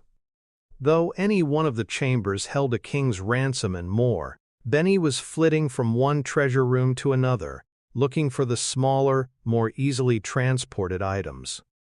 Golden baubles, statuettes, loose jewels. By the time the sounds of battle had died down, an exhausted Benny knew he would have to hurry. As Imhotep, he assumed the high priest would triumph over the mere mortals, came looking for his slave. So, despite his reluctance at leaving so much precious treasure behind, Benny knew this would have to be his last trip. So he made sure he packed plenty of plunder into these last saddlebags, slinging one of them over an ornate golden staff that jutted from the wall like a fancy coat rack.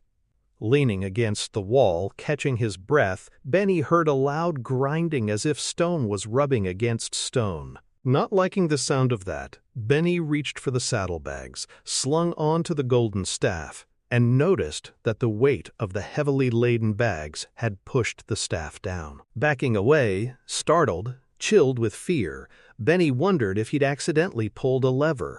The answer to that question was immediate.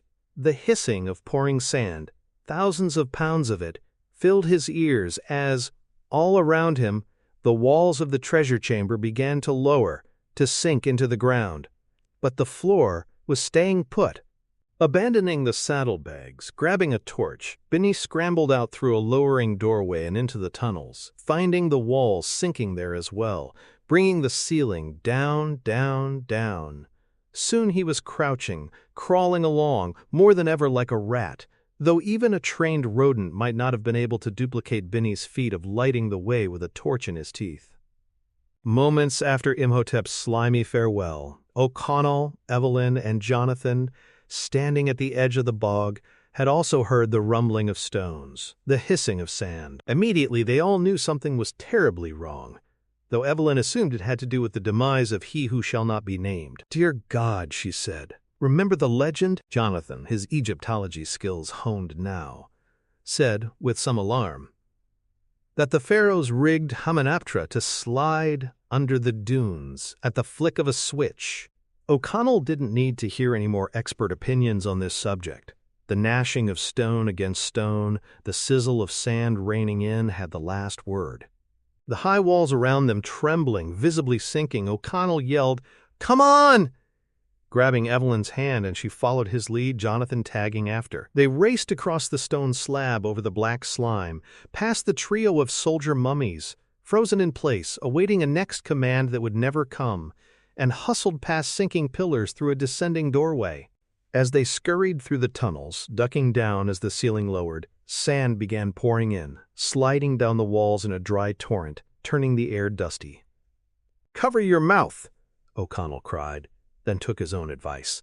Evelyn was right behind him, her brother bringing up the rear. Ceiling dropping inch by inexorable inch, they were bent in half now, like old people with terrible backaches, and it was harder than hell to run that way. But they did.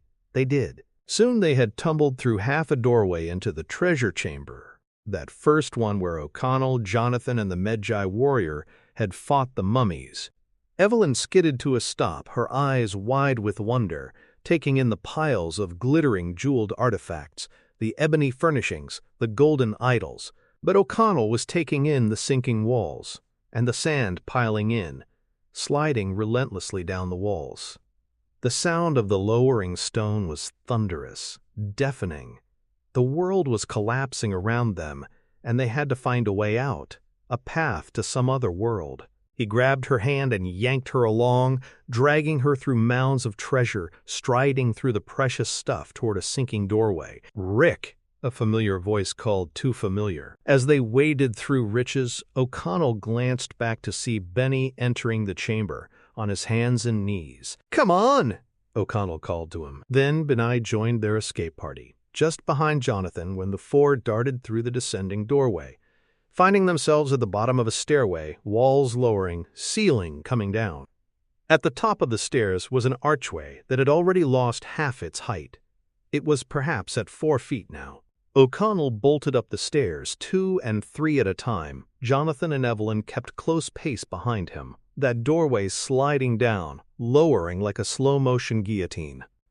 O'Connell dove through, spun around, Jonathan diving past his sister through the narrow gap. Evelyn crawled through, but got pinned by the lowering arch, catching her above the feminine flare of her hips. She cried out, eyes wide with terror, but O'Connell grabbed both her arms and pulled with everything he had, and yanked her through. Then Benny's frightened face could be seen through the tiny gap remaining. "Rick, my friend!" Benny stuck his hand through, and O'Connell grabbed on, pulling, but it was evident there wasn't enough room, and as the archway dropped down farther, Benny snatched his arm back before it got cut off. The archway thudded to the floor, sealing Benny in. Evelyn and Jonathan stared at the vanished doorway, aghast. "No saving him now," O'Connell said, shaking his head. "Keep going." Crouching now, crawling, they made their way down a tunnel, sand racing down the walls. O'Connell had found his compass, and holding it and the torch in one hand as he crept along, did his best to guide his little group toward the preparation chamber, where awaited, presumably, their ropes dangling from pillars. He only hoped that when they got there, the pillars would still be above ground. When they entered the preparation chamber, on hands and knees, they discovered, to their relief and surprise, that the floor had risen, or anyway, the sands had sunk, to where they were within a few feet of the surface. O'Connell used his locked hands as a step-up for both Evelyn and Jonathan, and then Jonathan reached a hand down for O'Connell, helping him out. Then they were racing through the ruins, the shrine walls, pillars, pylons, all sinking into the sands. the ground disappearing behind them, Hamunaptra crumbling, collapsing around them in a rumbling underground earthquake. Up ahead, a trio of camels were racing frantically as well, charging through the gate as the pylon slipped under the sand. When the camels slowed on the stone ramp outside the gate, O'Connell, Evelyn, and Jonathan caught up with the beasts, O'Connell and Jonathan claiming two of them, climbing aboard, O'Connell pulling Evelyn up with him onto the back of the animal. The camels, who apparently were glad to have their masters back, any masters, were easily handled. And as they raced toward the desert, the remaining ruins crashed down behind them in a great cloud of sand and dust, billowing like the smoke of some immense explosion. Several minutes later they slowed and paused and looked back, but nothing could be seen yet. The cloud of sand was too broad, too concealing. "Afraid your friend got left behind," Jonathan said to O'Connell. "Benny wasn't anybody's friend," O'Connell said, feeling a twinge nonetheless. "Dreadful little man," Evelyn said from behind O'Connell, arms hugging his waist. "But I wouldn't wish that on even a scoundrel like him. He always found someone to take advantage of," O'Connell said. "Well," Jonathan said, "he's on his own now." Not quite. As the ceiling lowered, Benai had scrambled on his hands and knees down the stairs and into the treasure chamber, torch still burning, albeit weakly. The walls had stopped lowering, though sand still streamed in, and the chamber was a mere 4 feet high. The ceiling was not coming down to squash him like a damned bug. No. On his knees, Benny fanned the torch about and surveyed his domain, his glittering, golden, jeweled domain. But every doorway was below ground. He was trapped. But he would find a way. Benny would find a way. He always did. The immediate problem was the air. It was bad, weak, and his torch was diminishing, fading. He sat on a pile of jewels and rested, brain buzzing, trying to think, scheming.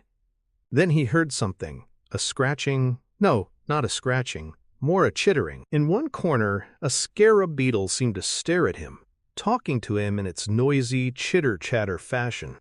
Benny knew all too well what even a single one of these vicious dung beetles could do to a man, to his flesh. Then the beetle scurried toward him, and Benny backed away.